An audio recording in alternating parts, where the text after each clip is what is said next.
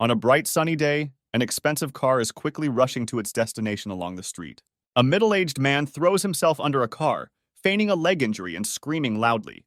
The car slams on the brakes and stops in front of a man screaming that he was almost killed, after which the driver opens the window and tells the man that he didn't even hit him. The passenger window of the car rolls down, and a sickly young man named Hank Daly takes a close look at the man lying on the ground. The man mentally tells himself that he has won the jackpot, because in front of him is the youngest gentleman of the Hong family, who has incredible wealth and is in very poor health, and tells him that it will cost at least 100,000 yuan to treat his leg. Hank asks his driver to give the simulator 100,000, and he, without hesitation, hands the man a suitcase, which makes the man very surprised at how easy it was for him to get the money out. The man thanks Hank, bowing cordially in front of the stationary car. However, in his mind, the man considers Hank a fool, promising to rob him again using the same method next time, thus earning himself a fortune. The swindler's thoughts are interrupted by Hank, who notices that everything is fine with his leg. He says that the man apparently does not understand the situation, because although he likes to spend money, he prefers to spend it through fair transactions, which means he will have to fulfill his part of the deal and get injured. The man's face crosses with fear, and he asks Hank what he means by these words. Instead of answering, Hank's driver takes out a bat and maims the crook by hitting his leg with force. The driver gets into the car and drives away, leaving the crippled crook lying on the ground. Driver asks Hank if it was worth the 100,000, adding that even though it is an out-of-pocket expense, Hank should find an economist to invest in since he spends too much money every day. Hank tells the driver that he agrees with his thoughts, after which he briefly becomes lost in his thoughts. He explains that his body is very sick and weak, incapable of even normal walking without a crutch. But recently, he has become connected to a special system of extravagance that charges his body with energy by spending money. He adds that he needs to invest his parents' money into something profitable to rebuild his body stronger, but all his attempts have ended in failure. He tried to invest in a rental business, but the owner ran away with his money, and also to buy patents for inventions, but they did not bring him anything. Hank asks the driver to take him home, adding that some important guest is about to arrive at their house. Arriving home, Hank encounters a man and a girl sitting next to his parents, and his father introduces them as an old family friend and his daughter from the Tang family. Hank listens carefully to his father's story about how in the past their grandfather solved business problems together, face to face, and turns his gaze to the girl. The daughter of a family friend turns out to be a beautiful young woman, shyly looking around. Hank's mom introduces the young girl as Betty and says that from now on, she is his bride. Hank asks his mother in surprise whether she is serious about this, to which she replies that Hank's grandfather, along with Grandpa Tang, arranged this engagement for Hank and Betty. Hank's mom adds that he and Betty will be fine and can have a good baby for the Dolly family, confusing Betty. Hank pauses, trying to comprehend the fact that he now suddenly has a fiancée. Betty examines Hank, mentally commenting that he looks relatively healthy and hopes that he won't die so soon after their engagement. 10 minutes ago, sitting in the car with her father, she told him that she did not want to marry Hank Daly, explaining that she had never seen him, and also that, according to rumors, he was in extremely poor health and did nothing but wastes money. Betty's father answered her that their family is now in a bad situation and he cannot fix it in any way, adding that the Dolly family is very strong and only they can help them. Betty says her father is using her like a commodity, asking her what she will do if her betrothed dies soon. Betty's father replies that he has a plan and will call off the engagement as soon as their financial problem is resolved. Betty tells herself that she has to pretend for the sake of her family and for the sake of her father, adding that she can somehow handle this guy. She lowers her gaze, expressing confidence that she can fool this simpleton with her charm. Hank tells his mother that he is not interested in Betty, after which he asks her for some money for investment, thinking that the investment might not pay off, but spending on a woman is generally pointless. Betty is annoyed that Hank publicly humiliated her and tells herself that she is not at all interested in him either. With these words, she gets up from the couch and politely addresses Hank's mother, saying that since the young master is not interested in her, then she should go home, thanking her for her hospitality. Hank and Betty's father grins and asks the young people not to make hasty conclusions. Hank's mom tells Hank with a sincere smile that she really likes Betty, adding that if he doesn't marry her, he won't get a penny from her. Hank, after thinking a little, agrees, reflecting that Betty is not as simple as she seems, since she began to seduce him from the moment they met. Betty reflects that despite the fact that she doesn't know much about psychology, this knowledge was enough to force Hank's mother to put pressure on him. Mom tells Hank that in this case the issue is closed and gives him 300,000 yuan, saying that he would buy a gift for his fiancée with this money. A young couple gets into the car and remains awkwardly silent while the driver takes them to their desired location in the city. Hank contemplates punishing Betty for using his mother and decides to buy her the most expensive piece of jewelry and see her reaction.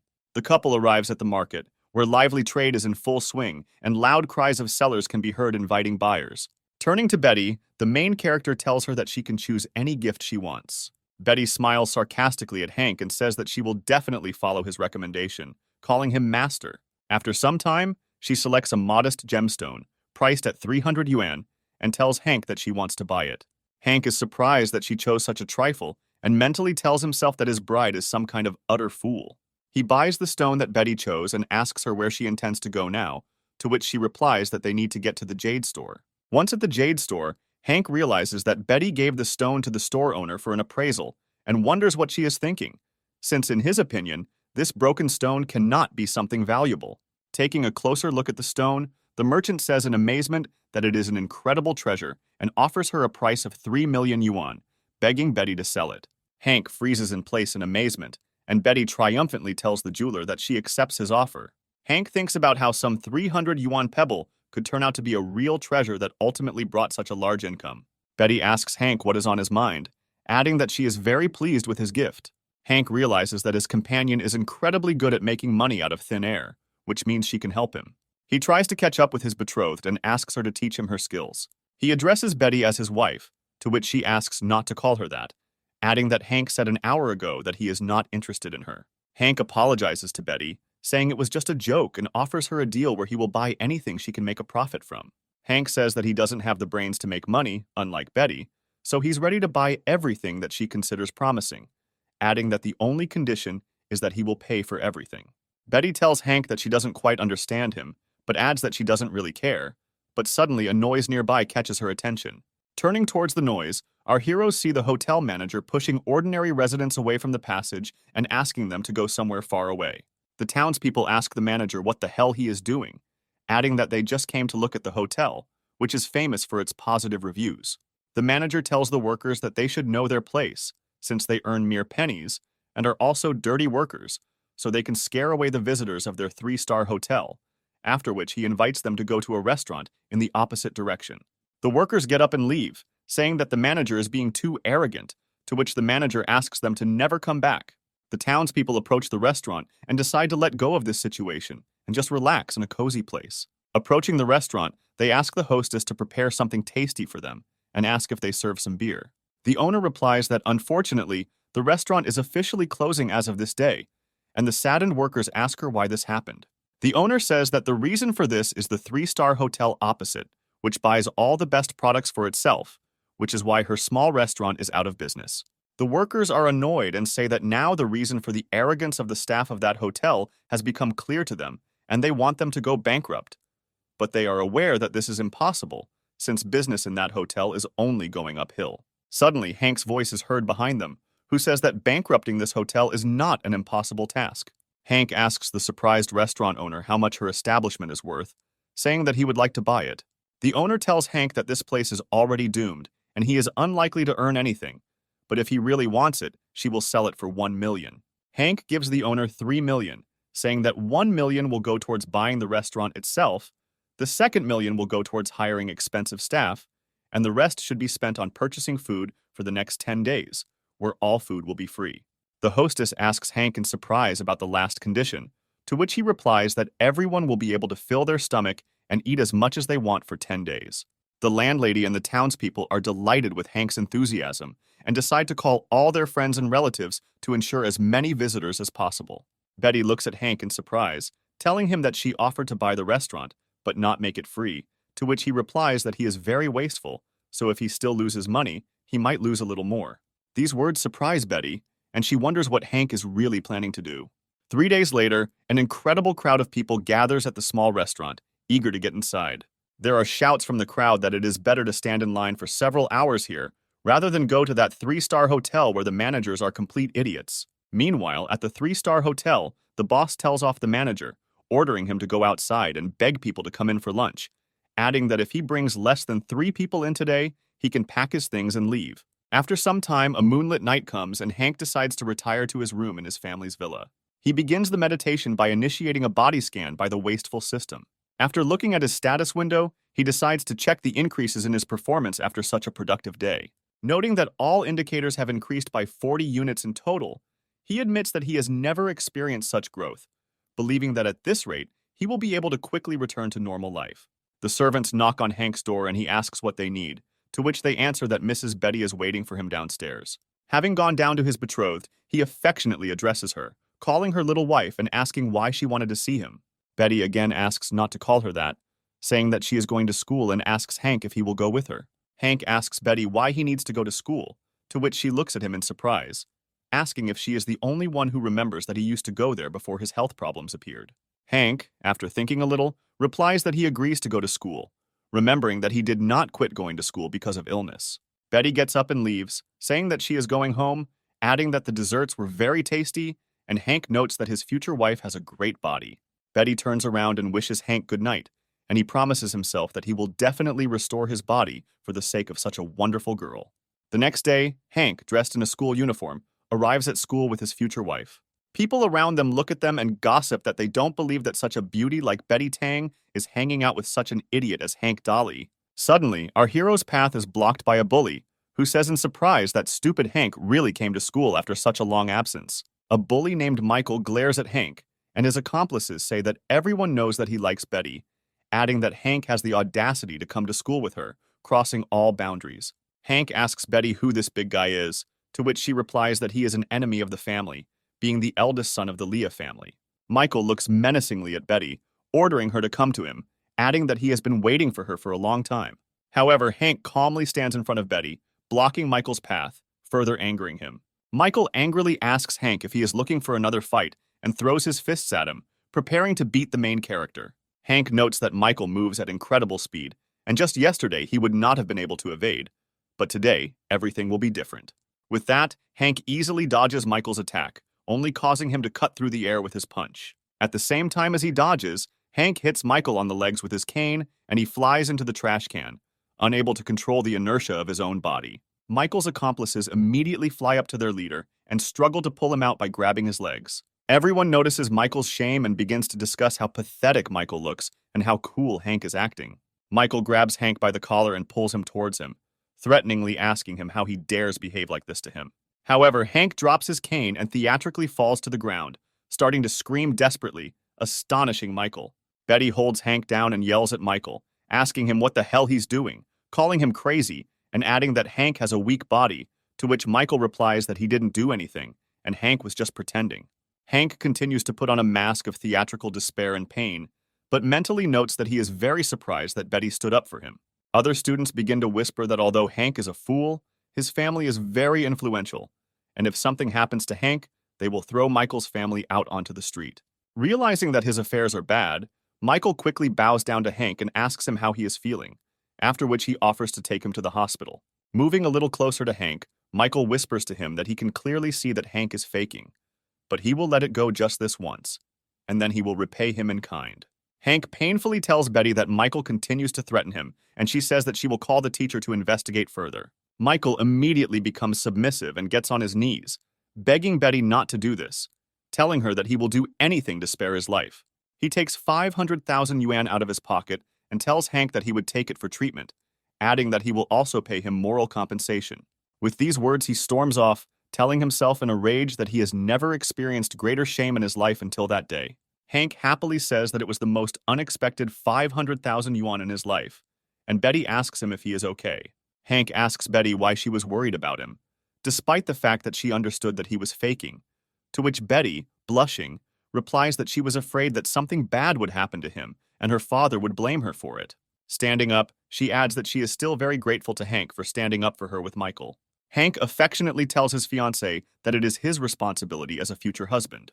Blushing again at Hank's words, Betty quietly calls him shameless and helps him up, heading to school. After school, Betty and Hank get into the car, and Betty asks the main character where they are going today. Hank replies that they made a lot of money by investing in that restaurant and suggests they go there where they can spend the money. Betty says that Hank is indeed a spendthrift, telling him that he won't make any money by constantly spending money, adding that sometimes to make a profit, you need to calm down and not look for good deals yourself. But just wait a little. Hank looks questioningly at his fiancée and asks her how such a move could work. Suddenly, he notices something terrible and asks the driver to stop the car immediately. Getting out of the car, he sees a girl standing on the bridge, who is obviously going to commit suicide, and shouts at her that she should not do this and tell her about what happened to her. The girl standing on the bridge does not hear the heroes and only quietly sings a melancholic song, looking at the setting sun.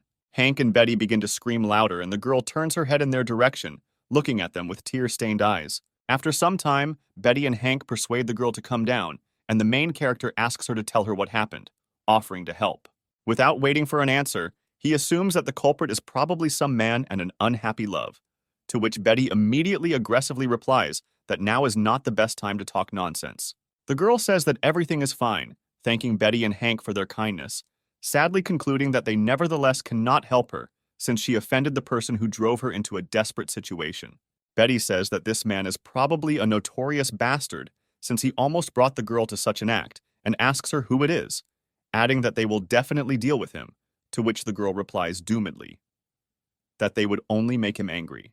Betty says that they can't pass by without helping the girl in tears and points at Hank, saying that this cripple may not have the ability to do anything serious, but he can at least piss him off. The girl says that her name is Isabel, and she is just a young unknown singer and the founder of a music group called Chasing Girls with two other singers. Betty and Hank are very surprised to hear that in front of them is not an ordinary girl, but a pop singer. Isabel continues the story, saying that she simply quarreled with her boss, and the three of them were pushed into the background, so even after 2 years, no one saw the songs they wrote. Isabel adds that because of the contract and the impossibility of terminating it, they cannot just pick up and leave, so they are forced to simply endure this attitude and sink to the financial bottom. After which Hank notices Betty's attentive gaze and asks her why she is like this looks at him. Betty asks Hank if he has any ideas, to which he replies that he will definitely help Isabel, but does not yet know how. Betty approaches him and quietly says that she has an idea, but she is not yet sure whether it will work, and Hank says that he is listening to her carefully. After some time of explanation, Hank remarks out loud that Betty smells incredibly good, to which Betty, blushing again, angrily asks him if he had been listening to her all this time.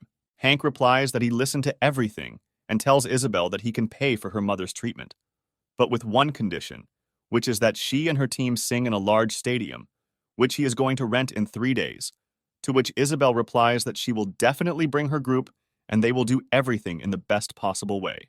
3 days later, at the appointed time, a concert of the group Chasing Girls begins in a luxuriously equipped stadium. A huge number of spectators come to the stadium, who joyfully shout about their love for the members of this group. Our heroes take their seats, and Betty asks Hank if these people around are real spectators, to which Hank replies that these are people who owe money, and now they have come here to work off their debts, creating an atmosphere. Hank asks Betty if she likes being here, to which she replies that she doesn't really like noise, since she has been quiet all her life. Meanwhile, the girls are finishing the final preparations for the concert and telling each other that this is their first live performance, which means they must give it their all. Having said that today they will show what kind of stuff the group Chasing Girls is made of, the girls begin the concert, igniting the crowd with their music and vocals. Spectators note that they used to buy studio recordings of songs by other artists, but they like this concert much more.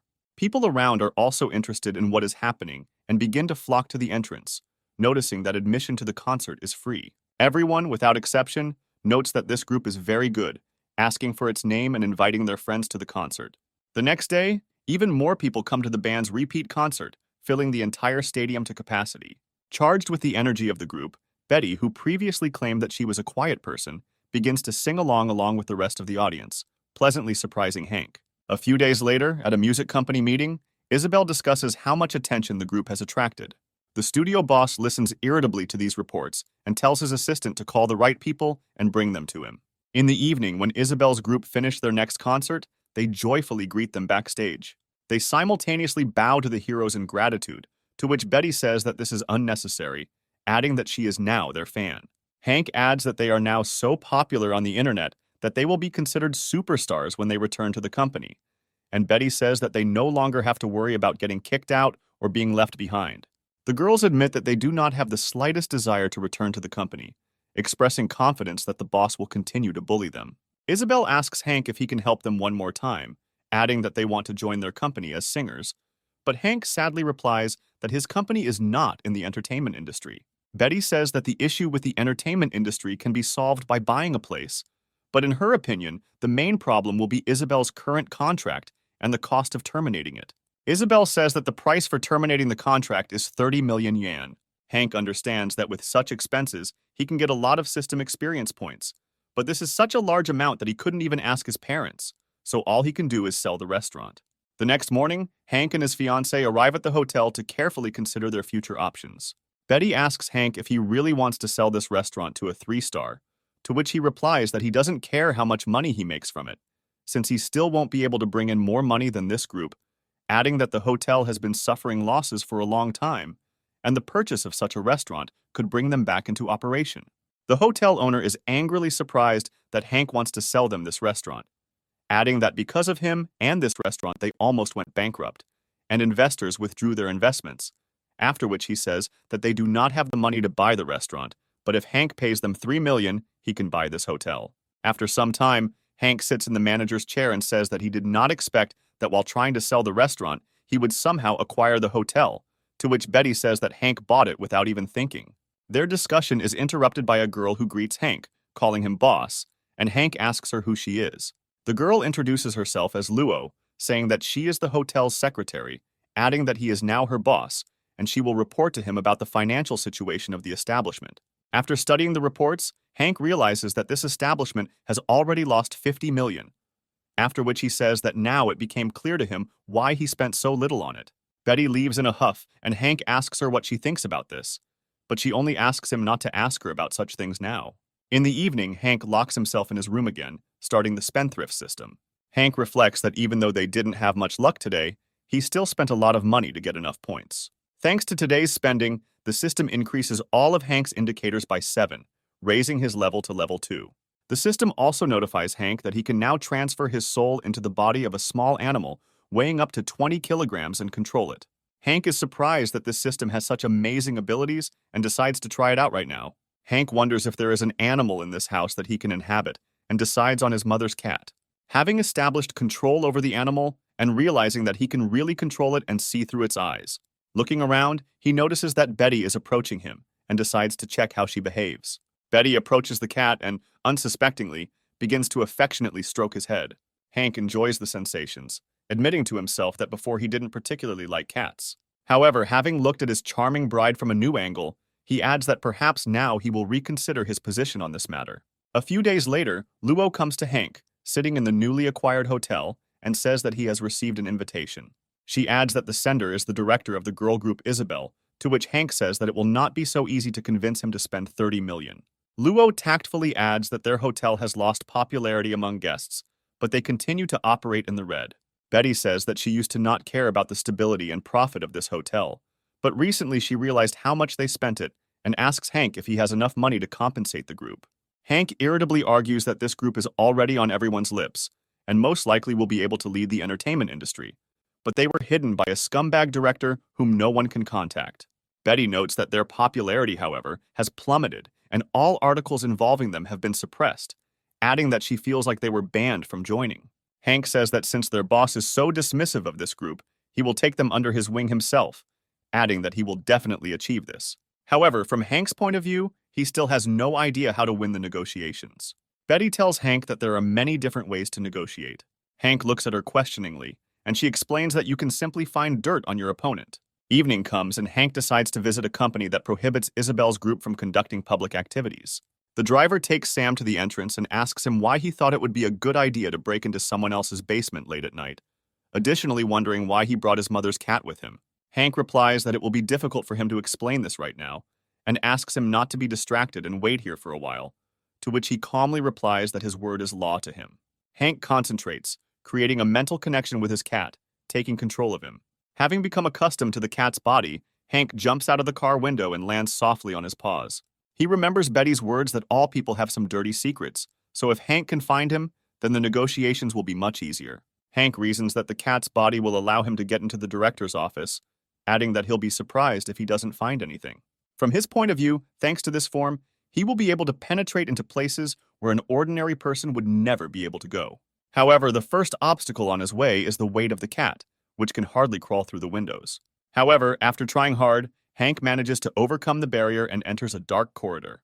Thanks to his cat's night vision, Hank easily finds his way around and decides it's time to find the director's office. After some time of persistent searching, Hank discovers that the director's office is on the floor above.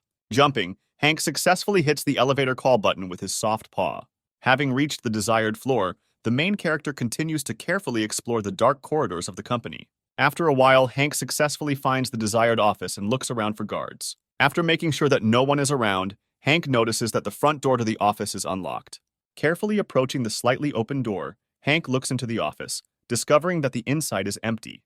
The main character goes into the office, rejoicing at his unprecedented luck. Jumping onto the office desk, Hank is surprised that no one is guarding the boss's office. After looking around, Hank finds the main computer and is already looking forward to a quick victory. Finding the computer's power button, Hank presses it with a soft paw. However, unfortunately, the computer turns out to be securely protected with a password.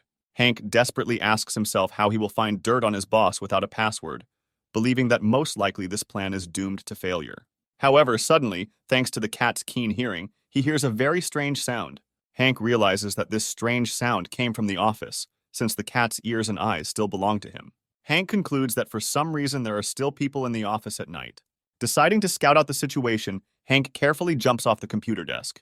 Approaching the source of the sound, Hank begins to distinguish from this noise a female voice, languidly asking someone to stop touching her.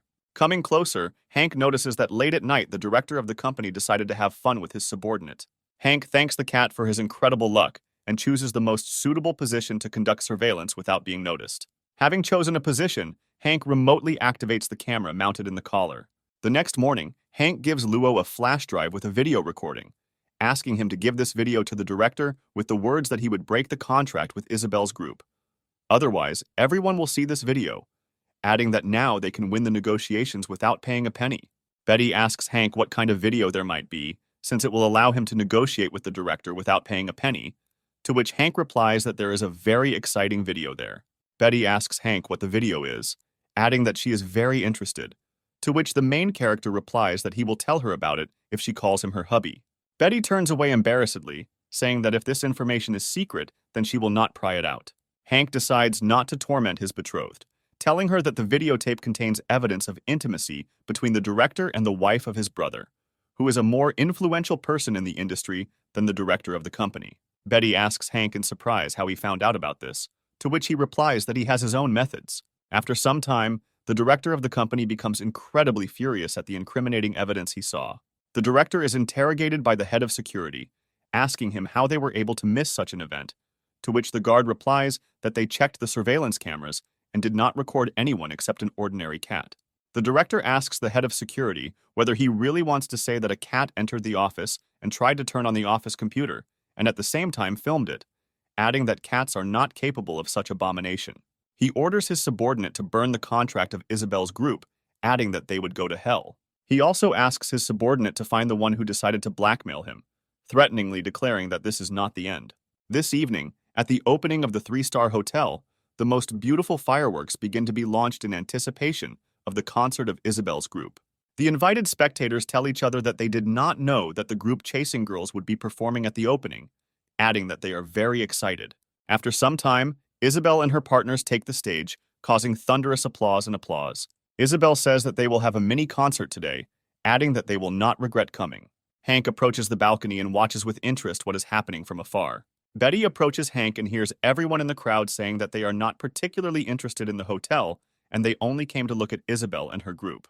Betty tells her betrothed that his idea is not very effective in saving the situation, since this hotel has completely lost its reputation. Hank asks Betty what could be difficult about restoring the good name of his hotel and calls his secretary Luo. Luo asks Hank what he wants to offer, to which Hank says that the hotel should throw a 3-day banquet for the guests at their expense. Betty notices that Hank is spending money again, adding that this is a 3-star hotel, so groceries won't be cheap. Hank replies that he just likes to spend money, adding that a banquet doesn't necessarily require high-quality food. Meanwhile, the audience begins to wonder where Isabel and her band have gone, asking when the concert will start. The host comes on stage and says that it is late, and the audience is probably hungry, adding that as payment for today's enthusiasm, all guests are invited to a 3-day banquet located in the backyard, which will be held at the expense of the hotel. Guests are surprised by such generosity, and say that some restaurants on this street also organize such a banquet, assuming that they had the same owner. Suddenly, several heavy figures appear behind the guests and order everyone to give them way. The strangers introduce themselves as the Fat Guo brothers, saying that if a free 3-day banquet is announced here, then they are obliged to come to it. Other guests say in horror that this hotel has come to an end, since these brothers have an incredibly brutal appetite and are very picky, and if they don't like the food, they can destroy everything here. The host calmly replies that they have no problems with such guests, adding that the hotel owner has provided for everything. He invites all the guests to the hotel, offering them a good meal before the next concerts, and the guests joyfully enter the hotel. Upon entering the hotel, guests are greatly surprised by what they see, briefly freezing in place. Guests will find that the main room is home to many small culinary tables where chefs serve delicious food. The presenter says that today, they present the best dishes at the hotel's expense, cooked over an open fire, adding that guests have the opportunity to cook their own food. Guests approach the food, inspecting it with interest and saying that these things don't look much like barbecue. The Fat Guo people say that they don't care, since they are terribly hungry and greedily stuff the dishes on the table into their mouths. Having tasted the dish thoroughly, the fat people say that it is an incredibly tasty delicacy, adding that it is as if they have returned to childhood. Guests, greatly impressed by the high rating from such gourmets, decide to try it too and begin to eagerly approach the tables. Hank, watching everything from the balcony, is happy to note that he finally managed to return the hotel to its former glory. Betty also decides to try the barbecue and notes that it is incredibly tasty, wondering where Hank got such knowledge of cooking. Hank mentally notes that life without barbecue is like life without a soul, so he couldn't help but offer such a great dish to the guests. In the evening of the same day, Hank again decides to check the status of his profile in the system and updates it. Thanks to the money spent, the characteristics of the main character increase even more, making him stronger. Hank's meditation is interrupted by a knock on the door, and Betty's voice answers his question about who came to him. Quickly draping the robe over his body, Hank unlocks the door, telling Betty she can come inside. Having opened the door slightly, he asks his betrothed what she might need at such a late hour. After carefully examining Hank, Betty confidently declares that he is not the real Hank Dolly, greatly surprising him. Betty says that Hank Dolly was a complete idiot, while the main character asks her who she thinks he is then. Betty comes closer to Hank and places her hand on his chest, saying that he is obviously a fake. With that, Betty presses down hard on Hank, causing him to fall onto the soft carpet. Betty sits on Hank and he asks her in surprise what she's up to. Betty says that everyone knows that Hank Daly is a stupid and sick-headed fool who invested money without thinking at all. But now, Hank has begun to calculate everything down to the smallest detail, concluding that for these reasons, she believes that Hank is fake. Hank says his dear wife was the one who told him what to invest in, adding that she was the one who told him to buy the restaurant, save the band, and allowed him to expand the hotel. Betty says that she only increased the capital invested, adding that this is not his merit at all. Noticing that Hank is reaching out to her, she intercepts it and continues to say that Hank himself made decisions about the purchase of certain assets. Hank adds that if she's going to spend more money, she might as well just call him, adding that he trusts her eyes more than his own. Betty looks at Hank carefully and stands up, saying that he can sing very sweetly. As she leaves, she says that they are going shopping tomorrow, and Hank quickly and confidently agrees with her. The next day, Hank and Betty go shopping, but due to the main character's residual health problems, they are forced to take a short break. Hank takes out the lunch he bought, saying that he is sorry that he cannot walk for so long, to which Betty replies that physical activity, on the contrary, will be useful for him. Hank offers Betty a hot sandwich, but she refuses, looking away. Hank decides not to get his betrothed and calmly stuffs the snack into his mouth. Suddenly, Betty takes his sandwich from Hank and walks away a few meters. Hank, upset, asks Betty what came over her, adding that he just wanted to get a little snack. Betty approaches the stray dog and gives the sandwich to her, saying that this baby probably hasn't eaten for a long time. Hank sadly tells Betty that he hasn't had time to eat another bite. He begins to think about where he can buy himself another sandwich, when suddenly an expensive car stops next to them. A man gets out of the car and arrogantly asks Hank whether young Mr. Dolly really cares about food, even for a poor dog.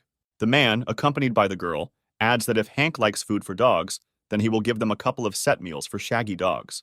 Hank contemptuously studies the man who has appeared out of nowhere, mentally noting that he doesn't like him at all. Noticing Betty sitting nearby, the man asks Hank if she is his fiancée. The girl accompanying the man politely greets Betty, saying that she is very glad to meet you. The man says that Betty is a member of the Tang family and was supposed to marry Jonathan Daly, but has now switched to the younger one, adding that she is a cutie, albeit pitiful. With these words, he turns his gaze to his companion and says that she is still far from her, calling her cousin. The cousin ignores his greasy compliment, telling Hank that a family meeting will be held in 2 months, asking him if he is ready. But the man does not allow him to answer, saying that Hank cannot be ready for anything because he only deals with buying stuff, and even show up to the meeting without money.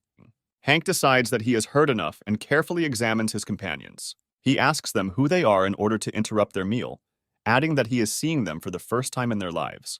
The man asks Hank what pills the doctor prescribed him since he couldn't recognize them, telling his cousin that he did it on purpose because he didn't want to say hello. Hank turns to his betrothed, asking her if she knows these people, to which she asks him in surprise why he doesn't remember his relatives. Hank sarcastically replies that he is not Hank Dolly, so he cannot know them.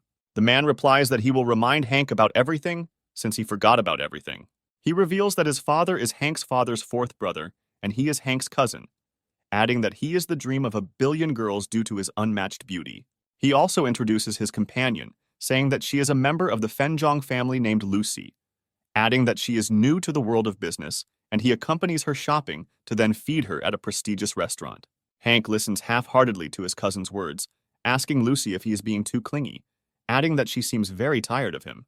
Hank's cousin loses his temper and angrily tells him to mind his own business.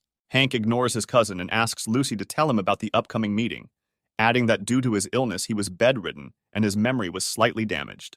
Lucy replies that the family meeting is held once a year, and its main task is to evaluate the achievements of family members for this year and the distribution of resources. She adds that at each meeting, 3 family members are chosen to give them the appropriate support and funds, and Hank becomes interested in this by asking how much money is given to the winner. Lucy replies that the most worthy is given 1,000,000,000 yuan. Betty and Hank are very surprised by what they hear, not believing that it is possible to get such large finances. Hank realizes that if this money is used for the spendthrift system, his level will skyrocket. Hank's cousin says that the main character wouldn't even think about it, since right now the cousin is developing in the entertainment industry, making incredible profits, adding that he recently bought out a food delivery company and hired a bunch of drivers to work for him all day and night, bringing him a net profit. Mentally calling his cousin a moron, Hank politely thanks his cousin, saying that now he knows what he needs to prepare for. Hank's cousin says that Hank might not even be getting ready, because if he takes any place, it would be an incredible miracle, telling Lucy that it's time for them to get out of here. Approaching the dog, he kicks it, shouting and ordering it not to get in the way. The dog grins angrily at its offender and decides to take revenge on him for such impudence. She lunges at cousin Hank and bites his thigh, tearing his expensive clothes with her teeth. The cousin runs away in tears, but the dog decides that her revenge has not been fully accomplished and sets off in pursuit of him. Hank, Betty, and Lucy watch everything that happens and conclude that he himself is to blame for what happened. After some time, Hank and Betty return and decide to take a walk in the garden of the city park. Hank enthusiastically says that $1,000,000,000 as a reward sounds like a lot, and Betty asks him why he wants it so much. Hank looks questioningly at his fiancée and asks her what the big deal is. Betty replies that everyone dreams of getting $1,000,000,000 for free. However, in her opinion, there is a problem that Hank cannot solve, saying that last year Lucy took 7th place in this meeting, having made considerable efforts. Betty clarifies that Lucy invested her father's $20 million in startups, opening 3 5-star hotels, 5 private clubs, and 11 chain cinemas in just 2 years, generating over $90 million in revenue, and even then, she only came in 7th place. Hank says it's incredible, lamenting that he only has a couple of restaurants, 1 hotel, and a band, so he'll have to give up even trying to get there. Hank says that they will have to forget about it since there are only 2 months left, suggesting that they go back to shopping. Suddenly, a loud barking attracts their attention dogs and people screaming. Turning around, our heroes notice how animal control officers are catching another stray dog with a net. Betty yells at the employees to stop and explain what the hell they are doing. The employee calmly tells her that they just received a report that stray dogs are biting people all over the place, so they were sent to investigate. He adds that they are sorry for the animals roaming the streets, but they cause a lot of trouble if they bite someone. Betty asks the employee where they are going to take the dogs after they catch them. The employee says that, unfortunately, there are no such shelters in their city, so they keep these dogs for a couple of weeks, hoping that someone will decide to shelter them. However, according to him, if this does not happen, then they quickly deal with the remaining dogs. Betty excitedly asks the employee what he means by these words, but quickly guesses herself. Turning towards the dogs locked in a cage and pitifully saying that she feels very sorry for them. She takes Hank's hand and asks him to help these poor animals, saying that it hurts her to watch it. Hank says that if he had not seen it in person, he would not have believed it. But when he saw how the poor animals were trembling right in front of them, doomed to die, he also could not leave it just like that. He asks Betty to provide everything to him, saying that he will pay for shelter for these homeless animals and provide them with a roof over their heads. Betty clings to Hank, saying that he did a great thing, and lovingly praises him, to which Hank asks her in surprise why she reacts this way. Betty replies that she is happy that Hank is such a generous person. Hank accepts Betty's compliments with a little embarrassment, but decides not to mind and smiles contentedly. After some time, they find themselves in an unknown place, and Hank tells Betty that he has decided to buy this land for a shelter, since it has been ownerless for many years. Hank says that he spent $10 million on this land and invites Betty to transform this vacant lot into a shelter. Hank notes that he again spent his earned money on this project, telling Betty that from a financial point of view, it is not the right decision. Betty says that he spent the money for good, adding that he did it at her request, to which Hank replies that if he managed to make her happy with the money, then he will consider this investment a success. Betty enthusiastically says that Hank spent a lot of money on buying a vacant lot just to please her, adding that he is an incredible person. Hank says that if he suddenly starts running out of money, he will certainly earn more, to which Betty replies that she willingly believes him. The young couple's flirtation is interrupted by Luo, who tells Hank that two people want to meet with him to discuss the price of collaborating with Isabel's group to create the soundtrack for the film. Hank turns around and listens to Luo's words with interest, sensing a lucrative deal approaching. Having finished their business, the main character and Luo go to Hank Dolly's hotel to conduct business negotiations. One of the negotiators eats barbecue from the hotel restaurant with great appetite. He says that this barbecue goes well with beer, wondering how Hank managed to come up with such a thing, adding that he had previously heard that Hank was a brainless spender. His partner says that there is nothing smart in this, since everything here depends on the artists who go to such restaurants, clarifying that the only thing they need here is to make a deal with Hank. The man tells him that he is right, adding that they will use it when they find a group to record the soundtrack, after which he says that he will reduce the price since Hank is a newbie and knows nothing about it.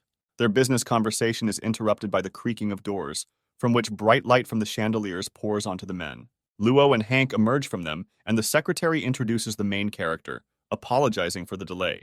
A man with glasses stands up and greets the heroes, introducing himself as Dong Shen, saying that he is the music director of the Penghang Film Company, after which he says that his partner is a famous director named Dean Harrison. Dean Harrison smiles sarcastically and says that he is very pleased to meet Hank and Luo. Having carefully examined Harrison with his eyes, Hank comes to the conclusion that he is definitely not a good person. He invites his guests to follow him and invites them into his office. Dong Shen says that they are currently preparing to film the film Wind Hunter, and the soundtrack from a popular girl group could create a sensation. He hands Hank the script for the film, saying that the most famous screenwriters have been working on it for 3 years. Hank studies the script carefully reading every line in it. After a while, he asks his guests about the film's expected box office receipts. Dean Harrison says expected collections are at least 1.5 billion yuan. Hank continues to study the script, asking them how much they want to buy the film's soundtrack for. Dong Shen says that their price is 500,000, adding that they can add 50,000 on top if Hank wants. Hank throws the script on the table and says he will consider their proposal, wishing them luck in their endeavor. Dong Shen asks Hank why they can't settle everything today, adding that a whopping 100 million yuan has already been invested in the film, which is the greatest investment in the history of the industry, and then asks Hank if he doesn't believe in his group. Hank replies that he is confident in his group, but doubts the success of their film, saying that they expect to earn 1.5 billion from the box office with a dubious script, which means that investing in their film may be money down the drain. Dean Harrison tells Hank that he shouldn't look down on them and advises him to check the box office of their previous projects, adding that Chasing Girls is popular because of their songs and not Hank, who is a non-entity. Dong Shen asks Harrison to calm down, saying that they are here primarily for business negotiations. Hank says he's seen some of Harrison's films, but he couldn't finish any of them because they had poor plots and poor special effects and acting. So if his band recorded the soundtrack for their film, then she may lose her popularity. Dong Shen says that Hank is behaving inappropriately since they came here for a business meeting, but after all that has been said, further negotiations become impossible. With these words, they leave, and Dean Harrison tells his comrade that Hank knows nothing at all about art and does not know how to praise worthy people. Luo tells Hank that Penhang Film is the most successful company at the moment and asks him if he is sure that he does not want to cooperate with them, to which Hank replies that they are too arrogant due to low competition. And if such a film were released in his world, it would undoubtedly be considered terrible. Luo asks Hank what he means by his world, to which he replies that it is nothing and gives her a list of people, asking her to contact them, explaining that it contains old-fashioned movie stars, technicians, and martial artists with unknowns to the public talents. Luo carefully examines the list and asks Hank what he plans to do with all these people. Hank replies that he decided to make his own film out of curiosity, so he needs a team. After some time, the scene shifts to the shooting of an unknown film. A man with theatrical tragedy asks a woman not to leave him, to which she replies that she has been in love with another for 3 years, so he should let go of this situation. The man, with sadness in his eyes, replies that he is incredibly shocked by this and is very sorry that this happened. Suddenly, the filming of the take stops and the director angrily shouts at the actor. He asks the actor what the hell he is doing, saying that at this rate he will ruin the film. The director says that the character should be emotional, but the actor plays as if he has a stone instead of emotions. Poking his fingers at the other actor, he tells him to show him how to play. In the next take, the replacement actor displays an incredible range of emotions, genuinely crying with grief. He pours water on himself and, frankly overacting, gives a tirade about how he will never be able to love another girl.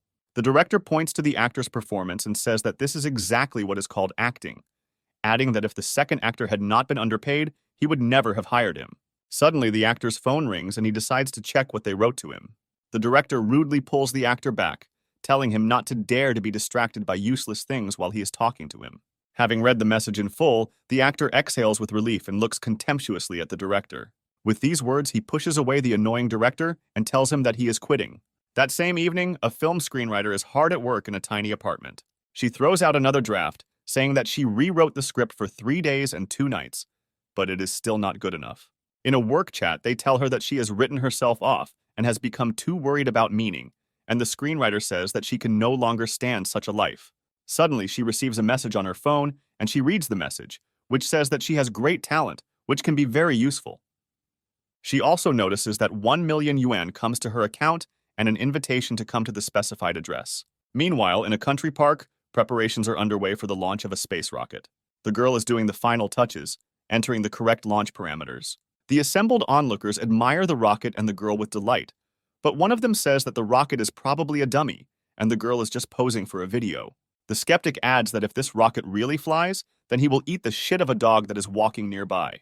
Having finished the preparations, the girl presses the launch button, and the rocket engines begin to emit a loud roar. After a few seconds, the rocket takes off into the air and quickly flies out of the atmosphere, leaving all spectators in incredible shock. A few seconds after the successful launch, the girl receives a notification on her smartwatch, and she reads what was written in surprise. Deciding that she has received an extremely tempting offer, she gets on a motorcycle and takes off, heading to the specified address. As soon as all the invited guests arrive at the meeting place, they are greeted by Hank and introduces them to each other, saying that the ambitious actor with original ideas is called Luke, adding that due to the fact that he does not want to nurse on camera, he only gets small roles that are not let it shine. He also says that the woman's screenwriter's name is Janet, and she wrote many excellent scripts, which, unfortunately, were stolen by other unscrupulous writers. Finally, Hank turns to a girl engineer named Stella and says that, according to her parents and teachers, he is the weakest student. But no one notices her talent for inventing very interesting things from recycled waste. Hank says that their previous successes are not so important to him, since now he will be able to provide them with the necessary resources and creative freedom. He adds that together they can build their great careers, and his guests are a little embarrassed. Luke asks Hank what he means by starting a great career. Hank answers him by saying that his dream is to make a film. His guests are surprised at such a strange idea, to which he replies that he wants to make a film without following trends, without top actors, and without compromising the IQ of the audience, adding that he thought about this for a long time and decided that only they can help him in this matter. Stella replies that she likes his idea, however. Unfortunately, she is no longer a respected screenwriter, adding that Luke has no fans, and most likely, even if the filming of the film goes well, it, unfortunately, may turn out to be a failure. Hank says he takes on the worry of profit and loss, while his guests are not responsible for this and are only required to participate. He asks them if she agrees to such terms of the deal, to which they enthusiastically answer that they are happy with everything.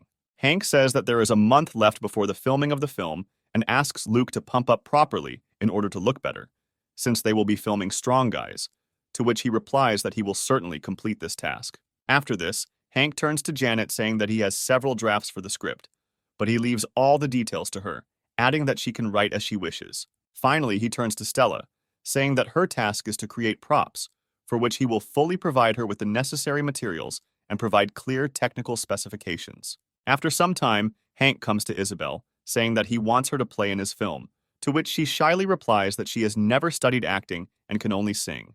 Hank says that he is not forcing her, and if she wants, she can miss this opportunity. But he will offer the same to her friends in the music group, since he no longer has candidates. Isabel says she agrees, adding that she will still tell her friends that Mr. Hank provides opportunities to play other roles. Hank says that she can consider the problem solved, adding that they are now sought-after newcomers in the entertainment industry, and he simply cannot help but provide them with a good script. Hank says that Dean Harrison will regret his arrogance, after which Betty comes up to him and tells him that he has worked for a very long time and suggests that he take a little rest. Hank responds that he is only getting angrier every day, saying that not only does he want to make a movie, but he wants to release it at the same time as theirs. And even if it turns out to be a failure, he will be obligated to expose it. Betty says she sincerely wishes him success in his endeavors, but making a film requires a lot of money, and he recently spent money on buying land for the orphanage. Hank says that even if he has no money left, he can find investors and dials his parents' number. Hank's mom picks up the phone and kindly asks him how he's doing, after which she listens to his request to give him $1 billion to make a film and says that she will definitely support him, adding that she will transfer him the necessary amount a little later. Hank's father asks his wife if she will really transfer such a considerable amount to him simply because he asked, to which she replies that she is happy if her son is happy. Hank's father replies that he trusts her decision, showing her that there was news in the newspaper that a city planning company had come up with a plan to urbanize a vacant lot in the east of the city. Hank's father says that someone has invested more than $30 million in the construction of a high-quality park, which means that the area in the area will also be developed, to which Hank's mother says that this is a great business opportunity and invites him to invest. However, after reading the news further, they notice that this territory has already been bought for $10 million by none other than their own son, Hank. A month later, filming begins on Dean Harrison's film, Windchaser. Dean Harrison irritably asks why the leading actress didn't come to today's filming, angrily adding that the film has not yet been completed, to which Dong Shen asks him to control his emotions. Harrison replies that the heroine, whom he considered an excellent actress, forgets her lines every day, and now she even dares not come to the set. Dong Shen says that such arrogance is normal for top-level actresses, suggesting that they use a stunt double instead, and then substitute the necessary faces in the editing. Harrison stands up irritably and orders the crew to turn on the equipment and begin the take. He requires that the doubles be rotated several times from the desired angle so as not to place a strong emphasis on their faces. He irritably thinks that he has been working in that industry for 5 years, and an attractive A-list actress is supposed to lead him to victory in the annual box office competition.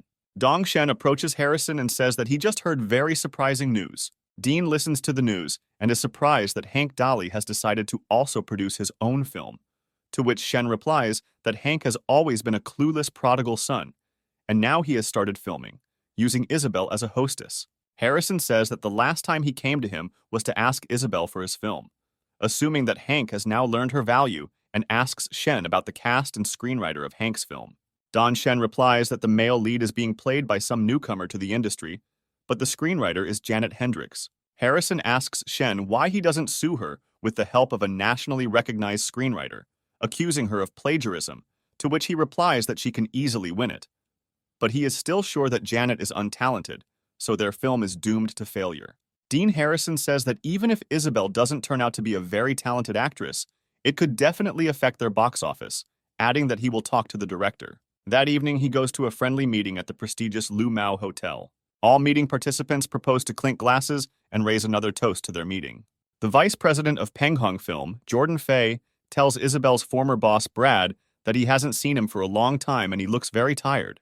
Brad, exhausted, says that it was as if someone had jinxed him, asking him why he pulled him out of the work process. Dean Harrison says that his business in the city is also not going well, since half of the funding goes to an unknown actress, as a result of which he cannot devote himself as well to his work. Jordan Fei says his contract with Isabel is still valid, so if she were to star, the box office could be worth around $3 billion. Hearing the name, Brad asks Jordan not to say it, saying that this girl hurt him terribly, after which Jordan asks him what happened. Jordan says that Hank Daly lured her away, and Jordan listens to him in surprise, mouth agape. Brad says that the damn boy found out about his love affairs and forced him to give Isabel to him, adding that he even compensated him for the losses, and now he cannot fight him. Dean Harrison says Brad is giving up too early because everyone can be dealt with. Harrison asks if he has any dirt on Isabel, adding that if he creates a scandal around her name, they won't need to make much effort for revenge. Brad replies that Harrison's proposal is very reasonable, since a pathetic girl like Isabel will not be able to oppose him, while he will be able to release his anger and make her regret it. Harrison is happy that he managed to get influential people on his side and mentally rejoices that now he will definitely ruin Hank's film. After some time at the hotel, Dolly begins an interview with the creators and participants in Hank's film. Hank and the entire crew stand on the podium, posing for a large number of photographers. Hank tells reporters that the famous Isabel will play the main role in this film, hoping that it will become a sensation in the world of show business. Photographers are actively clicking their cameras and talking among themselves, trying to find out the past achievements of the film crew.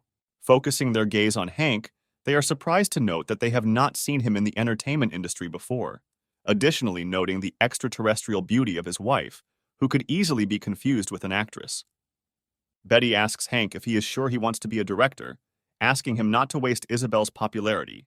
Hank says that he hopes for the help of his dear wife, to which she tells him that she will definitely help, adding that they have a very strong rival, so they will have to come up with something new. Hank tells Betty that even if he fails, it won't be a big problem, since his inheritance is in the hundreds of millions. Meanwhile, Secretary Luo approaches Hank and asks for a moment of his attention.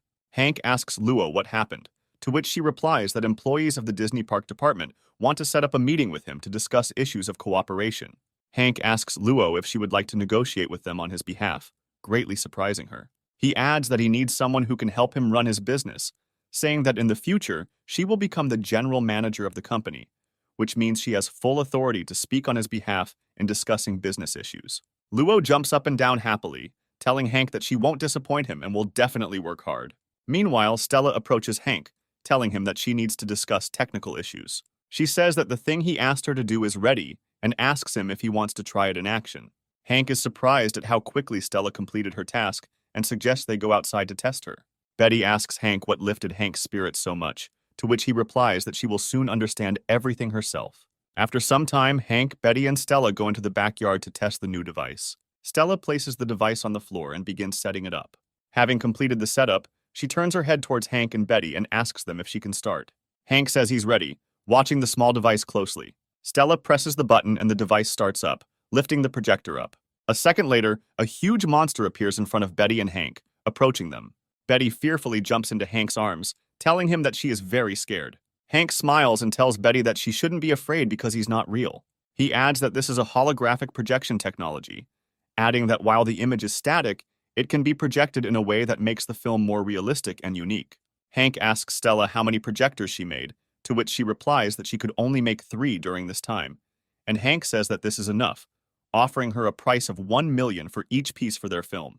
The next day, filming begins, and in the first scene, civilians are running somewhere. Civilians scream for help, quickly running away along the roadway. They are chased by a huge monster, viciously showing off its toothy mouth. The townspeople try to escape by shouting pleas for salvation. The monster examines its potential victims and growls contentedly. Suddenly, he notices 2 shining lights in the sky, rapidly approaching him. The townspeople also notice a strange glow and realize that electric hunters are approaching to help them. The hunters summon a lightning whip and wind blades and rush to attack the huge monster. However, after a second, Isabel loses her balance and begins to dangle helplessly in the air. The director commands stop, and Isabel shyly apologizes for her clumsiness.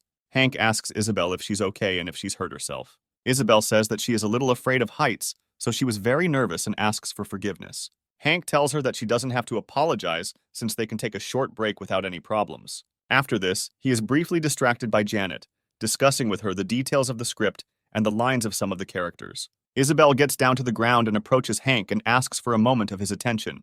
She says that she feels that her acting leaves much to be desired and is worried that she will drag down the film's crew, asking Hank if it would be better to cast someone else to play her. Hank responds that he is pleased with Isabel's acting talents, adding that the role was written specifically for her so she can act more confidently, as if she were performing songs on stage. Isabel listens shyly to Hank's compliments, saying that she still doesn't have confidence in herself. Janet suggests that Hank film the dramatic scenes of the film first so that she can quickly get used to her role, to which Hank responds that he really likes this idea.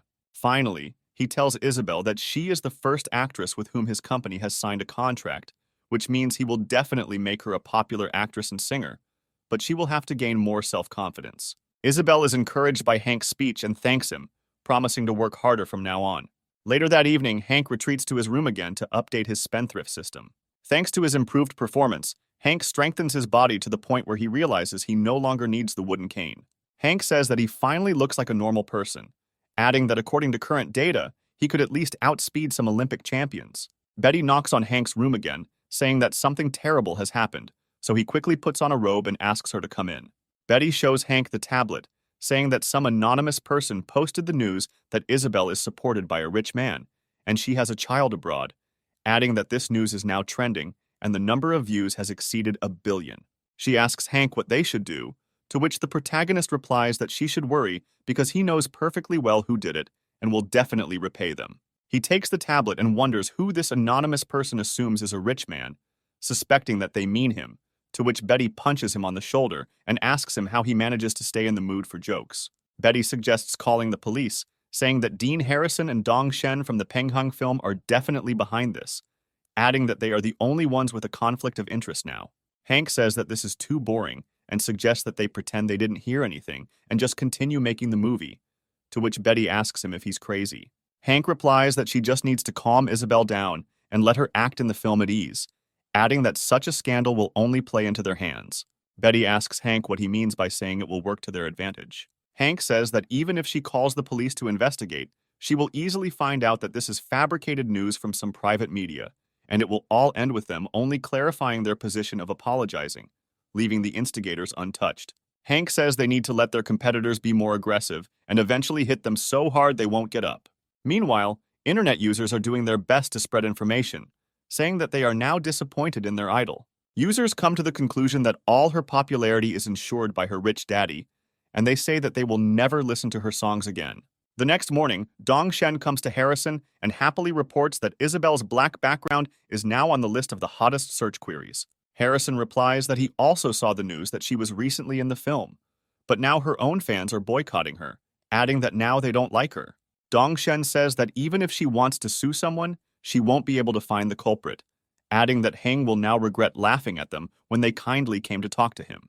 Dong Shen says that the situation will develop according to 2 probable scenarios, specifying that either Hank will give up when all the investors take their money, or he will still make the film, but the audience will ignore its release and it will fail at the box office in the same way. Harrison says that Hank remains a prodigal son, since the second generation of rich people only knows how to spend money and does not understand anything about the path he embarked on. Meanwhile, fake news about Isabel's past continues to spread across the country, attracting the attention of more and more people. Everyone agrees that all this falls on the shoulders of Hank, who is the producer and head of the film crew. At the same time, on the set of the film The Hunt for Electricity, Isabel meets with Hank to try to explain herself.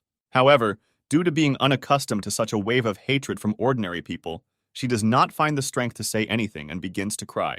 Hank consoles her, telling her that she doesn't need to be sad because he knows it's not her fault, and asks if she trusts him. Isabel says Hank got her out of a bad situation before, so she definitely trusts him.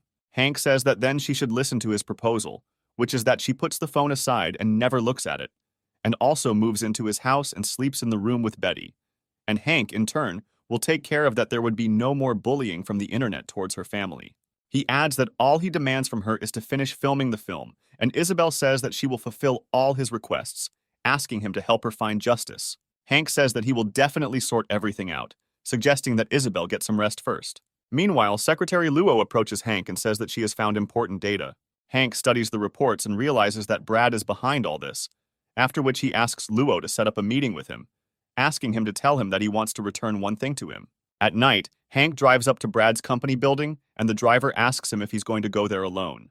Hank says he can just wait for him in the car, adding that he'll be back soon. Approaching the entrance to the building, he says that he is very familiar with this feeling, since he has already been in such situations.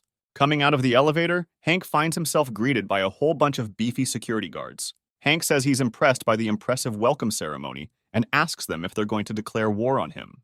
Brad lights a cigar and says that he has to admit to Hank that he was really looking forward to meeting him. He adds that despite the fact that they are seeing each other for the first time, he has never looked forward to meeting a person so much. Hank replies with a smile that, fortunately, he has met Brad before.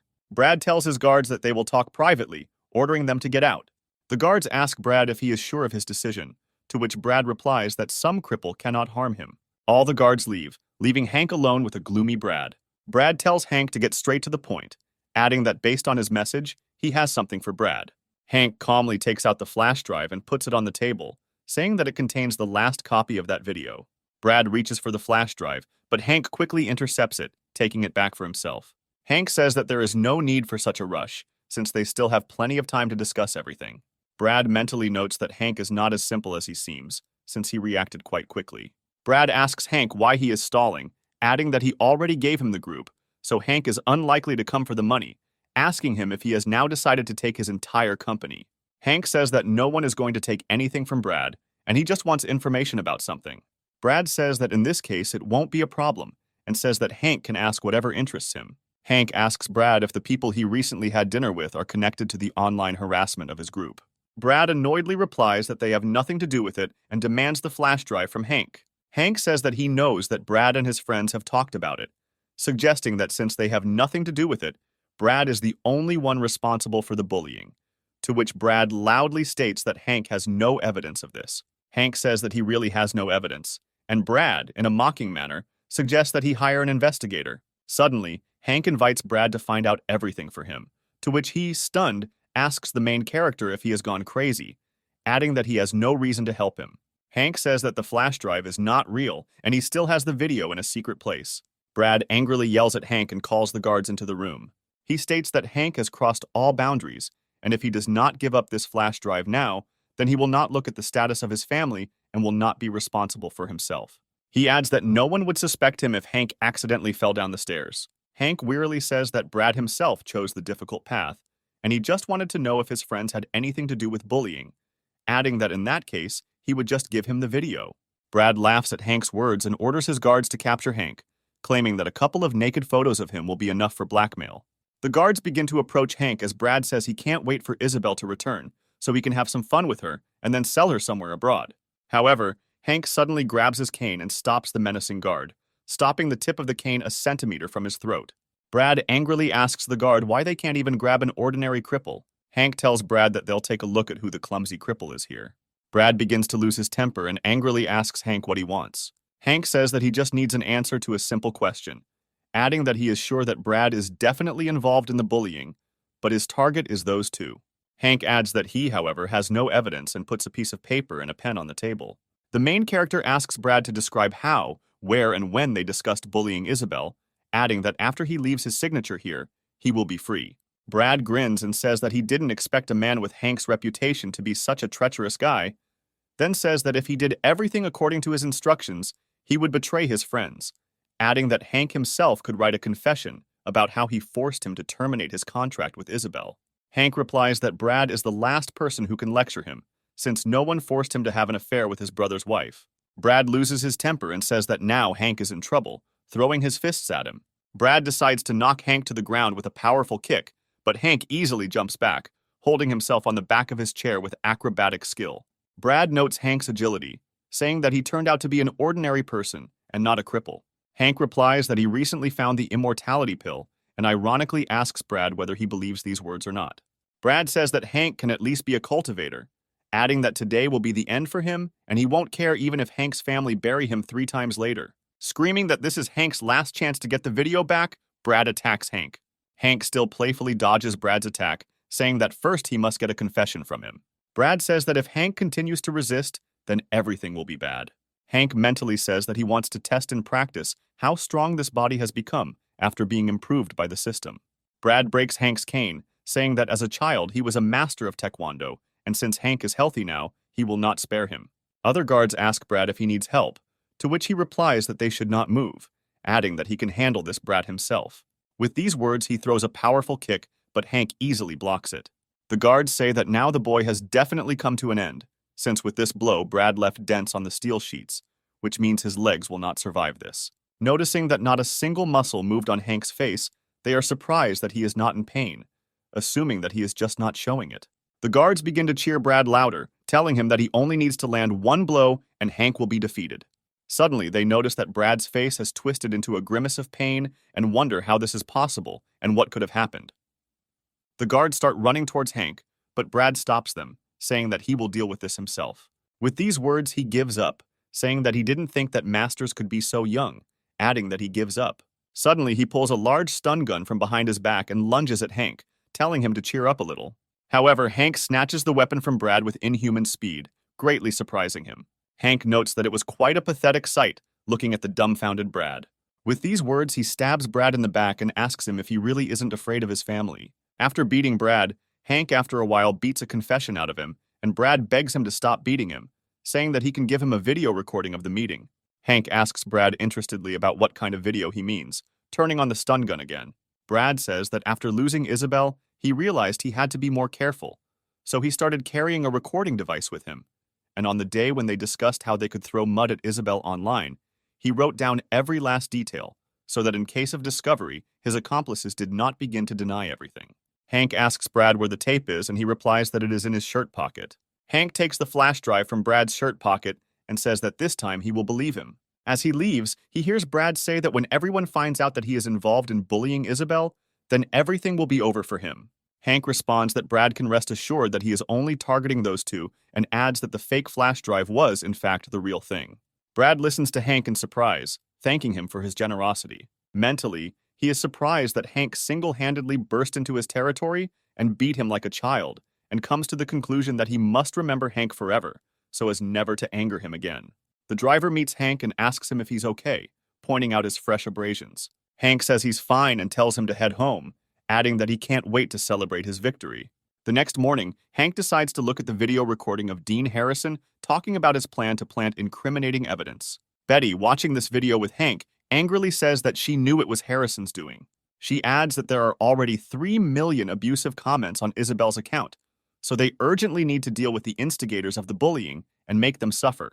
Hank says that he perfectly understands the feelings of his dear wife, but in his opinion now is not the time to retaliate, since it would be better not to make a fuss and make them his puppets, proposing to slightly adjust the video for this. With these words, he turns to Stella and asks her if she can add something to the video. Stella says that this is possible, but if they decide to conduct a professional examination, it will immediately be revealed that it is a fake. Hank tells Stella that they won't decide to do this and will just take the bait right away. In a few days, the premiere of Chasing the Wind begins, with Dean Harrison in attendance. The interviewer greets the audience by apologizing that the film's lead actor was injured during filming and could not be here today, adding that the film's chief director, Dean, is their guest today. Harrison. She says it's time for questions and asks Dean if the rumors are true that after the overwhelming success of a film called The Love of a Young Daughter-in-Law, Dean Harrison spent 3 whole years planning Chasing the Wind, to which Dean replies that this is true. He compliments his answer by saying that he was always sure that the success of The Love of a Young Daughter-in-Law was not the limit for him, and he always knew that he could do something more successful. And for this, he had to go beyond the love drama, adding that in his "We hope his new film is his best work and will please the audience." The interviewer replies that she is sure that it will be so, because in his films the actors in the main roles are superstars who are on everyone's lips, adding that the film's rich cast of talent pays for it even before release. Looking into the audience, the girl notes that there are quite a lot of people who want to ask the director a question and chooses one of the spectators, asking him what he wanted to know. The viewer tells Harrison that she has been a fan of his work for many years and even decided to become an actress under the impression of his films, after which she complains that as a beginner, she encountered many difficulties and does not know how to move on, adding that she does not want to sell her body like Isabel and asks Harrison for some advice.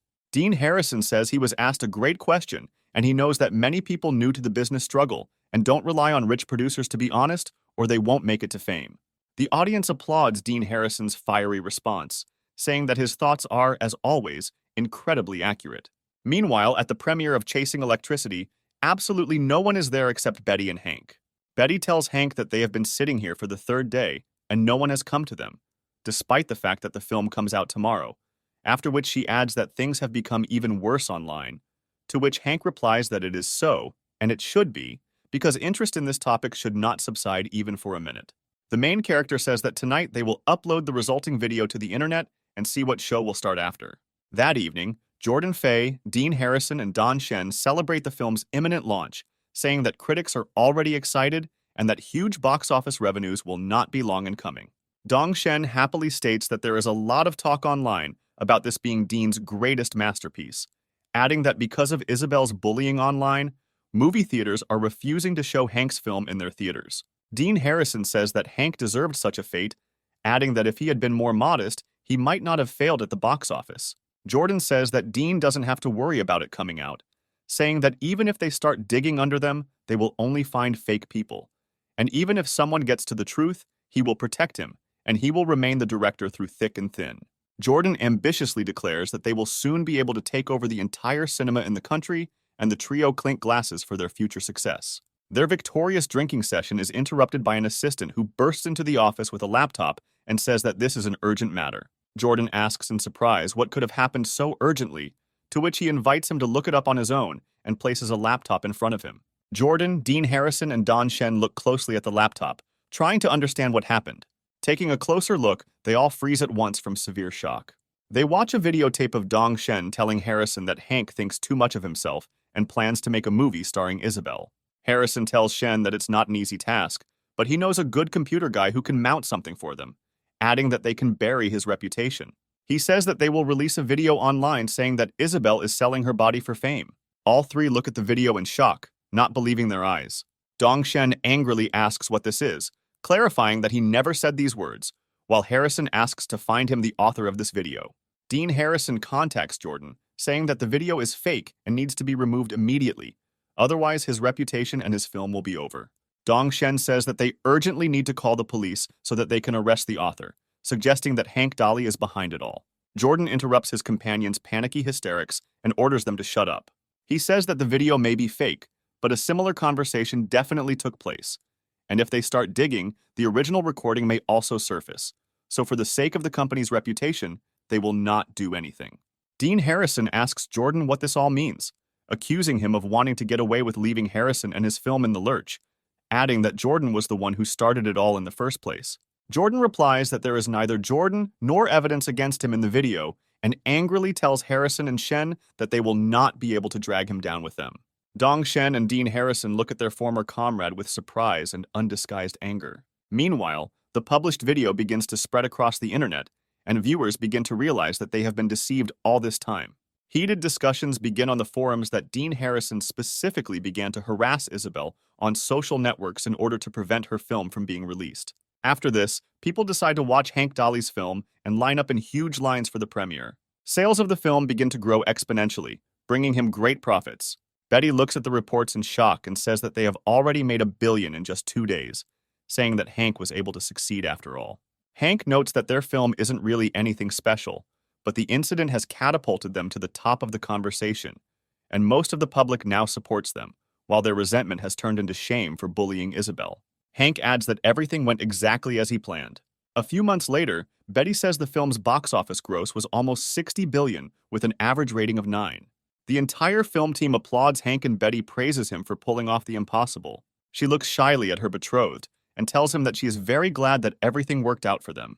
Hank says that he did it for fun, not expecting even a small success, noting that this is not all his merit, since the entire film team contributed to this victory. Hank says that justice has prevailed, and such a holiday definitely deserves a festive banquet. Meanwhile, Dean Harrison gets drunk in some seedy bar on the outskirts of town. However, even there, he cannot get rid of the evil tongues that whisper behind his back that he bullied Isabel on social networks. In drunken anger, he asks himself how he managed to get to such a situation in life. Dong Shen, sitting next to him, also laments that he was set up, emphasizing that he was not even in that restaurant, which did not stop the management from firing him.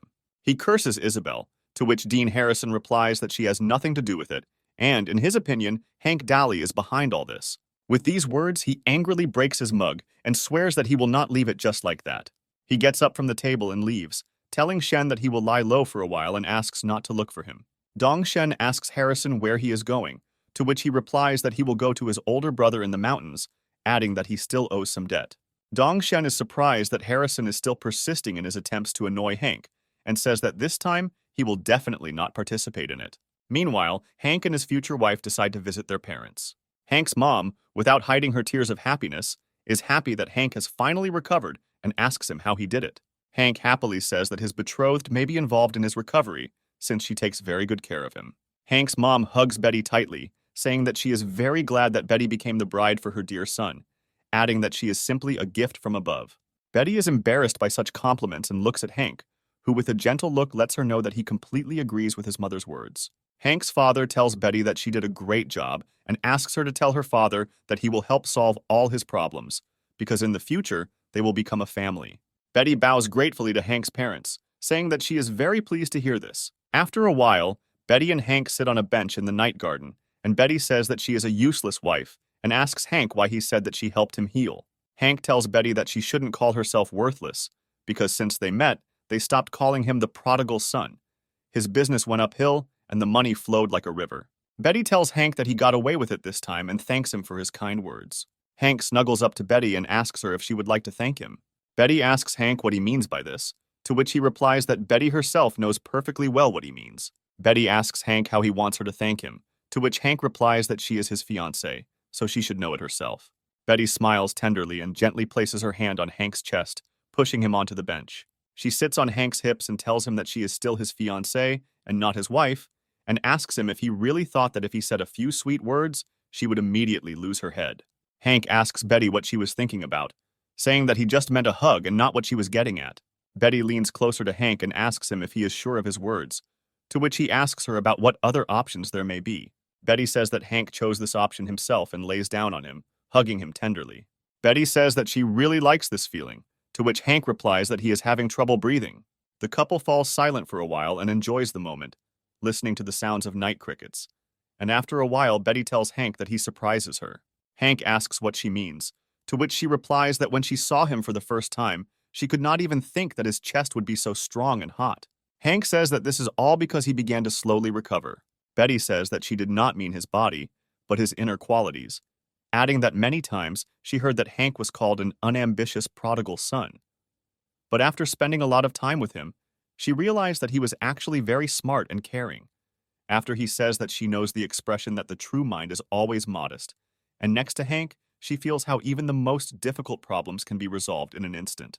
She adds that after the Tang family got into trouble, she couldn't sleep a wink, and later, because of her father's bitter plea, she agreed to become part of Hank's family. But now she can sleep peacefully at night, in complete harmony with herself, and feels safer than when she was with the Tang family. Hank says that he did not know that he was reliable, adding that he has been hearing about the Tang family's problems for quite some time and asks Betty if she can talk about what happened. Betty sits on the bench and says that this is quite a long story, explaining that 3 years ago their family encountered one strange thing. According to her, her family's pharmaceutical company was founded 800 years ago and was developing miracle drugs, and after hundreds of years of development, their company even entered the top 100 leading enterprises in the world. However, 3 years ago, a new pharmaceutical company, Chengdu, emerged, which developed and produced a large number of drugs in a short period of time, and developed so quickly that it surpassed Tang's company. Betty says that the strangest thing was that all the drugs that this company produced were the same drugs that Tang developed in secret and registered patents in advance, and accused Tang of plagiarism. Hank says that according to Betty, it can be concluded that there was a rat in their company that leaked all the recipes of another company, to which Betty replies that at first they thought so too, but further investigation completely excluded this possibility. Hank says that then there is a possibility that there is a thief in their company. Betty says that Hank is right, but they encountered a rather unusual thief. She adds that since these strange things started happening, the company has installed a whole bunch of cameras to ensure visibility without blind spots. But this has not brought any results. Only once did a security guard smell a pungent odor during his shift, and while inspecting the area, he was stunned by an unknown girl with beautiful hair. According to Betty, after this incident, they concluded that all the data from the company was stolen by the same girl who came and left without a trace, which is why they had to suspend the work of the company. Hank says that he has never heard such details and asks Betty how the Dolly family can help them, saying that it can help catch a thief or attract investment. Betty says that in half a month there will be an auction where there will be one valuable thing that occurs once every 1,000 years, adding that it will not benefit ordinary companies, but is necessary for the Tang family. Betty says that because it is priceless, Any other pharmaceutical company would easily waste a lot of money, so she can only ask the Dolly family for help, to which Hank asks her what this valuable thing is. Betty says that we are talking about the ancient herb Tian Yang, collected during a deadly expedition, which was later sent for processing and made into pills that can prolong life and heal any wounds. Hank asks Betty that if the thief comes to them again and takes away the recipes, to which she replies that even if she decides to steal the recipes again, they will not bring any benefit, since the main ingredient in these recipes is the Tian herb John.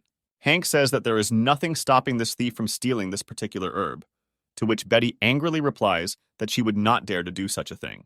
She adds that this herb is the most important to the Tang family, and they will do their best to protect their last opportunity for recovery. Hank mentally admits to himself that this is the first time he has seen Betty so stern, noting that in this state she looks very sweet. Betty says that Hank's father promised to help them get this herb, after which they will definitely leave all their troubles behind. Betty adds that after she marries Hank, she will cook for him every day, noting that she is very good at it. Hank looks at Betty and coughs, chuckling a little. Betty grabs Hank's sleeve and asks him what he found funny in her story, suggesting that Hank is underestimating her, to which Hank replies that the opposite is true, and he likes her plan of action. Betty tells Hank that this is how he should have spoken from the very beginning and falls silent for a second. Hank asks Betty what she is going to do, to which she tells him to be quiet and pulls him towards her. With that, she kisses him tenderly on the cheek, causing Hank great embarrassment. Having released Hank, she turns around and tells him that it was only in advance. Hank smiles contentedly, looking at his future wife. Half a month later, Betty's father joyfully greets the protagonist's family, saying that he is very glad that they came. Hank's father says that there is no problem with this, since they will become a family sooner or later anyway. Betty's father hugs his daughter and says he owes her a favor, while Hank greets him respectfully. Uncle Tang notes that Hank looks much better, to which he replies that it's all thanks to Betty, who always takes care of him. Uncle Tang says that he didn't expect Betty to be so caring, to which Betty chuckles sheepishly, saying that Hank is exaggerating. Hank's father says it's time for them to go to the auction, to which Uncle Tang says he agrees with him. The future couple, together with their fathers, enters the hall to take their seats. The other patrons watch Hank's father in amazement, surprised that he decided to show up, adding that this may be due to the fact that today's product is different in many ways from previous ones. Also, one of the visitors notices Hank and wonders why his father brought his prodigal son here, to which he replies that he has long been an influential man, since he secretly owns more than a dozen restaurants on a shopping street in the city center. Uncle Tang tells Uncle Dolly that he only took 20 million with him, and if that is not enough, then he will have to ask for help, to which Hank's father replies that he should not worry, since he also did not come empty-handed. Betty tells Hank that she needs to go to the restroom, to which he admits to her that he has the same desire and says that he will take her. After seeing Betty off, Hank enters the men's room, where a strange man appears next to him, eyeing him suspiciously. Hank turns his gaze to the strange stranger and asks him what he was staring at. The stranger replies that no one has ever been able to compete with him in size and says that Hank is the first. As Hank washes his hands before leaving, he notices that the stranger continues to stare at him. Tensing a little, he asks the stranger why he is paying him so much attention. The stranger replies that Hank has nothing to worry about, since he is only interested in how he was able to achieve such an impressive size of manhood, adding that a person could not immediately be born with one. Hank says it's not congenital and could be a side effect of medications that strengthen the body, adding that he doesn't know the exact cause. With these words, he hurriedly leaves, and the stranger tells him that his name is Carl Dan, asking about Hank's name. Hank is greeted by his cousin, who says that now he understands why the place started to smell like something rotten. He sarcastically asks Hank if he finished all his business, saying that he was too fast. Hank calmly asks cousin what his name is, to which he angrily replies that his name is Stan Daly, and he is the son of his fourth uncle and is Hank's cousin. Hank says he remembers dogs chasing him, asking him how his butt felt. Other visitors, having heard this story, begin to whisper and laugh at what a fun spectacle it must have been. Stan says that he is not going to chat with Hank, but he knows why he and his relatives came here, asking him if they need that very Tian Yang herb. Hank calmly asks Stan how he knows about this. Stan says that it doesn't matter, because today they don't care how much money they spend, as long as they get this grass. Stan rudely pushes Hank with his shoulder, saying that they will look at their shame and leaves. Carl Dan finds Hank, and having overheard his conversation with Stan, says that he has always dreamed of meeting Hank Dolly, while Betty, approaching them in surprise, asks Hank why his cousin laughed so evilly as he left. Seeing Betty, Carl Dan recognizes her and introduces himself, telling her that she is a very happy woman, to which Betty asks in surprise what he means. Without allowing Carl to elaborate, Hank grabs Betty and says it's time for them to run away from this pervert. The auction is getting ready to start and all the visitors are seated, making a little noise. Betty gently touches Hank's shoulder with her finger and asks him what Carl meant, admitting that she is burning with curiosity, to which Hank tells her that she will find out about it later, and Betty upsetly says that she would like to see it now. The auction begins and the auctioneer greets everyone, saying that the auction is open and inviting bidding on the first item. He points to a strange thing, saying that it is a jade cup, adding that according to legend, several thousand years ago, the emperor defeated a fiery phoenix, after which he smeared the jade with the fat of this bird and installed it in this cup, calling the starting price at 20 million. Uncle Tang is surprised at such a huge starting price, adding that the cheapest items are always put up at the beginning of the auction, and gradually the initial price increases and the last item will be the rarest and most expensive. The bidding begins and bidders bid at 22, 24, and 28 million, after which the auctioneer asks if anyone can offer more. Suddenly, a hand rises in the hall, and a calm voice names the price for this cup at 100 million.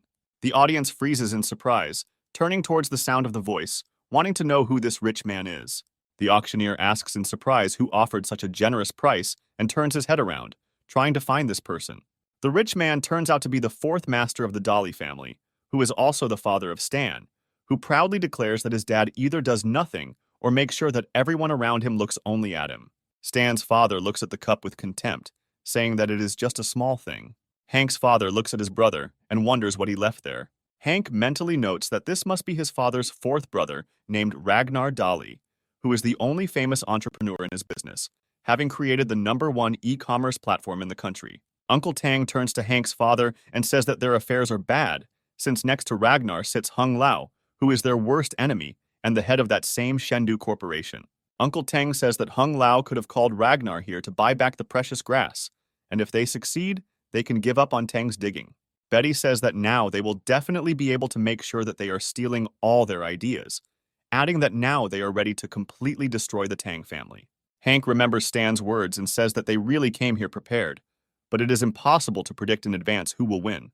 The auctioneer repeats the price of the cup 3 more times and says that the item was sold to the fourth Mr. Dolly for $100 million. The audience is surprised at such a waste, saying that last time the fourth Mr. Dolly spent $200 million on a water tripod from the times of the Warring States just to put his turtle there. The auctioneer takes out the next lot and says it's time to move on to the second item. He solemnly declares that a necklace called the Azure Heart is presented to the attention of the crowd, adding that the stones in this necklace were obtained as a result of the explosion of a distant star, and the necklace itself was made by 100 of the best craftsmen who were casting this jewelry for 3 years, after which he names the starting price at 30,000 yuan. Immediately, someone in the audience bids 100 million for the piece, once again causing everyone involved to turn around to take notice. This time the donor is Hank's father, who says it would be a great gift for his fiancée. Hank laughs heartily, and Betty, blushing, says that this is all a very big waste. Viewers note that the entire Dolly family is gathered, which means they have almost no chance to take anything for themselves. Stan capriciously tells his father that he also wants this necklace to give it to Lucy, to which Ragnar replies that he should watch his words and not plan anything with Lucy, since she is his cousin. The auctioneer says with incredible shock that he did not expect such surprising turns at the auction. Coming to his senses, he asks 3 times if anyone is going to offer more, after which he sells the necklace to Hank's father. Hank's father invites Betty to try on the necklace to see if it suits her. He adds that since he ran into his brother today, he can't let things go unnoticed. Hank places the necklace around Betty's neck and asks her if she likes the jewelry, to which she sheepishly replies that it is very beautiful. Women at the auction are burning with envy and some of them turn to their husbands, saying that they also want such a decoration. Hank notes that his father just crossed his brother's path, adding that they both don't like to waste time on trifles and immediately go ahead, after which he wonders how far the bidding for Tianyang's grass will go. Ragnar lazily scratches his ear, saying that this is not a significant loss for him. The auctioneer says that unexpectedly for everyone, the auction is rapidly gaining momentum from the very beginning, adding that he is very interested in what will happen to the next item. He points to the next item, which is a 800-year-old Empress container that is inlaid with 110 unusual gems, citing a starting price of 38 million yuan. People start bidding with prices of 40 and 42 million yuan. Suddenly, someone puts a hand on Hank's shoulder and gives him a friendly pat. Turning around, Hank notices that this man turns out to be Carl and asks him what the hell he was doing here. Carl says that Hank shouldn't avoid him, since he doesn't intend to harm him, but just wants to ask some advice about that very issue. Hank asks Carl what is wrong with him, adding that he should go to the doctor and not run after him, to which he replies that they cannot help him there, offering Hank a deal, the essence of which is that he will give him a prescription for the medicine, and Carl will buy it regardless of its cost.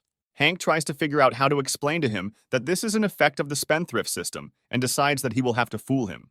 Hank says that if Carl really wants to know this secret, then he will share it, adding that there is a medicine that was given to him by a Taoist who is searching for immortality. Hank adds that unfortunately, this man only gave him one tablet and he has the rest of the medicine, but this old man constantly wanders around the world and Hank does not know his exact location. Carl says that he simply has to find this old man, to which Hank is mentally surprised that Carl would so easily believe in this nonsense. Hank tells Carl not to be sad, adding that if he meets this old man again, he will definitely ask for medicine for him. Meanwhile, the bidding for the tiara ends and he suggests paying attention to the next offer. This item is a magical weapon known as the decapitating iron, made by the most famous blacksmith Shen back in ancient times. The auctioneer puts on gloves and draws a sword, saying that this sword is razor sharp and is capable of cutting iron like clay, noting that at one time it beheaded more than 100 Japanese invaders, after which he says that his heart breaks out of his chest simply because that he holds it and sets a starting price of 3 million. The whole hall bursts into laughter, surprised that such an insignificant price is assigned for such a sword. Hank is also surprised at the price of the sword, mentally noting that he always wanted to buy himself a sword so that it would ward off the evil aura in his room. With these words, Hank raises his hand and offers the price of the sword at 3.5 million. Stan wonders why Hank might need this sword and decides to prevent him from getting this sword at all costs, adding that he took 50 million with him to bargain a little. He also raises his hand, saying that he is ready to give 3,510,000 for this sword. Hank and Stan continue to haggle, gradually increasing the price, reaching 4 million yuan. Hank angrily tells Stan that he is betting such a small thing on purpose, to which he replies that no one forbids raising bets by 10,000. Hank raises the bet to 30 million. Stan immediately raises the bet to 10,000, adding that he really likes to watch Hank's indignation. Hank says he's offering 100 million, but Stan, with a happy face, says he's raising the bid to 100 million and 10,000. Stan mentally rejoices at how angry Hank is, planning not to raise the bid on the next offer, forcing Hank to buy the hardware for such a huge price. Hank Dolly continues to be indignant, trying to figure out what price he can still charge for this sword. Suddenly, an idea comes to his mind and he falls silent for a moment. After a few seconds of thought, he says that he's had enough and refuses further bidding for this lot. The hall explodes with laughter because two fools are giving 100 million for a sword, the price of which was 33 times less. Someone from the crowd adds that the last buyer was at least smart enough to refuse the auction and save a large amount of money. Stan again asks his father for help, to which he angrily asks him why he spent a lot of money on a piece of iron that is used to chop people, noting that Stan is a misunderstanding and not a son. Hong Lao says that he is ready to pay for the purchase of this sword, offering to consider it a small gift to the young master, adding that when they buy the sacred herb, the profit from the developed medicine will be 60-40 in favor of Ragnar. However, in his mind, Hung Lao is not happy that he had to spend money on a sword for Stan, promising himself to return this money twice as much. Betty's father tells Hank that if he likes swords so much, he can buy him a good sword from one of the respected swordsmen, to which Hank politely replies that he was just playing with Stan. Carl tells Hank that he knew all along that Hank couldn't beat him for money, adding that if he ever needed it, he could always rely on Carl, to which Hank says that he was just too lazy to continue bidding with Stan. Carl says that he understands that Hank just wanted to fool him, but if he doesn't have money, Carl will always find it for him, asking in return only that he find that Taoist. Hank irritably tells Carl that he is not as poor as he thinks, adding that he made a profit of 200 million from the filming, and besides that, he has a well-developed hotel business, to which Carl replies with a smile that Hank is a tough guy. The auctioneer asks to hand over the precious sword to Hank, saying that it's time to move on to the most important thing of this auction, which is a magic herb that grew from a seed that fell from the heavenly kingdom. Hung Lao and Ragnar rejoice that they have finally waited until the announcement of the artifact they need. However, Hank and his father are watching intently what is happening, realizing that they will have to compete for this grass. The auctioneer reports that this magical herb has been buried for several millennia under the ice cover of the highest point on the planet. And finally, its time has come to see the light again. Hearing some disappointment in the audience, the auctioneer says that no one should underestimate the properties of this herb, since it is incomparable to Lingzi and ginseng. He loudly announces that when customers begin to suffer from age-related illnesses that none of the doctors are able to cope with, only this herb can help them, adding that in addition to this, the appearance of the person who uses this herb will immediately look 10 years younger, and physical capabilities will return to those of 20 or 30 years of age. The crowd is very surprised, not believing their ears, and begin to whisper that each of them either has a dying relative or they themselves would like to regain their youth. They understand that this thing is priceless and begin to offer huge sums from 50 to 80 million. Betty notes that this herb has many more properties than she previously thought, to which Hank says that no matter how rich people are, they will all strive for health and longevity. Betty's father says that this herb is truly the universe, but unfortunately, it is in a single copy. And if a pharmaceutical company manages to buy it and develop a medicine based on it, then anyone could buy it for a small price, despite several reduced effectiveness. But if it falls into the hands of people seeking profit, the price of the medicine can rise to a level unaffordable for ordinary people. Hong Lao mentally notes that raising the price to such an extent that ordinary people cannot afford it is a normal practice, since wasting the medicine on poor people would be too wasteful, adding that he would use this magic medicine to bribe high-ranking officials and in the end, make sure that they are ready to give everything to him. The auctioneer says that this herb can only survive frozen, so the expedition team had to break the iceberg and bring it here. He adds that even now he can feel the energy of this herb in the air, saying that this feeling is very exciting for him. The auctioneer invites everyone gathered to look at this miracle and pulls off the cover. With these words, he quickly tears the cover off the mysterious treasure, showing it to the public. Under the blanket is a beautiful ice sculpture of a woman holding a shining flower in her palms. All participants are breathtaking, and they admit that even when inhaling the aroma of this herb, they feel how their body is filled with energy. The crowd begins to ask the auctioneer to tell them the starting price, saying that they are already tired of waiting. The auctioneer states that for the past few days, their experts have been trying to set a starting price for this auction, but everyone has come to the conclusion that any amount seems insulting and rude for such a priceless treasure. He adds that because of this, they came to the conclusion that the starting price for this treasure would be 0 yuan. The crowd falls silent in shock, and the auctioneer says that they heard right, because transferring the right to set the price to those present here is the highest indicator of respect for this miracle herb, since it came into this world in order to heal the dying and alleviate the suffering of the sick. And if the people hear up the ante to a mind-blowing cost, or only give up a small portion of their budget, it won't matter so much, because they will do it for the benefit of their lives. With these words, the auctioneer ends his introduction and proposes to finally begin bidding. However, deathly silence reigns in the hall, and none of those present wants to set a price for this artifact. Betty asks Hank why everyone was quiet, despite the fact that they had just behaved so animatedly, to which he replies that all the people sitting here are businessmen, and it would be beneficial for them to buy an item at a low price. But such a miracle is being offered at 0 price, so everyone is ashamed to offer a low price. He adds that if someone else bids, others will jump in and keep raising the bids because they don't want to lose. With these words, he raises his hand and says that he offers a starting price of 10 million for this grass. The crowd explodes with new offers, almost instantly raising the price to 21 million. Betty notes that they used to quietly put forward prices of 100, 200 million, but now almost no one raises the stakes, saying that life is important. But getting the maximum benefit is even more important for them. Carl hugs Hank and tells Betty that the most important thing for people is deals with minimal costs, to which Betty tells Hank that he has a wonderful friend. Hank watches the stakes slowly rise and realizes that at this rate, they will be stuck here until the morning, and decides to stir them up. With these words, he again raises his hand and names the amount of 200 million. The auctioneer says that Hank is ready to give an incredible amount for this treasure and asks others who will give the most. Other visitors are surprised that the price has risen so high, but understand that this medicine costs lives. Betty asks Hank how he is going to spend all the money he earns for her.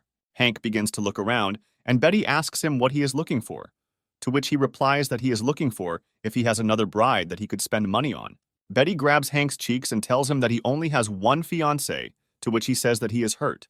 Betty's father is surprised that someone as weak and disreputable as Hank would be the first to pay a heavy price, and notes that he originally just wanted to use the marriage to wield the power of the Dali family. However, he notices that the Dali family spares no expense and takes good care of Betty, giving her all their love and support, so as a father, he sees sincere feelings on his daughter's face. From his point of view, in today's auction, Shendu's company and the fourth Mr. Dali have joined forces. And even if Hank rallies with his father, the result of the auction is still unknown. So even if his company loses in this auction, he will be calm for Betty because she is happy now, and for him as a father, that's all that matters. At this point, Ragnar raises his hand and names the price for the grass as 500 million yuan. Everyone is surprised that the gentleman put up such a mind-boggling price with one hand. Hank's father decides that their grand competition has begun and raises the bet to 700 million yuan. Ragnar understands that to defeat his opponent, he must play really big and raises the bet to 1 billion yuan, surprising all participants. Participants say that this is a real battle of the gods, since in just 2 bets the price has jumped for 1 billion, which in any case is an insignificant amount for them. Hank's father accepts his brother's challenge and raises the bet to 1.5 billion yuan. However, Ragnar understands that he does not intend to give in to his brother so easily and raises the bet to 2 billion. Hank's father calmly looks at the needed grass and offers a price of 3 billion yuan for the grass. Ragnar decides that it's time to stop standing on ceremony with his relative and raises the bet to 5 billion. The bids continue to rise, quickly reaching 10 billion, and the auctioneer drops his gavel in shock. He sits down and asks in surprise what is happening at this auction. He asks in surprise whether the amount he heard was 10 billion. Hank's father raises the bet to 13 billion, still sitting calmly in his chair. His opponent responds by equally calmly raising the bet to 15 billion yuan, awaiting his opponent's next move. The auctioneer continues to be amazed at the size of these bids and says that he will now suffocate from the tension. Everyone freezes in anticipation of an answer, amazed at the amounts that the Dali brothers are willing to spend on this grass. Betty and Hank also freeze in anticipation, realizing that something more is involved here. Hank mentally notes that this is the first time he sees the true power of his father, realizing that this is no longer a trade for goods. From his point of view, it is more like a struggle for territory between 2 predators, and the small animals can do nothing more than shake in fear. Hank mentally wonders what happened to his father and where his sense of proportion went. Uncle Tang grabs Hank's father and asks him to stop raising the bets, because these amounts are beyond their understanding. He adds that although this herb is precious, they cannot cultivate and grow it, so the medicine will be limited at best. And when it goes on sale, their profit will be about 30 billion, which means the higher the price now, they will earn less. So in the end, they simply will not be able to compensate for the expenses and costs. Hank's father hesitates for a moment and reflects on his business partner's words. Hong Lao mockingly tells Ragnar that their opponents are in turmoil, which means they will definitely win this deal. Ragnar says that he spent a lot of effort and a day, so they should reconsider their distribution method, to which Hong Lao asks Ragnar in surprise about why he is not satisfied with the 40 to 60 distribution. Ragnar says that Hong Lao is the owner of the established factory, adding that he will buy this medicine to cooperate with other factories that were robbed by people like him, so that they will then repay Ragnar with great benefits. Hong Lao shockingly asks Ragnar if he is really going to turn his back on Shendu's company, warning him that there are serious people behind them. Ragnar says that Shendu is an ordinary flawed company that doesn't have his brains, reminding them that they came to him begging for financial help, adding that he wants to take over his company even more, stipulating that either Hong Lao, we give him 90%, and in addition, share all the resources and connections, or he will simply swallow this grass alone. Hong Lao looks menacingly at Ragnar, shaking his finger at him, unable to say anything, shocked by the impudence of his business partner. The auctioneer excitedly asks the others if anyone else wants to raise their bids. Uncle Tang holds Hank's father's hand and shakes his head, begging him not to make a mistake. Hank irritably notes that apparently this grass will go to his father's brother after all. Hank tells Betty that unfortunately, he will not be able to help her, to which Betty says that there is nothing to worry about, since the fate of her family will be predetermined by Tang. The auctioneer continues to look into the room and again asks if anyone would like to raise the price. Visitors wonder where to raise the bid even higher, looking in surprise at the auctioneer and the Dali brothers. Suddenly, a voice is heard throughout the entire hall, saying that he is ready to give 10 billion US dollars for this treasure, which is equivalent to 71 billion yuan. All family members look around in surprise, trying to find the one who offered such a crushing sum. The auctioneer asks who is such a rich man who has such an incredible amount. The owner of this amount turns out to be Carl, who blithely replies that it will not be a problem for him. He adds that this amount is his pocket expenses, since his family is the owners of the largest casino in the Northern Hemisphere. Hank is surprised at how rich Carl is, to which he replies that he told him that he always has money. Hank says that people call him a spendthrift, but when he does things like that, they should idolize Carl. The auctioneer, his eyes bulging from such a sum, asks the audience if anyone wants to raise the price for this item. Stan asks his father if they will raise the bid, to which Ragnar says that this is not the price, but madness, adding that they will not participate in this bidding any further. Hung Lao looks at Ragnar menacingly, saying that he did not expect that he could not be relied upon. Stan asks his father if they will get in trouble for letting the people of Shendo's company down, to which he replies that they don't have what they need, so they don't need them. No one is willing to raise the bid, and the auctioneer sells the precious herb to Carl. The auction ends and all participants gather outside near the conference room. Hank's father sadly says that unfortunately he could not help him, to which he replies that he understands everything since a real nightmare was happening at the auction. He adds that the main thing they need to discuss is whether Betty is worthy of becoming Hank's fiancée after their family falls into financial ruin. Hank says that he is an ordinary person, asking him if he really regretted his engagement, to which he replies that he has no regrets since Betty is happy in this relationship. Hearing these words, Betty looks contentedly at Hank, looking at him with fascination. Hank's father says that his son has been in poor health since childhood, but is now doing well, and then expresses confidence that he will treat Betty well. Hank looks at his father in shock, somewhat surprised that there is so little time left before the wedding. Carl approaches Hank, asking him in surprise that he is getting married soon and congratulating him on the upcoming holiday. Hank turns to Carl and asks him if he is afraid that he might be robbed with a box worth $10 billion. Carl says that anyone who wants to steal something from him must at least be a boxing champion and throws the case to Hank. Hank manages to catch the case and asks Carl what the hell he is doing. Hank notes that this case is incredibly heavy since it is probably filled with ice cubes, which means it weighs at least 100 kilograms, which means that Carl is not so simple since he could hold it with just one hand. Hank tells Carl that it became clear to him that he is cool and asks to take this case from him, to which he replies that it was Hank who wanted this herb. Carl adds that this herb now belongs to Hank, since Carl himself probably uses it for other purposes, since it has no use for him. Betty, Uncle Tang, and Hank's father hear Carl and Hank's conversation and are surprised by what happened. Carl cannot bear the weight of this case and drops it on his foot, starting to jump on his other leg in pain.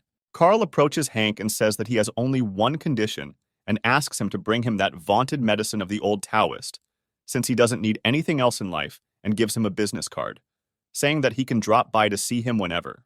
Carl turns around and leaves, telling Hank that he can accept this as a wedding gift for him and his fiancée, to which Hank replies that he will take note and offers him his business card, saying that they need to properly meet each other.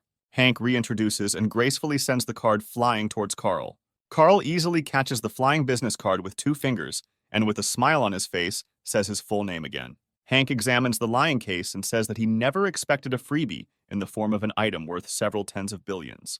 Turning to Uncle Tang, he says that this thing now belongs to him, to which he is surprised to note that it was worth billions of dollars. Hank notes that they came here specifically to get this miraculous herb for the Tang family, and despite the fact that everything did not go according to plan, they still ended up with this herb, which means it belongs to Uncle Tang.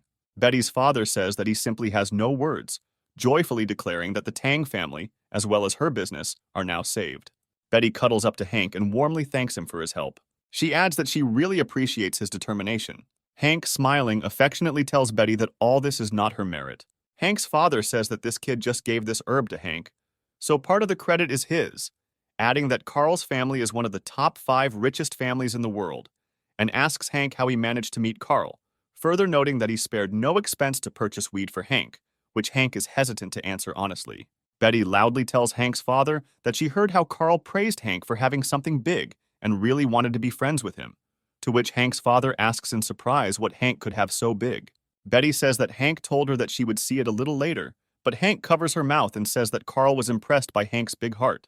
Uncle Tang tells Hank's father that now that the herb is theirs, the company needs to start researching and producing the cure as soon as possible. Hank's father says that this is the right idea, but they should be careful so that their company is not robbed again. Uncle Tang said that their previous thefts were not due to weak security, but because of the thief's amazing ability to hide from all the established protections like a ghost. Hank says that ghosts don't exist, and perhaps the thief used some advanced technology to evade security, deciding to consult with Stella to avoid a possible repeat of the situation. The workers lift the box and begin to move towards the hero's car, while Hung Lao watches them from around the corner. He mentally asks Tang and his companions not to rejoice, saying that he will deal with them a little later. The next day, Betty's father tells Hank that they hid the herb in a safe place inside the laboratory and ordered all researchers to maintain complete confidentiality, to which Hank responds that he understands little about these matters, but hopes that they will make progress very soon. Uncle Tang tells Hank that all this was possible thanks to the actions of his great friend, to which Hank just chuckles nervously. Hank says that Betty told him that the thief was not seen on any security cameras, adding that the likelihood that their enemy used some kind of advanced technology is extremely high, and then says that among his acquaintances there is a person who is extremely knowledgeable in technology, so he asked her to come and check everything, to which Uncle Tang said that he was ready to offer such a person a very high salary. Stella enters the room, saying that she is not particularly interested in the position and money, since one boss is enough for her. Betty tells her father that Stella is a true genius, to which he is surprised to note that she is incredibly young. Stella reports that as soon as she entered the building, she immediately saw that there were no problems with monitoring, which means the thief used the latest technological developments in the form of changing the refraction of light in such a way that the target could not be detected by the naked eye in video cameras. Betty's father says that now he understands how this thief was able to fool all the guards and go unnoticed, while Hank asks Stella if there is a way to reveal the thief, to which Stella replies that she can create a special device that is sensitive to this effect for 2 days. Hank mentally notes that although the body can be hidden, such tricks will not work with smell, which means it would not be a bad idea to get a small animal that reacts well to changes in the smells around it. Hank says that he will stay here until a contingency device is created, to which Betty says that there are many rooms in the house, so he can live here as long as he wants. Hank takes her at her word and asks her if he can stay in her room, somewhat embarrassing her. Stella approaches Hank, saying that she recently created a trinket, and asks him if he would like to try it out right now. Hank agrees, and Stella puts a bracelet on his hand, which at first glance does not look remarkable. Stella says that this device is a smaller version of a stereo projector with some modifications, to which Hank asks her how it works. Stella approaches Hank and asks him to press a button and scan Betty. The device starts up and begins scanning the body of Hank's fiancée, and she asks Stella why this is needed, to which she replies that she will find out everything a little later. The device makes a characteristic click and reports that scanning the object is completed. Betty says that now everything is clear to her, suggesting that this thing is needed to project a copy of herself in three-dimensional space, like in their movie. Stella asks Hank to press another button, saying that now they will see everything. Hank presses a button saying that he has already seen stereo projectors in action, noting that they are very mysterious things. After pressing the button, the device lights up with a bright yellow light. The bracelet also creates 2 digital hoops that begin to move in different directions from Hank's hands, modifying it. After a few seconds, Hank's body completely transforms into Betty's body. Betty looks at the device's operation, her mouth agape in surprise, while Stella enthusiastically notes that the device works properly. Hank looks at himself, feeling strange emotions from his temporary body. Finally realizing what is happening, he screams in horror that this device has turned him into Betty. Stella says that immediately after scanning a person, he can outwardly look like him, adding that along with this, the body shape, voice, and clothing are also transmitted. Hank notes that he really likes this technology and examines his body. The first thing he decides to do is touch his breasts, and Betty asks him to stop doing this nonsense. Hank says that everything seems very realistic to the touch, and Betty shuts his mouth, ordering him to stop clowning around. Hank replies that he finally understands how girls feel when touched and tries to unbutton his skirt. Betty interrupts this circus by slapping Hank in the face. Hank says that this is one of the greatest inventions in the world, adding that it is perhaps the best, to which Betty only asks Stella how to turn it off. Meanwhile, somewhere in the city, a teacher leads a line of children singing a song. However, a truck driving down the road suddenly breaks down and is unable to stop. The driver is trying to figure out how to stop the car without injuring or killing anyone along the way. Suddenly, he notices children walking along the pedestrian path and tries to shout to warn them to run out of the way. The truck crashes into the cars in front of it, and having slightly slowed down, rushes towards the small children. The teacher and the kids begin to scream in horror, accepting their inevitable and terrible end.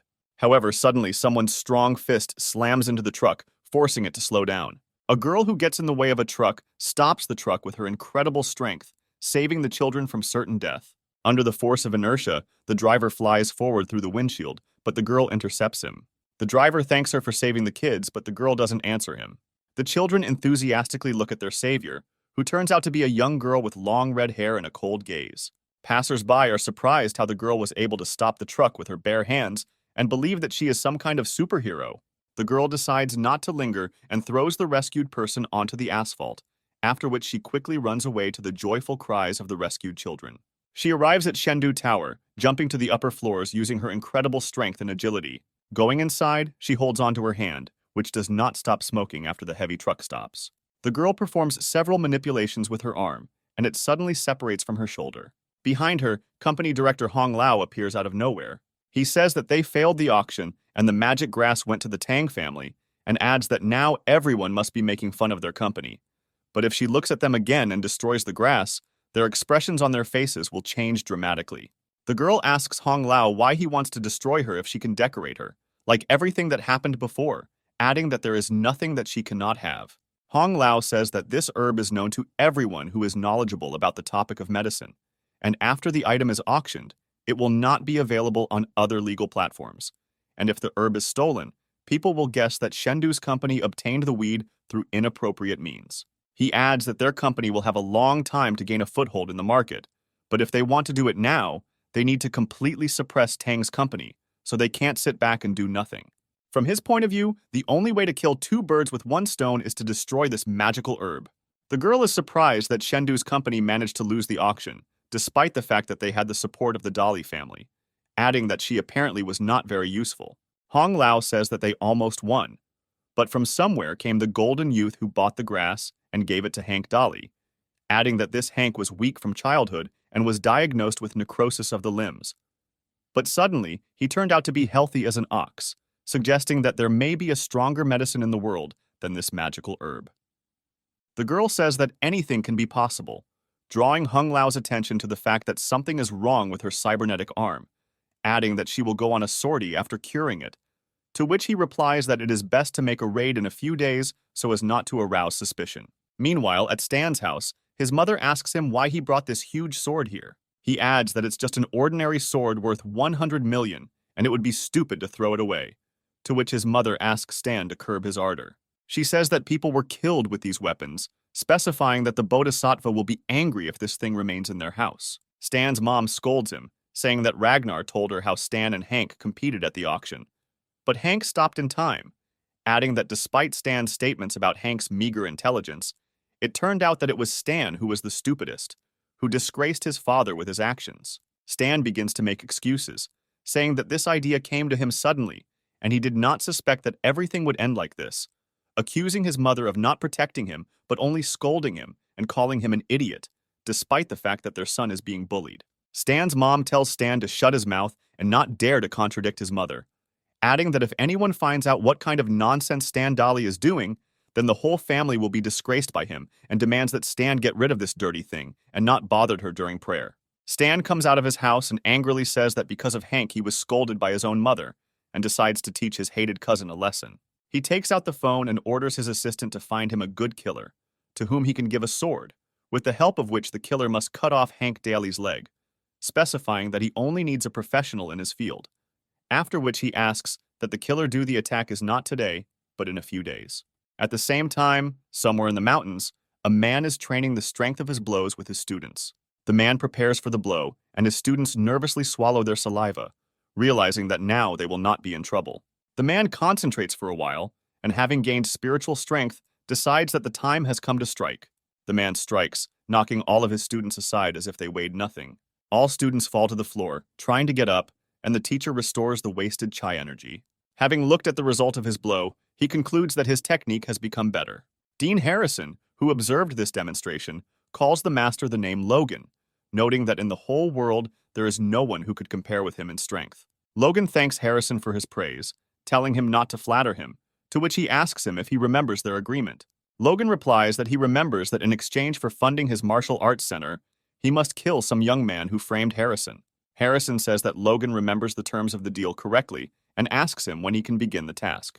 Logan says that he is currently suffering from hemorrhoids, so he will begin the task in a few days. A few days later, at night, the owl scans the surrounding area in search of prey. She jumps from a tree branch, flying over the Tang Company house, turning her head around.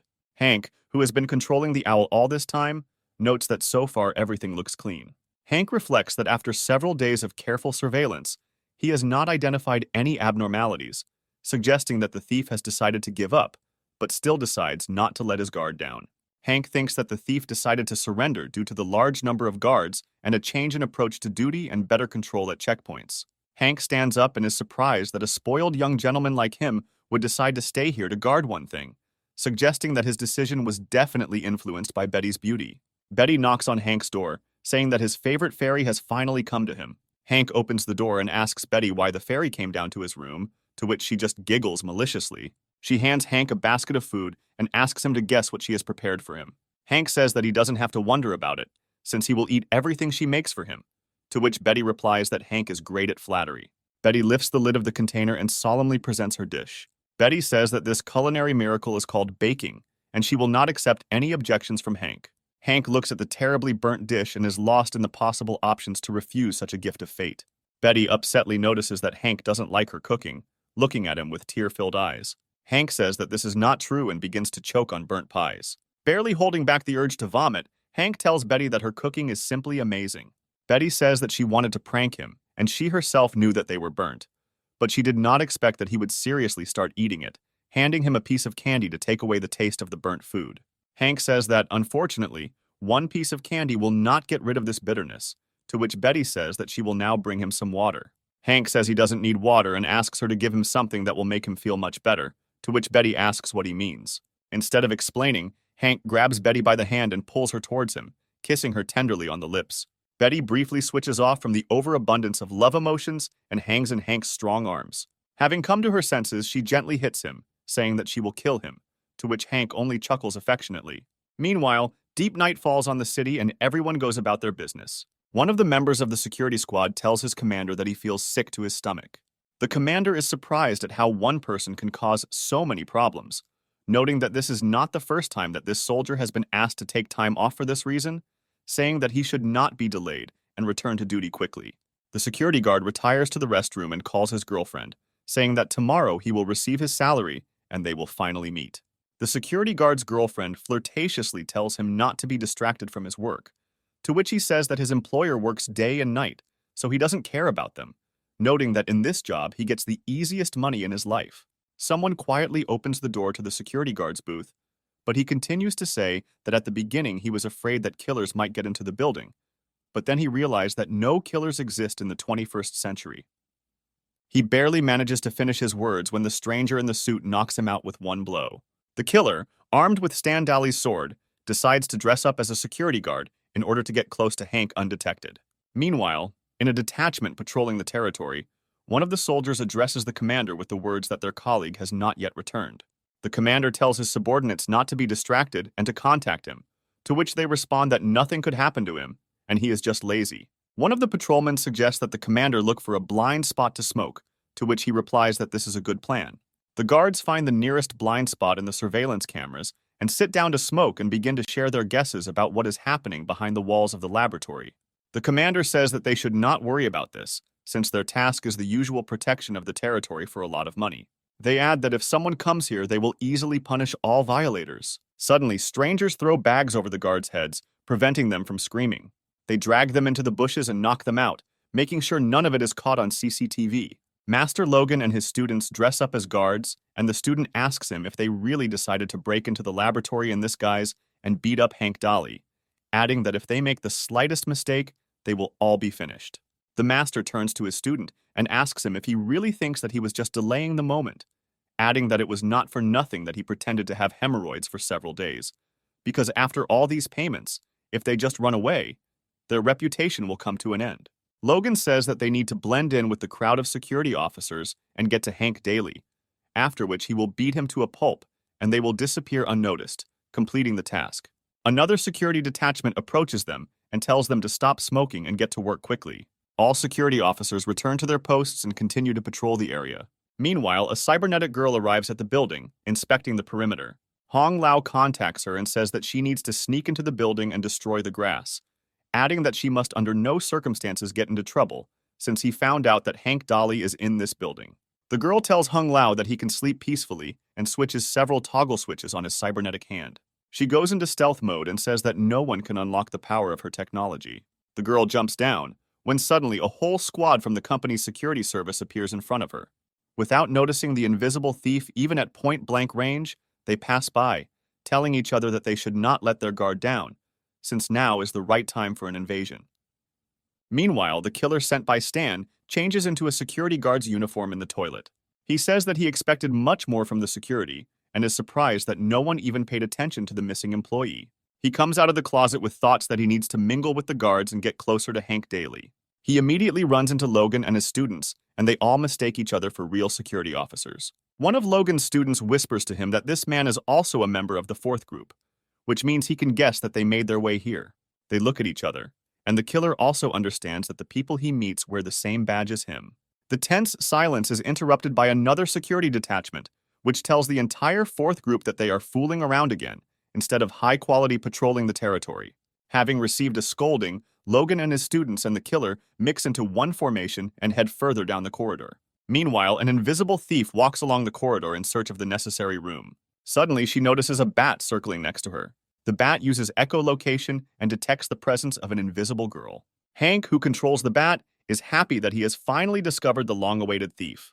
He turns to Stella, telling her that he has discovered the intruder, and asks her if her device is ready, to which she asks him how he knew that the thief was already here. Hank replies that if he didn't have any abilities, he wouldn't be able to become her boss. Stella says that she needs another 10 minutes, saying that unfortunately, the thief can manage to get into the laboratory during this time. Hank tells Stella that she can entrust this to him, since he will detain the thief. I hope that this will not cause him much trouble. With these words, he turns towards Betty to check if she is fast asleep. He notices that Betty is tossing and turning anxiously from a restless sleep. Smiling, Hank chuckles lightly and moves into position. Meanwhile, Logan, his students, and the killer continue their journey in search of Hank. Logan thinks that the person they selected from Group 4 is up to something and decides to eliminate him. Another student quietly whispers to the others to mentally count to 3 and attack the stranger. Having counted to 3, Logan and his students rush at the killer, who brings up the rear of their line. The killer assumes that he has been discovered and understands that there is no turning back for him. He takes out his sword and with one blow kills the students who rushed at him, at the same time cutting their shields and clubs. Without having time to look back, Master Logan sees the lifeless bodies of his students at his feet. Beside himself with rage, Logan shouts at the killer that he will smear him against the wall and throws a police shield at him. Taking advantage of the distraction, he delivers a powerful blow to the killer with his fist, but he manages to cover himself with his shield. The impact splits the police shield into pieces, and the killer draws his sword once more. Moving a little away from each other, Logan and the killer study each other with menacing glances, realizing that this fight will not be easy. Suddenly, Logan feels severe pain in his arm, signaling that he has suffered a moderate injury. However, the killer also understands that Logan's blows were not in vain and presses his injured hand to himself. They both reflect on the fact that it was a surprise to them that the Tang family would think of hiring such a strong guard with good fighting skills. Suddenly, their attention is drawn to a noise in a nearby building, and they turn around, noticing Hank Daly in the window. The killer realizes that it's time to end this and spits out a small ball at his feet. A fallen ball explodes upon contact with the ground, creating a smoke screen. Once the smoke clears, Logan discovers that the killer has disappeared and assumes that he ran for help. He asks his students to lie here, promising to return for them later, adding that now there is no turning back. Meanwhile, the cybernetic thief continues to carefully walk along the corridors in search of the necessary room. After some time, she stumbles upon Hank Daly sitting there and is surprised that he decided to sleep in such a place. She wonders what could have forced this man to sit here. However, she immediately decides not to waste time, since in her opinion, Hank still doesn't see her. She walks a few meters when suddenly Hank asks her to stop. The girl turns around in surprise, not believing her ears. She asks Hank who he is talking to, looking closely at him. Hank replies that there is no one in this room except the two of them, and asks her if she thinks he snuck in here just to sleep. The girl asks him how he can see her if he sits with his eyes closed. Hank tells the girl that he doesn't need eyes to see her. He adds that it changes the refraction of light to achieve invisibility, but this will not work against ultrasonic waves. The girl says that she is not particularly interested in her explanations and draws her energy blade. She concludes that since Hank was able to reveal her, she will have to finish him off.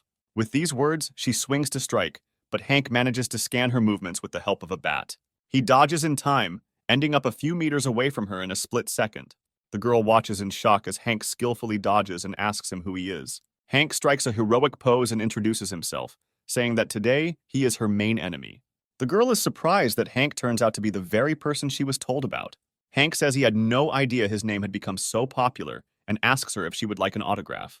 The girl replies that she doesn't care who he is, since he got in her way and rushes to attack again. Hank scans the room again with the bat's sonar and understands the trajectory of the girl's strike. Hank notes that his reaction and speed are far superior to that of a normal human because his body has undergone various enhancements. Saying that he had already kicked a person once before, he delivers a crushing blow to his opponent's leg. He adds that none of his opponents will escape this fate, and a dull metallic knock is heard in the corridor. The girl gives Hank a depressingly disappointed look and calls him a complete idiot. Hank, who had not foreseen that his opponent's body was made of metal, began to writhe in unbearable pain. He grabs his leg with both hands and says that it was incredibly bigger, accusing his opponent of being too cruel. The girl decides not to bother Hank with an answer and pierces his shoulder with her energy blade. After this blow, she stabs him in the stomach with her mechanical leg, throwing the protagonist several meters back. Clearing his throat, Hank struggles to his feet, realizing that his connection to the bat is now severed. The thief decides that it is time to end this battle and swings for the decisive blow. Hank mentally says that it's all over since he can't see his opponent, which means he won't be able to dodge. Suddenly, someone comes into the hallway, noticing Hank sitting on the ground, ready to accept his fate. This man turns out to be Master Logan, who recognizes Hank Dolly and realizes that he has a good opportunity to get even with him. He prepares for the blow, mentally saying that now he will smash Hank against the wall. However, without noticing the girl, he crashes into her, pushing her forward. The girl flies forward to the other end of the corridor, in which an assassin sent by Stan Dolly appears. The killer notices Hank and the supposed guard, noticing that they are badly injured, and decides that he has a great opportunity to cut off both of Hank's legs. He rushes forward and immediately crashes into the metal body of the invisible thief. Hank comes to his senses and notices that on either side of him, there are two unconscious bodies from among the company's security guards. He frantically turns his head around and wonders where they came from. Master Logan and the assassin lie on the ground, trying to figure out what stopped them from striking. The thief rises on her elbows and wonders whether these two guards who came to Hank's aid can also see her. Meanwhile, Stella, having completed the development of her device, runs to the designated installation site for the device. She installs the device outside the complex and activates it from the built-in panel. The device is activated, and the entire building is subjected to a special scan. The thief gets to her feet and is surprised to notice that her camouflage is coming out. Hank notices the girl and says that now he can finally see what she looks like, surprised that his opponent turned out to be a robot, and then asks who created her, noting that he is ready to pay any money for it. The girl grabs her lower back, saying that now that he has opened it, she is obliged to finish off everyone in this room. Hank backs away in fear, ordering the lying guards to grab the annoying thief. Killer asks Hank in surprise if he is contacting him, to which he replies that he doesn't see any more guards here, saying that they pay them money for a reason. The girl looks angrily at the killer and says that she will first get rid of them with great pleasure, unsheathing her blade again. The killer dodges the thief's first blow, but she immediately overtakes him and presses him against the wall with her foot to finish him off. Hank lifts Master Logan to his feet and asks him not to stand there, but to help his squadmate. With these words, he pushes him towards the girl, and she shouts to him that he will also go to the other world. And Master Logan and the killer mentally note that this robot girl is too fierce, and they need to get out of this situation alive. They continue their battle with the cybernetic thief, while Hank selflessly stands on the sidelines and encourages them by saying that he will pay 50 million yuan to anyone who can tie up the thief. However, the girl easily copes with her opponents, throwing them to the sides. Master Logan and the assassin sent are mentally surprised that the situation has gone into a strange direction, adding that they only wanted to get to Hank Daly and finish him off, but now, for some reason, they are protecting him. The girl delivers a powerful punch to Logan, knocking him back. Logan breaks through the glass with his body, flying into another building from the incredible force of the robotic thief's blow. Having dealt with one enemy, the girl grabs the killer by the throat, not allowing him to resist. She lifts him off the ground, preparing to finish him off with her blade. The killer understands that if he doesn't do at least something now, he will come to an end and takes out his blade, stabbing her into his opponent's robotic joint. The girl screams that she's had enough and pushes the killer into the wall, turning her back to Hank and Logan. Logan, watching the battle from another building, angrily notes that his opponent is an incredibly evil beast. He charges his energy strike with the thought that now he will show her exactly how painful he can hit back, adding that now she will not get off so easily. With that said, he uses the key destruction palm skill and shoots an energy beam from his palm. The girl does not have time to react, and she is pierced by an energy beam, causing significant damage to her mechanisms. Under the influence of an energy strike, the girl's hand is crushed and separated from her body, and the girl angrily turns towards Logan. She points her other hand in his direction, from which a miniature rocket appears. Logan only manages to plaintively ask her not to do this, but a second later, a powerful explosion throws him aside. The sound of the explosion makes the whole company perk up, and the alarm sounds about an enemy invasion. Hank tries to get rid of the smoke caused by the explosion with his hand and looks around. Clearing his throat and taking a closer look, he notices that neither the thief nor the two guards are at the battle site. He wonders where everyone went and notices a robotic arm left on the floor. Betty, who jumped up from the noise, and Stella, who returned to the Tang Company building, come running to Hank's rescue. Running up to Hank, Betty excitedly asks him if he is okay and if he has any injuries. Hank tells his fiancée that everything is fine with him and turns to Stella with the words that she should study this hand and find out what technologies were used to create it, as well as what it is capable of. He adds that they missed the incredible carnage between two guards and a robotic girl, adding that unfortunately, these guards disappeared somewhere, although he wanted to reward them. Stella says that recently it became known that one of the guards was knocked out and his clothes were taken, so there is a high probability that there is an outsider wandering around somewhere. Hank thinks about this, noting that the two guards were looking at him rather strangely and wonders who sent them. Meanwhile, somewhere in the distance, Master Logan ponders how it all could have ended this way, lamenting that instead of getting rid of Hank Daly, he simply ran away. Dean Harrison meets him and notes that Logan does not look the best and asks him if he was able to kill Hank. Logan bows respectfully to Dean Harrison and says that he failed in the task and asks Dean to find someone else for the task. Dean Harrison yells at Logan, telling him that he helped him so much before, and now he turns away from him, angrily adding that Logan pretends to be a tough master, but in reality, he is just a pathetic charlatan. Logan's self-esteem does not allow him to tolerate such insults, and he subdues Harrison with a powerful slap in the face. He sternly tells Harrison that he made incredible sacrifices for him, which ultimately came back to haunt him in the form of the loss of two of his students, after which he adds that Harrison himself would deal with Hank Daly. Dean Harrison, upset, asks Logan why he treats him so cruelly and gets personal. Meanwhile, a representative from the Assassin's Guild contacts Stan Daly and says that unfortunately, the assassin's mission failed, adding that the assassin has already been eliminated, but the sword is likely left at the scene of the alleged murder. Stan angrily throws the phone and begs Hank not to dare expose him, otherwise he will kill his whole damn family. At this time, Betty treats the wounds on Hank's back using special technologies from the Tang family. She takes the spray bottle and shakes it gently before using it. Betty sprays Hank's wound and it heals within seconds. Hank is surprised to note that the cure was very fast and asks Betty if she used what he thought of. Betty says that Hank guessed correctly, clarifying that this is a medicine that her father and other people created based on the essence of the Tianyang herb, which promotes the rapid healing of wounds, and then says that Hank was lucky that he was the first to try it, noting that after mass production it will sell very well. She says that the crisis is over, so finally the Tang family has calm days, adding that her dad said that Hank deserves gratitude.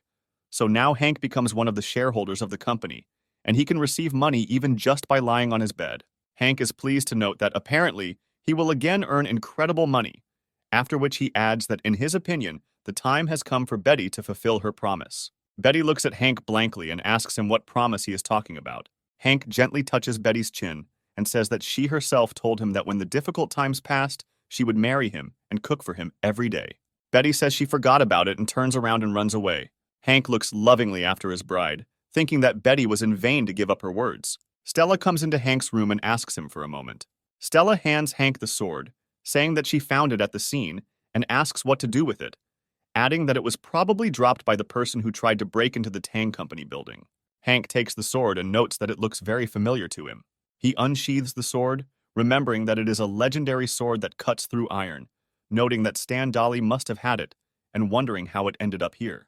Stella says that one security guard was knocked out in the toilet in order to take his clothes, to which Hank asks her what the person who carried out such a complex operation could need, to which she replies that, according to her assumption, the only reason could be an attempt to kill Hank.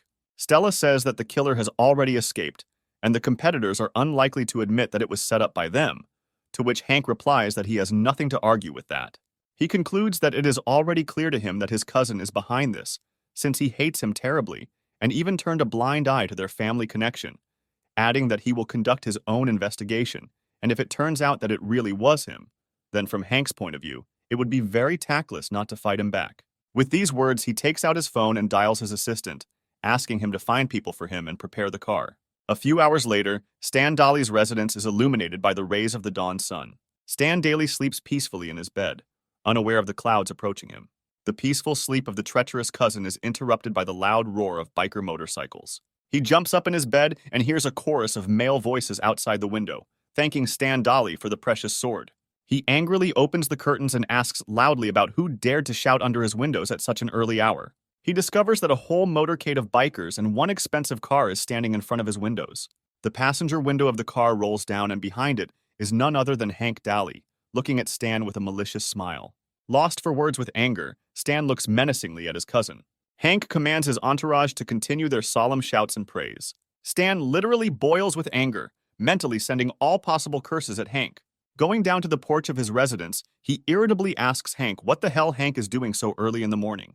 Hank says that Stan need not worry, adding that he came here to thank him for the powerful sword that he gave him, adding that he could not even think that after lengthy bidding and such a large amount of money that Stan had to give, he was going to give the sword to his younger cousin, thanking him again. Stan asks Hank where he got the sword, demanding it back, threatening to sue him for theft if Hank refuses. Hank says that someone found it and gave it to him today, asking Stan if he sent the sword to Hank as a gift, additionally asking if anyone wanted to harm him with the weapon. Hank angrily says that he will not leave this just like that, declaring that some impudent person stole a valuable item from Stan and also tried to harm Hank with it, adding that this is a big crime and he is going to call the police. Stan mentally notes that since the killer has been eliminated, the case is unlikely to reach him. Hank alone is a rather insidious person and may be hiding some kind of ace up his sleeve, after which he remembers that there is a family meeting coming up, so he would better avoid problems. He suddenly changes his face and tells Hank that he often rambles while asleep, adding that earlier he gave this sword to someone, and Hank can keep this sword for himself and treats it as a given gift. Hank says that since the sword was not used to harm him, there is no point in calling the police, adding that he really liked the sword, to which Stan says that he is very glad to hear that. However, in his heart, Stan notes that Hank is incredibly annoying to him, and the next opportunity he gets, he will definitely finish him off. Hank says that since he happened to have Stan's thing, he also has to give him something. Stan looks at the gift, saying that it looks very intriguing, and asks Hank what is in there. Hank's assistant lifts the cloth and shows Stan the pig's head, looking at Stan with dead eyes. Stan, furious, asks Hank if this is a hint that he is a pig head, to which Hank says that it is just a friendly gift. Hank explains that the pig is a very important animal as it symbolizes prosperity and wealth, and his gift signifies his joy at being rich. Stan is seething with anger and tries to squeeze out at least some words, but nothing comes of it. After a few seconds, he says that he is not angry, saying that Hank can play with him for a few more days, adding that in a few days there will be a family meeting, and then the time will come when Hank will finally cry in despair. Hank responds that it's just a family meeting and he's not going to it, adding that it's just a fight for career rankings and funding. Stan tells Hank that this meeting will definitely not be like the previous one. He says that this time the head of the family wants to give up his place, which means the next head will be chosen, adding that of his father's 5 brothers, the eldest has died. The second does not stand out in any way, and the third lives abroad, so he will be vying for the post of head father and Hank's father. Hank asks Stan what's so special about the position, ironically suggesting that once a person receives the position, he becomes the emperor of the world. Stan replies that the position of the head is incomparable to the position of the emperor, but he can change the structure of the assets of the Dolly family and control the development of the clan enterprise, which means that if his father becomes the head of the clan, then Hank's family is unlikely to have such good resources as now. Stan says that once his family takes this place, the first thing he will do is destroy Hank's family and drive them out onto the street to give Hank a taste of poverty. Stan says that they already want to appoint his father as the head of the clan and smiles maliciously, looking into Hank's eyes. He chuckles and leaves, saying that Hank can keep the pathetic sword, which he can then sell to buy himself some food. Hank gives his entourage the command to move out, and the motorcade goes to Hank Dolly's residence. Sitting in the car, he checks the performance of the device made by Stella and presses the button. After a few seconds, he turns into his cousin Stan and says that he is unlikely to face poverty. Early the next morning, Hank arrives at his father's office to question him about the upcoming family meeting and the candidacy of Ragnar Dolly. The father asks Hank how he knew about such things, adding that such things are usually not talked about publicly. Hank says his cousin Stan told him about all this. Hank's father says that a unanimous internal decision is impossible, since the election of the head of the Dolly family is a public vote, so Ragnar will not be able to bribe absolutely all the relatives, adding that judging by the circumstances, there will also be some problems with the internal decision. Hank looks at his father in surprise and asks him what he means. Hank's father tells him that his first uncle is dead, the second is abroad, and the third knows nothing about business, which means everything will revolve around him and his brother, adding that from a business point of view, he and Ragnar are equal, and each has an opportunity not only to earn money, but also to take care of the family. But for the family, it is necessary to take into account not only the abilities of the next head of the family. From his point of view, if it turns out that he is chosen as the head of the family, then it is unlikely that he will offer Stan as the next head of the family, because his choice, of course, will go in favor of Hank, however, due to the fact that Hank is in poor health and even was on the verge of death. None of the family members would want Hank to choose him. Hank says that now he understands why Ragnar behaves so self-confidently, as if victory is already in his pocket. Hank's father confirms his son's suspicions, saying that Stan will not be considered the ideal heir, but he is healthier than Hank, adding that family members will naturally be inclined to have the fourth line of the family become the head. So it is no exaggeration to say that will be an internal decision.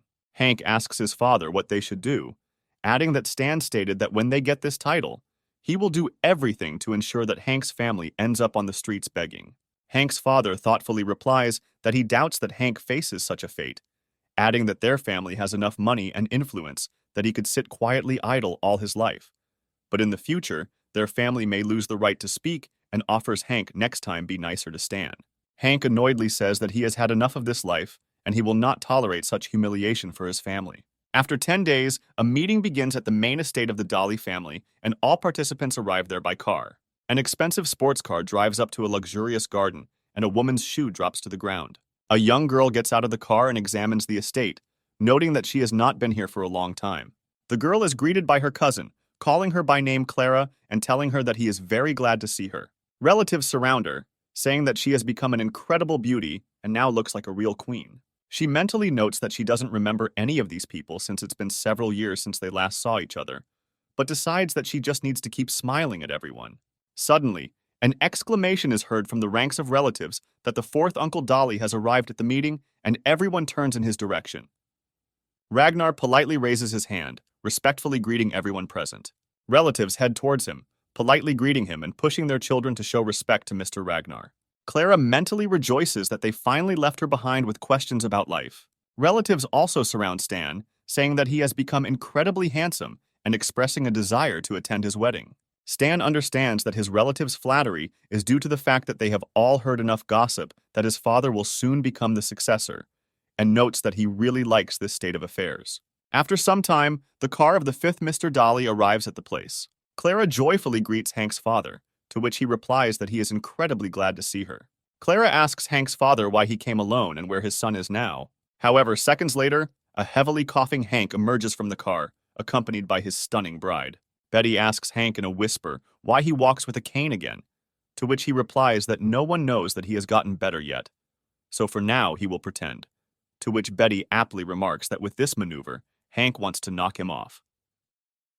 To the benefit of his opponents, sarcastically adding that her betrothed is incredibly insidious.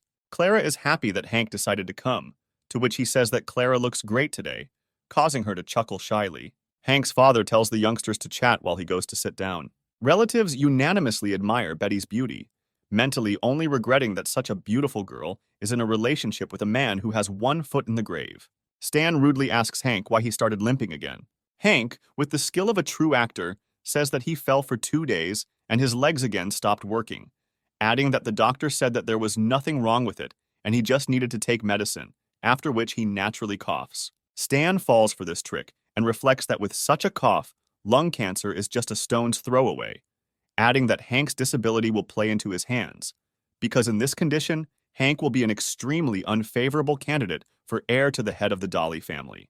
He pretends to be a caring relative and tells his relatives not to bother Hank while he is so unwell. He turns to Clara and with a tough guy face, tells her that she will come with him. However, his attempt is interrupted by Betty, who says that they have found a common language and do not yet plan to stop talking, after which Clara says that she is the same age as Betty, which means she will not disappear anywhere. Stan stops pretending and says that he will not persuade her, but she must understand that this time his father has every chance of winning, so she better not be mistaken in choosing her allies, adding that she knows how to do business well, but without approval and support from the head of the family, she is unlikely to be able to overcome all difficulties. Betty threateningly shouts at Stan that nothing has been decided yet, so he shouldn't intimidate others with his fairy tales. Stan says that Betty should think about his words, expressing pity that she has to be with such a non-entity like Hank, and adds that she would be much better off with him, as she would live in luxury. Betty angrily swears at Stan, to which he says that he is giving her one last chance, warning her not to cry or beg him later. He leaves, giggling quietly, and Betty shouts after him that this will never happen. Clara reflects that Hank really does seem like a real wuss, who can't say a word in defense of his fiancée, even when they are so openly trying to disgrace her. Stan's relatives begin to approach him and try to please him by offering him cigarettes, to which he replies that if his father becomes the head of the clan, then each of them will benefit from it. Hank continues to pretend that he is unwell and hears his cell phone ringing. The caller informs Hank that the article is ready and asks him if it is worth releasing it now, to which Hank replies that it is better to hold off on this for now, since he wants to give Stan some time to brag. Meanwhile, all conversations are drowned out by the noise of the helicopter blades, which begins to carefully descend onto the estate. The helicopter lands on the ground, slowly turning off its engines, and after a while a tall, strong man emerges from it. He examines the crowd of guests, saying that it has become quite noisy here. Relatives run to the man, joyfully calling him grandfather, and he sits down, joyfully hugging the children, saying that he is very glad to see everyone. Hank wipes his mouth with a handkerchief and asks Clara who this man is, causing genuine shock to appear on her face. Clara asks Hank in surprise if he is crazy, saying that this man is the head of the Dolly family and the one who created the family's great business, adding that his name is Winston Dolly. Hank looks back at his grandfather and sees how happy he is to see so many relatives around him. Hank lightheartedly replies that the illness may have begun to take its toll on him, since his memory of everything is very vague. He mentally notes that he is seeing his grandfather for the first time in his life. Ragnar and his wife greet their grandfather respectfully, and he nods politely to them. Hank's father and his wife greet grandfather in the same way, and he answers them just as respectfully. One of Grandpa Winston's assistants invites everyone to come inside, adding that it's time to greet Grandpa and receive envelopes. Everyone goes into the main hall and lines up in several rows, waiting for Grandpa Winston to announce the start of the welcoming ceremony. Grandfather approaches a richly decorated bench and sits down on it. Assistant Winston asks everyone in order of age to greet the main Mr. Dolly. One of the relatives tells his son to come up to his grandfather and bend down to greet him. The eldest son of the first Mr. Dolly and his son greet Grandfather Winston, saying that they wish him good health and long life. Grandpa Winston sincerely thanks his grandson and great-grandson and asks how their business is doing. The son of the first Mr. Dolly says that despite the death of his father, his family helps them, so his business is doing very well. Grandfather says that support should always be there, and it is the foundation of everything. So as long as the Dolly family does everything side by side, they will develop and exist in this world. After which he asks the assistant to give his great-grandson a large red envelope. The great-grandson sincerely thanks Winston and is surprised at how huge the wallet is. Hank notes that Grandpa Winston is quite kind and seems to place great importance on the unity of the family and all relatives. However, it is still unknown how he feels about Hank, previously suggesting that it is necessary to make a good impression on him anyway. Winston's second son greets him, saying that he brought all the younger ones to greet him, to which his grandfather happily says that the second son very rarely comes to his homeland, which means each of them will receive an envelope. Hank realizes that this must be the same second uncle who lives abroad and does not return to his homeland because he has his own business, noting that all members of his family have foreign citizenship, so he voluntarily refused to be the heir to the head of the family. One of Winston's sons says that his brother set a good example for him, so he also brought the whole family to greet him, to which Winston replies with pride and respect that this son's family devoted themselves to science, and despite the fact that among them there are no heirs to his original occupation. They are dear to him just like everyone else, and he also hands them an envelope. Stan happily tells his father that now it's finally their turn. Ragnar approaches to pay his respects to Grandfather Winston, but Stan falls to his knees and slavishly greets his grandfather, bowing deeply and repeatedly. Hank and everyone else among those present look at this performance in surprise, not knowing what to say. Grandpa laughs and tells Stan that only children under 10 need to bow, asking him with kind irony if he really wants to snatch his cousin's envelopes. Stan says that he doesn't need red envelopes, and he just wants to wish him happiness as big as the sea, longevity like the mountains, and boundless luck. Betty tells Hank that this flattery trick will serve as excellent propaganda for the fourth master, to which Hank says that Stan is just showing his attention, believing that it is time for him to show himself too. With that, he bursts out into another loud cough, causing Stan to stop talking and look back. All the other relatives whisper excitedly about Hank coughing like he has lung cancer. Winston's grandfather asks what happened and who got so bad. Hank quietly says that it made him feel bad and continues to cough while Betty holds his hand. Hank falls to the ground theatrically, and Grandpa Winston asks someone to urgently fetch a chair for Hank. Hank says that he hasn't seen his grandfather for a very long time, and he missed him very much, adding that every time he thought about their meeting. Winston says that deep down he admires Hank, since he was an obedient child from an early age, but he cannot with a calm heart watch Hank get worse and worse. Hank introduces his fiancée to Grandpa, saying that he brought her here to meet her, after which Betty politely and respectfully greets him. Winston recognizes Betty, saying that he is a comrade in arms with her grandfather, saying that the decision about their wedding was made by them, and asks her not to offend Hank, expressing the hope that everything will work out very well for them. To which Betty replies that Hank is very kind to her, and on the contrary, she wants to thank him for this decision. Grandfather Winston says that this is wonderful news, and he is only glad to hear it, asking him to hand over the largest envelope. Hank quietly asks Betty if the pity game or sycophancy worked on Grandpa, to which Betty snorts, saying that no one asked him. Stan looks sadly at the floor, realizing that he was beaten on his own field. Grandfather concludes that he is very happy that all the members of the Dolly family can gather together today, adding that he is even more pleased to see his family becoming more and more prosperous, then says that originally it was supposed to be an ordinary family meeting, which is held every 3 years. He says that today, every young person who has business acumen but suffers from lack of finances will have a wonderful opportunity to improve his financial situation. According to him, today they will begin the real competition, but before that, his assistant will review the personal achievements of each participant. He adds that the whole family will help him determine the winner by voting for the most worthy. Grandfather Winston says that these actions are designed to help newcomers who have encountered temporary difficulties and setbacks, but hope to make progress, and those people whose business is in full swing are not participating in the competition. Grandfather says that the meeting will begin in the afternoon and invites everyone to go to the dining room and be sure to refresh themselves. The grandfather sits surrounded by his sons and joyfully talks with them about life. All relatives chat animatedly and raise toasts to each other. Hank sits with his bride and encourages her to eat and not be shy, because these tables are full of food and cannot be allowed to spoil. Stan looks at Hank and mentally curses him for stealing everyone's attention in front of his grandfather, but now he will find a way to embarrass him in front of everyone. Noticing the waitress walking, he realizes that this opportunity is now right in front of him. He trips the girl and she drops the hot pot, which flies towards Hank. Hank deftly dodges and a pot of very hot soup lands right on his tablemate's face. Screams of incredible pain are heard throughout the dining room. Hank looks anxiously as his neighbor tries to remove the pot of boiling soup. As soon as he manages to do this, he looks around menacingly and asks who did it. The waitress lying on the floor says that she did not do this on purpose as she tripped. Grandpa and his sons look around at the noise, trying to figure out what happened. The traumatized relative says he doesn't believe her, to which she says she's really sorry. Stan sits in his seat, mentally glad that no one noticed his crime. However, his triumph is interrupted by a child who loudly says that he saw how Stan tripped the waitress. Stan threateningly demands from the child that he stop talking nonsense, otherwise he will beat him right here. The relative shouts menacingly to Stan that he is in trouble now and throws a plate of noodles at him. However, Stan dodges this throw and a plate of noodles flies into his sister's face. She angrily asks him what the hell he's doing, to which he replies that he wasn't aiming at her at all. However, this does not impress her, and she responds to him in the same way by throwing food at him. The food flies at someone else and a fight breaks out, and the rest of the food starts flying all over the room. The entire hall is filled with the noise of a fight and flying dishes. Hank and Betty sit blankly at their desks, trying to figure out why things have come to this point. Grandfather irritably shouts for everyone to stop this farce, declaring that it is not funny.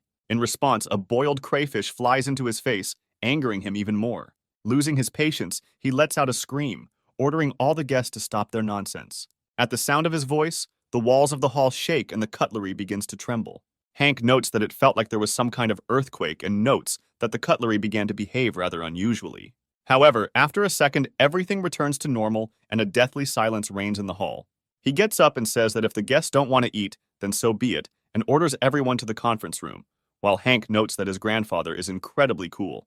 All participants come to the conference room and sit down, not daring to say anything. Grandpa Winston menacingly asks who started this farce and if anyone wants to explain to him what happened. The relative gets up and says that it's all Bruce's fault, to which she replies that it was Stan who poured hot water on him first. Grandpa Winston asks Stan how to understand this. Stan makes a cowardly excuse by stating that the waiter was walking by and tripped over his foot, claiming that it was an accident. The boy again says that he saw Stan deliberately trip the waitress, to which he again looks at her menacingly, threatening her with violence. The boy's mom tells Stan to watch his words and asks him if he really thinks his brother would want to slander him. Betty says that the dish initially flew at Hank, but he managed to dodge, so it flew into another person. Everyone present begins to whisper that Stan has despised Hank before, so this is not surprising, additionally noting that Stan has no conscience at all. Stan, gritting his teeth, cannot believe his failure and is surprised at how this child was able to see him. Stan's father sternly orders him to apologize to his brother now. Stan, with a pompous face, tells his father that he will not ask for forgiveness from a disabled person, adding that in any case, Ragnar will be the next head of the clan, so he need not be afraid of anyone. Everyone is shocked by such bold words, and everyone again begins to whisper about why such questions are a foregone conclusion. Those present mentally note that if Stan had the nerve to say that out loud, then maybe they should reconsider who they should vote for. Ragnar slams the table menacingly, calling his son a complete idiot. He loudly declares that the affairs of Stan's future successor do not concern him, and orders him to immediately apologize to Hank. Frightened by his father's anger, Stan immediately apologizes to Hank, assuring that he did not do it on purpose. However, in response, Dally only silently sways, and Betty approaches him with curiosity to see if he has dozed off. Realizing that this is exactly what happened, she lightly hits him on the shoulder, asking him to finally wake up. Hank smiles and gives Stan a friendly wave, saying that he has already forgotten about this incident. After a second, he is lost in thought about what ultimately happened in the dining room. Looking at Grandpa Winston, he wonders what secrets he might be hiding. Grandfather says that it is normal for two brothers to fight with each other, suggesting that they forget about it for now and move on to electing a new head of the clan, adding that everyone will make their choice on a fair and impartial basis, since everyone in this family is an equal member of it. He menacingly tells Ragnar that there can be no bribery of votes, and asks him whether he understood him well, to which Ragnar nervously replies that he did not bribe anyone, and his son is talking some kind of nonsense. He snaps his fingers and his assistant enters the room, greeting everyone present.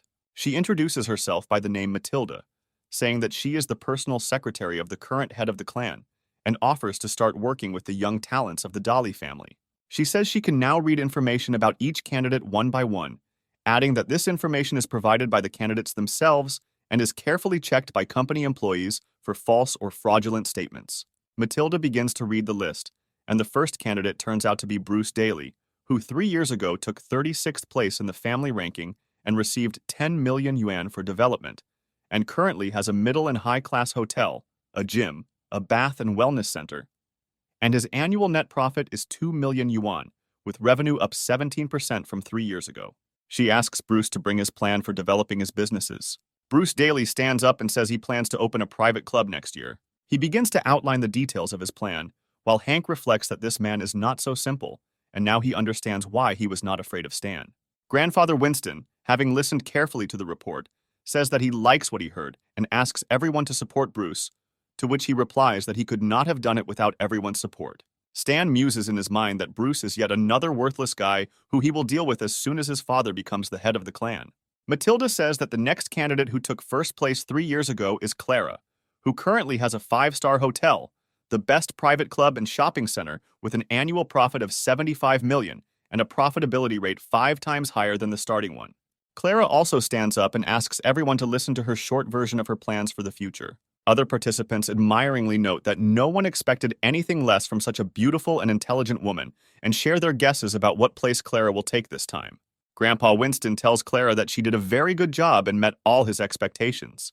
Meanwhile, Matilda moves on to the 19th candidate, who turns out to be Stan. According to Matilda, Stan took 30th place 3 years ago and received 20 million for development, and currently has a cosmetology clinic, 1 streaming company, and a courier service with a 3-year net profit of 380 million.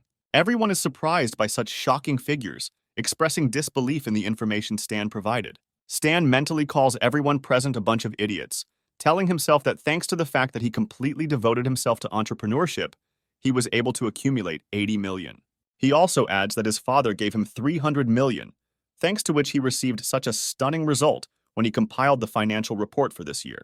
Grandfather does not notice any catch and offers to greet Stan with applause. Hank just coughs, not wanting to take part in this circus. Stan looks angrily at Hank and loudly asks him what he is laughing at. He says that he couldn't imagine it, arrogantly asking Hank if he really decided that he was better than him, adding that 3 years ago Hank was at financial rock bottom. Tactlessly addressing Matilda, he demands that she immediately read Hank Dolly's financial report.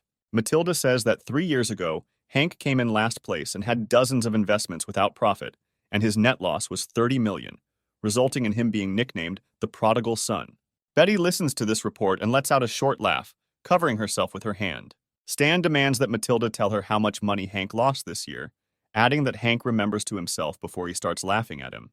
Matilda says Hank currently has 1 3-star hotel downtown and 10 restaurants, including the barbecue restaurant, which is particularly popular and had revenue of $2 million in the first quarter.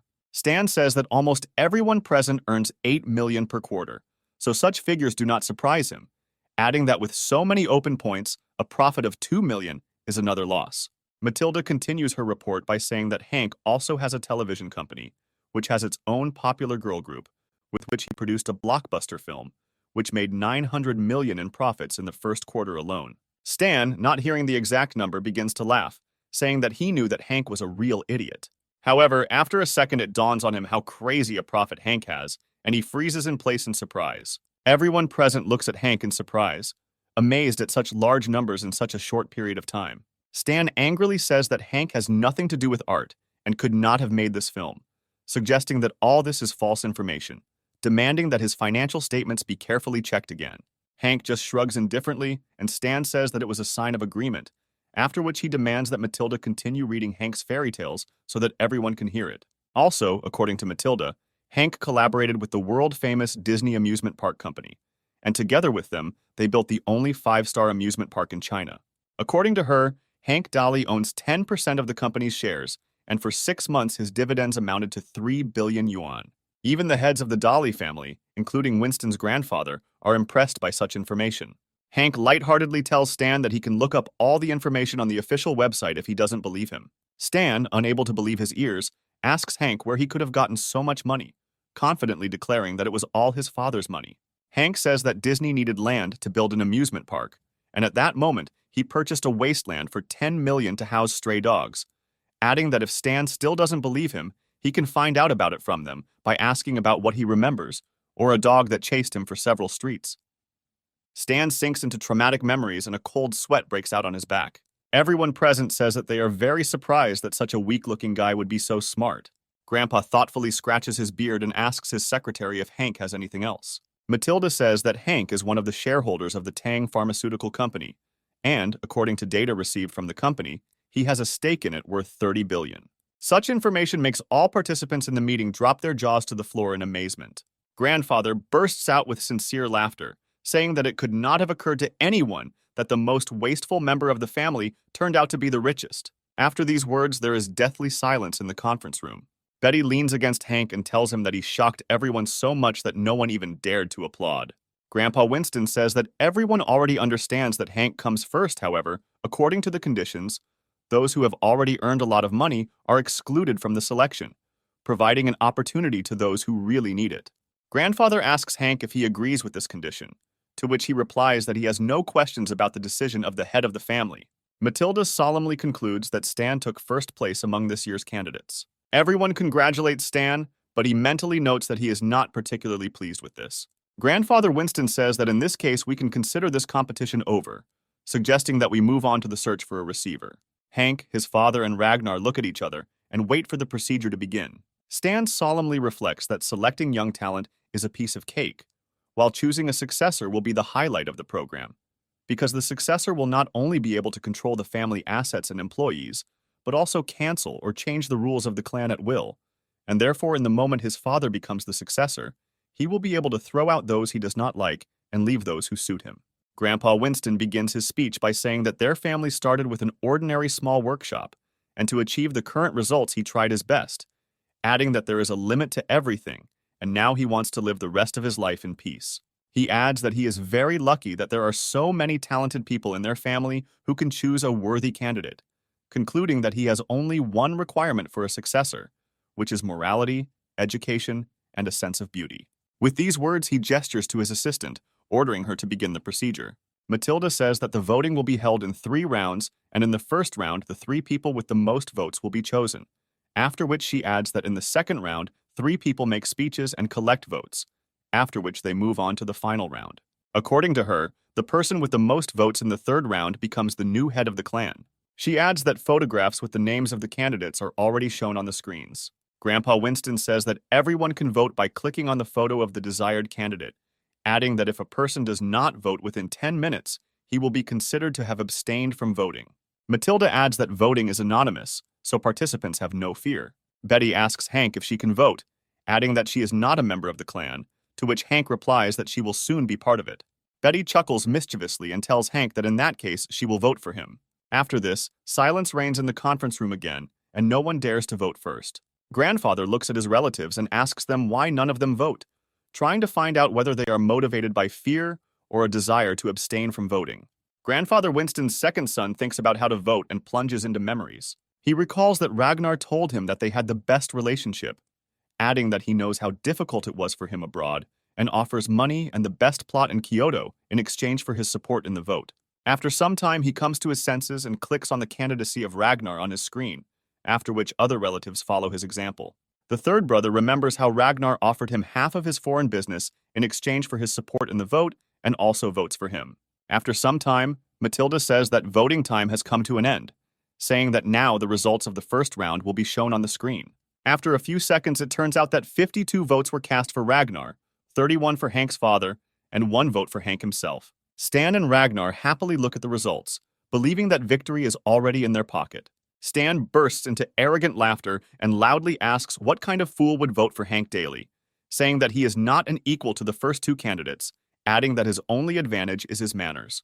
He asks everyone how a cripple could be allowed to participate in the elections, adding that just because Hank earns a lot of money, this does not mean that everything is allowed to him. Betty says that Hank's health problems do not make him disabled, to which Stan says that now he understands who cast that 1 vote for Hank. Hank asks Betty if she voted for him, to which Betty says that she gave the vote to his father, but he didn't decide much, because the gap between Hank's father and Ragnar Dali is too big. Matilda says that it's time to start the second stage of voting and asks who wants to start. Ragnar gets up and clears his throat and says that he will speak first. He says that he would like to first of all thank everyone for their support, adding that for all his merits and achievements, he is grateful to his family, with whom he walks side by side, achieving high results through teamwork. After which he says that more before the birth of their 5th brother, they worked together with their brothers to create their own business from scratch and went through many hardships to achieve today's results. Ragnar says that he still remembers that as a child, he never ate meat, and when he went to the butcher to get some crushed bones, he turned him out the door, adding that it was then that he swore to himself that his family would become much better, stronger, and he will do everything so that every member of the Dali family lives a good life. He continues his speech with hopes that their family will achieve even greater success under the leadership of a new head, regardless of whether it is him or someone else. Concluding his monologue, he says that this time he would recommend everyone to vote for Father Hank, since he is the youngest and most promising. Ragnar adds that he is no longer young and will not be able to devote himself entirely to work, while the 5th brother is now in the prime of his strength and will be able to lead the family to unprecedented success. Stan asks his father in a whisper why he encourages people to vote for his brother, adding that he should be the head of the clan.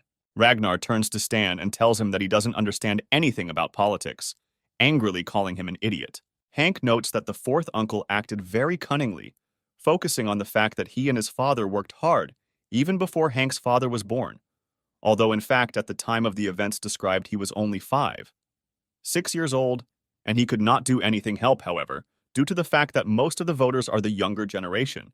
They know nothing about everything that happened at that time. After Ragnar's speech, all participants begin voting again. As a result of the second vote, the number of votes for Ragnar increased, but for Hank's father, on the contrary, decreased. Grandpa Winston notes that the gap has widened greatly and asks his fifth son if he has anything to say. Hank's father stands up and tells Grandpa Winston that he has something to say. He says that compared to his brother, he is not as competent and smart, and he has no particular desire to lead his family. He adds that in connection with all of the above, he refuses to participate in the election campaign, and the whole room whispers in surprise about what this could mean. Grandpa Winston asks his fifth son if he wants to add anything else. Hank's father says that he is asking that all of his votes be given to his son Hank and that he be allowed to run for head of the clan. The grandfather fulfills his son's request, and all the votes go to Hank Dolly. Other participants ask in surprise whether such changes are possible, noting, however, that age restrictions have not been written anywhere.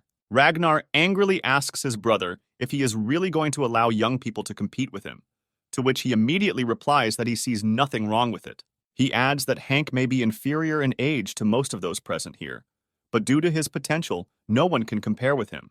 So he praises him not because he is his son, adding that everyone knows that 6 months ago Hank was lying in a hospital bed and his life was in the balance, and he knew that he had no way to do anything to recover, while Hank's father and his wife could only pray. He says that then they would do anything to help Hank, even if it threatened them with ruin, after which he adds that suddenly a miracle happened, and Hank not only recovered, but also began to earn money himself, and in just 6 months he made more money than most of the people here combined. Hank's father ends his speech by saying that from his point of view, it was fate, adding that God gave his son a new life and made him transform, which means he trusts not only him, but also fate. Stan says that this all sounds suspiciously similar to cult motives, adding that no one can guarantee that tomorrow Hank will not get worse and die, leaving the clan without a master. Ragnar says that his attitude towards voting offends him because it forces him to compete with an unequal contender, after which he angrily declares that since he started this game, he will play it by his rules and transfers his votes to his son Stan. Stan is pleased to thank his father for being so generous to him. The rest of the relatives begin to be indignant at what happened, saying that everything is starting to look like some kind of children's booth. Grandfather, who is also not happy with this situation, says that once the final counting of votes begins, no matter what the result is, nothing can be changed, and expresses the hope that no one will regret it later. Hank's father says that he is confident in his decision, to which Ragnar replies that he also has no reason to doubt it. Winston says that although Stan and Hank are too young to be the head of the clan, they both have limitless potential, and if one of them receives support from their elders, then they could be suitable for the role of head. Matilda says that in the second stage of voting the candidates were changed, so it starts again. Stan quickly stands up, saying that he will speak first. He turns to Hank and says that even though he is a well-mannered hard worker, he is nevertheless a cripple and will never be able to get rid of it, adding that if the members of the clan chose as their leader a crippled man who goes by the nickname of the prodigal son, then this would put the entire Dolly family in an awkward position, while Stan is at least a healthy person and no one can compare with him in moral intelligence. He continues to dramatize, urging everyone to think for themselves and not choose a crippled person as the head of the clan, ensuring himself secret ridicule from other families. Relatives begin to whisper that Stan's words have some meaning, since Hank really is not the healthiest person and is unlikely to even be able to acquire an heir. With these words, votes for Stan continue to skyrocket. Stan looks angrily at Hank, mentally celebrating his victory, admitting to himself that he did not expect everything to turn out this way, but he was afraid to dream of being the head of the clan. He turns to Clara and mentally anticipates that as soon as he receives this post, he will change the rules and definitely marry her, adding that it's time for these crazy old man's traditions to go to the trash heap. Clara mentally admits that she doesn't know what to do and asks Hank to do something and justify the only vote she gave him. Grandpa turns to Hank and asks him if he has anything to say in response, but the main character replies that he has nothing to say. Stan says that there is no need to say anything, since the second stage of voting has already been completed, and adds that he is the embodiment of genius, beauty, strength, education, and wealth.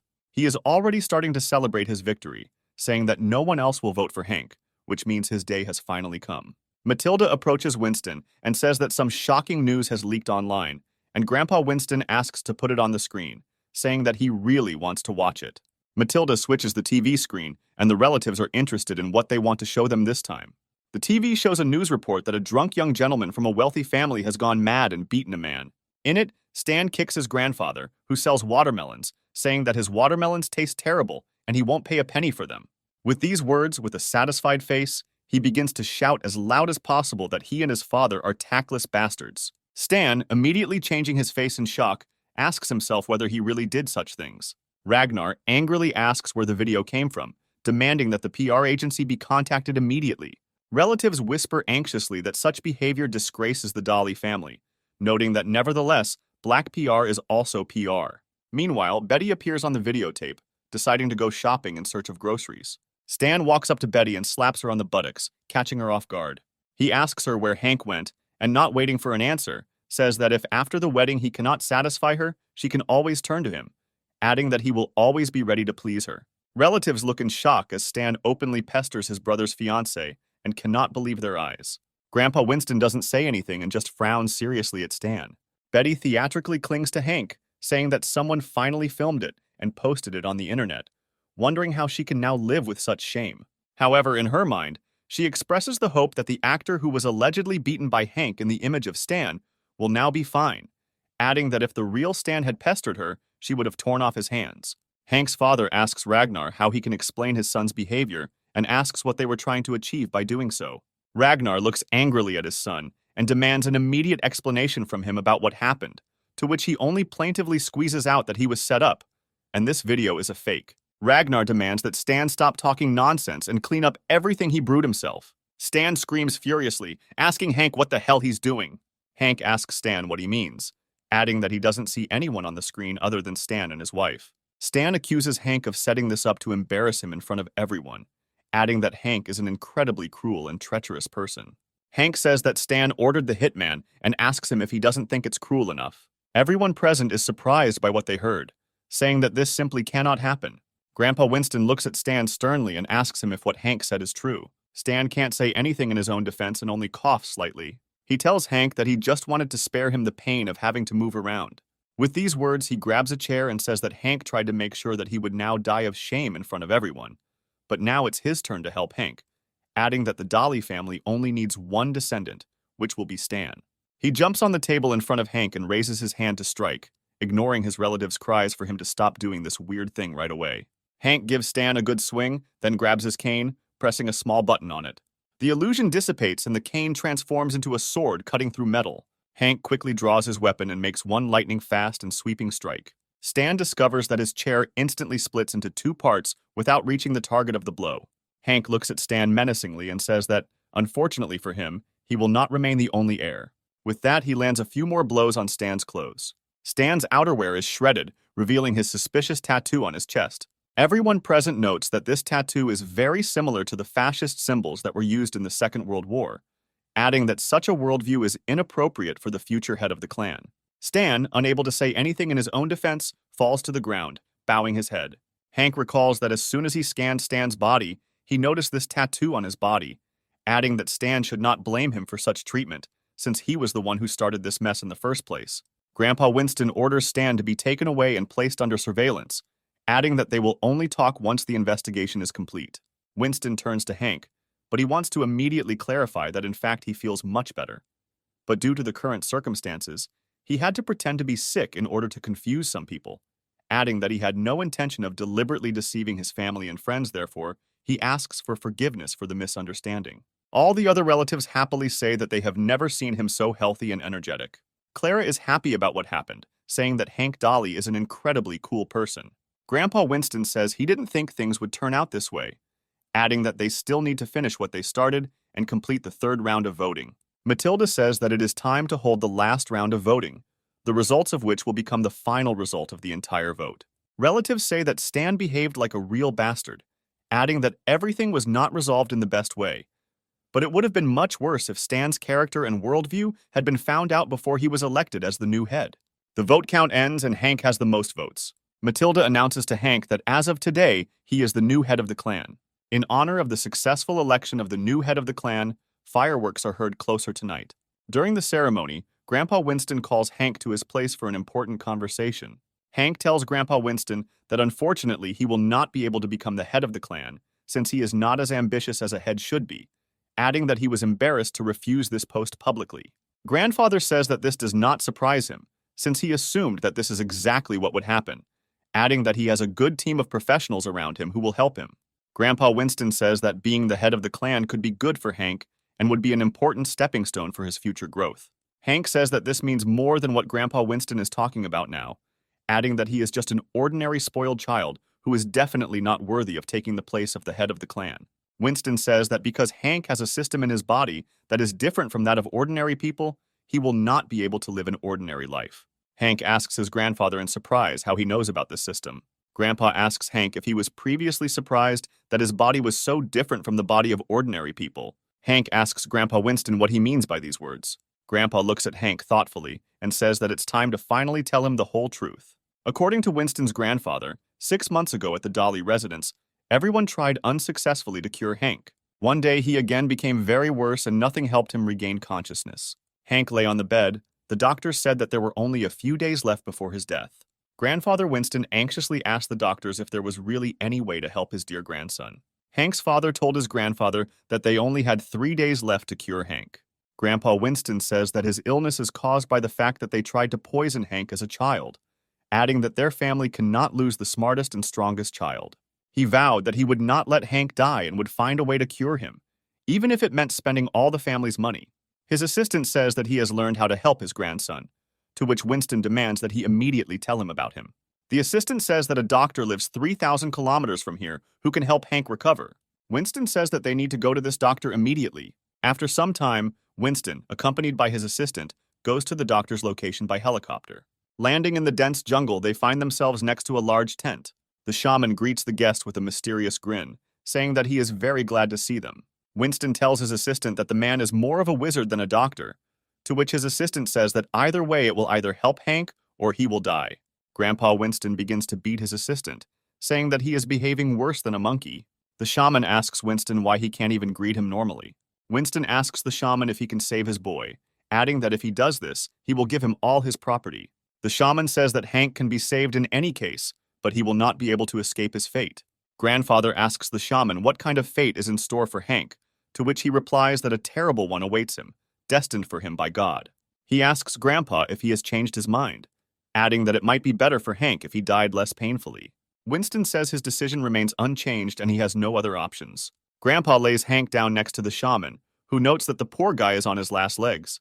The shaman tells Winston that changing fate is a forbidden technique that can lead to changes in the world and asks him not to regret his decision in the future, to which he replies that he will not regret anything. The shaman begins the healing procedure by materializing a shiny sphere in his hands. The shaman quietly tells Hank that he is afraid for the future of his family. He touches Hank, imbuing his body with an otherworldly glow. The bed also begins to glow, and Winston and his assistant look around in surprise. Upon closer inspection, they discover that they are enveloped in a ball of mysterious light. Meanwhile, Hank's skin begins to take on an unnatural golden hue. The shaman raises his hand with bracelets and tells Hank to accept his new destiny. Otherworldly pulsations begin to emanate from the hut, spreading for many kilometers. After a few seconds, these waves envelop the entire planet. Suddenly, Grandpa Winston sees an illusion of Hank being killed by a terrible demon. Lightning strikes the tent, punching a large hole in it. Winston clears his throat from the smoke and asks his assistant if everything is okay. He suddenly notices that his body has changed. He has become much stronger and stronger. Looking at his assistant, he is surprised that he too has changed, acquiring very bizarre facial features. The assistant looks at Hank and notes that his complexion has become much better, and his pulse has returned to normal, happily concluding that the young master has been saved. Grandfather says that this is great news and asks the assistant where the doctor is now, adding that he wants to thank him. However, upon closer examination, they do not reveal any traces of the presence of a shaman. Grandfather recalls the words of a shaman he recently heard that changes in fate lead to irreversible consequences, and thinks about how much the world has changed. He again remembers the illusion killing Hank and says that he will not let this happen. Grandfather ends his story by saying that in this way, he saved Hank by physically changing himself and this world, adding that he is glad that he is still healthy and nothing has affected his fate. Hank asks Winston if anyone else knows that this world has changed, adding that this world must be different from the past. Winston says that many things here seem the same as in the past, but it is not as if they are in a parallel universe, adding that after that day, he was greatly amazed, asking people about the changes and each time receiving the same answer that nothing changed. Winston says that everything that is happening now is confirmed by the wizard's prophecy, adding that he even tried to find him, but a long search did not bring results, which means Hank should become much stronger than now. Hank says that he can't process it all yet, and he needs time to realize what's happening. Grandpa Winston says he will look for the old man, but now Hank can look at his family more easily. Hank leaves his grandfather's office and presses against the door, quietly saying that this is all mind-boggling. He says that he does not believe in this nonsense, adding that his loved ones should not die in front of his eyes. He remembers his wife and wonders if there really is no way to save himself and his beloved daughter-in-law. Lost in his thoughts, Hank does not notice Betty, who approaches him and says that everyone is waiting for him to start the banquet. Hank stares at Betty and she asks him why he is looking at her like that. Hank doesn't answer her and walks over to her, hugging her tightly behind her back. Betty asks Hank why he is hugging her, saying that someone might see them. Hank is silent for a while, after which he tells his fiancée that he doesn't want her to die, to which she responds in surprise that everything is fine with her now. And if suddenly something happens, then she believes that Hank will definitely save her. Hank says that he will definitely save her and everyone else, to which Betty replies that she doesn't understand what he's talking about, but will still trust him. Hank grabs his beloved's hand and says that they need to rush to the banquet, to which Betty says that Hank's nerves seem to be off today. Hank wonders why he is acting so strangely, but quickly comes to the conclusion that he needs to become stronger and not waste time. He successfully hosts the banquet with Betty, but his thoughts remain riveted on what his grandfather told him. The main character decides that from today, the real competition with fate for the right to life begins. This evening, Hank performs another system update, but this time his indicators only increase by 1. Hank irritably says that in order to become better, he will have to spend more money, but this only makes upgrading more difficult. He remembers his grandfather's words that now that his enemies have learned that he is alive, they will try to kill him. So he must not only destroy the threat, he must escape from the clutches of fate. Hank asks his grandfather with interest about who wanted to poison him as a child. Grandfather Winston replies that he was unable to find a specific customer, but over the years of searching, he managed to find several families that could be involved. The first suspect from the grandfather's point of view may be the High House Company, which is one of the main manufacturers of technological prosthetics in the Southwest, adding that the main element in these prostheses was daguerre gold, which was supplied by the Dolly family. But after several loud statements by employees of this company, they stopped supplying this valuable resource. Another suspect could be an organization called the Ancient Gods, which wanted to open the graves of the Dolly family's ancestors, but was stopped by people hired by Grandpa Winston. He shrugs, saying that they have many enemies that he can't even remember right away. Grandpa Winston says that at least they have a list of opponents, which means they will most likely cope with them. He adds that at the right moment the threat will be destroyed, and family grievances will sooner or later be forgotten.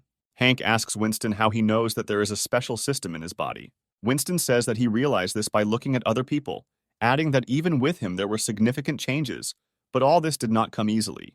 Hank understands what Grandpa Winston is getting at, and says that everything will have to be paid for. He thinks that everything that is happening around him now is beyond his understanding. A lot of time passes behind these thoughts, and the sun's rays spill onto the main estate of the Dolly family. Hank gets dressed and leaves his room, greeting his parents. Hank's parents ask him how he is feeling, surprised that they slept for an unusually long time this time. Hank hugs his parents and tells them that he loves them very much.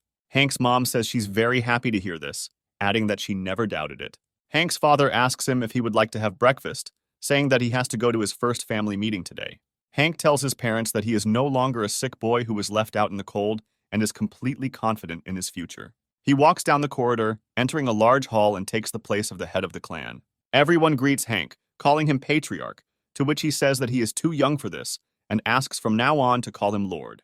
Luo enters the hall, respectfully greeting all participants in the meeting. She introduces herself, saying that she is the young lord's secretary and asks for forgiveness for any mistakes. Hank says that he also just took office and invites Luo to study with him. Luo says that she will now tell the young master and everyone present about the state of affairs of state assets and the distribution of various industries in the family. She says the Dolly clan currently has 189 enterprises and 3,000 assets, including textiles, real estate, electronics, sports, and medicine, among other fields across the country. Luo adds that the clan also has 78 mansions, 3 cruise ships, 5 private jets, 10 helicopters, and 400 luxury cars. Luo says that all of the above on the territory of the Dolly clan is private property, and now Hank can use all of it at any time, to which Hank reflects that Winston's grandfather clearly wants him to enjoy life. All participants are surprised by such privileges, noting that the place of the patriarch of the family is not in vain so coveted. Hank says that if they have such assets, then they can take a cruise ship for the clan and go on a trip. All participants joyfully welcome this decision, honoring the young master.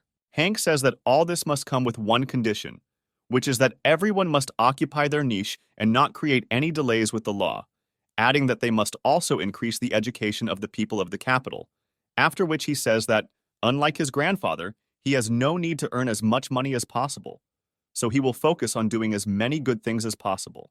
Hank also adds that any member of the clan who is caught breaking the law will be immediately disabled. Grandfather observes the meeting, and Matilda asks him if he would like to go down and accept a new member of the clan, to which he replies that now that Hank has become the head, he should be more reasonable and careful.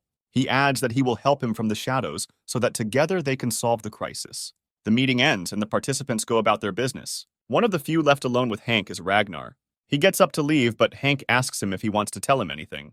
Ragnar says that he may seem strange, but from his point of view, a party on a cruise ship is a hasty decision. Hank says that he will listen to his words and he can make his own suggestions, after which he asks Ragnar to take him to Stan. Ragnar says that he has no right to advise anything since Hank is much smarter than him, to which Hank tells Ragnar to behave more confidently. After some time, Ragnar leads Hank to the door of Stan's room. He adds that Stan is sitting in it and is now waiting for the end of his days. Hank opens the doors and goes into Stan's room. The main character sits down in a chair opposite his cousin and looks at him closely. Stan looks up and asks Hank if he was there to laugh. He doesn't have time to finish when he sees something incredibly shocking and jumps up in his chair. He watches in horror as his own copy sits in front of him, which is indistinguishable from the original. Stan asks his double who he is, to which he tells him that his name is Stan, and he is his double. He adds that today he is going to rob a bank, blow up 20 cars, and take 50 hostages. Stan talks about who he thinks will be shot today. Stan says that Hank should just give him the deadly poison, because nothing compares to doing something like that to him. Hank, without leaving the image of Stan, tells him that he sent him killers, so there is no question of any help for him. Stan says he only ordered the killer to cut off Hank's legs, and if he hadn't done it, he wouldn't have paid him. Hank angrily swings at Stan, saying that now he will do the same to him, to which Stan says that this will not happen again, since now Hank is the patriarch and he will never oppose him.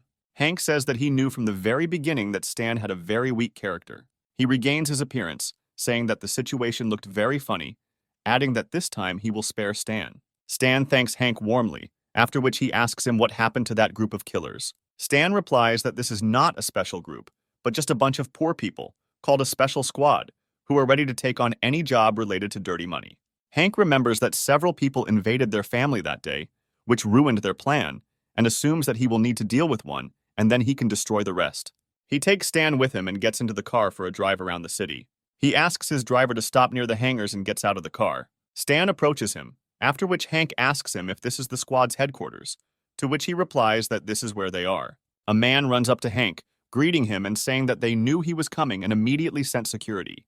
The man says that everyone calls him a multilingual for his talent to speak several languages at the same time, expressing the hope that this will not scare Hank.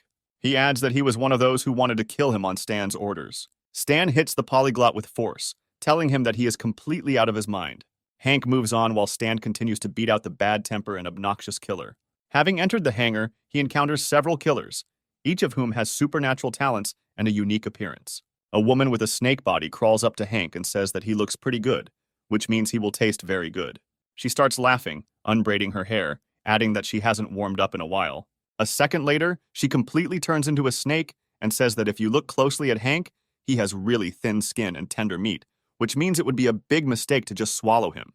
Hank says that the girl inspires fear without any doubt, but fortunately for him, she herself came within striking distance of him. With these words, he takes out his sword and strikes her in the face, leaving a minor wound. The snake screams in pain, surprised that its defenses were broken. A man with stone hands attacks Hank, saying that Hank is clearly tired of life if he behaves so impolitely. The fight is interrupted by Polytong, saying that they need to stop immediately for the sake of him and the young master. The man stops and asks the polyglot which young master he is talking about. The man says that they may not believe him, but Hank is their boss from this day forward. The killers ask the polyglot in surprise if he is talking nonsense, and their leader appears from the shadows. The men with animalistic features ask Hank where he came from, adding that first he needs to defeat their real master.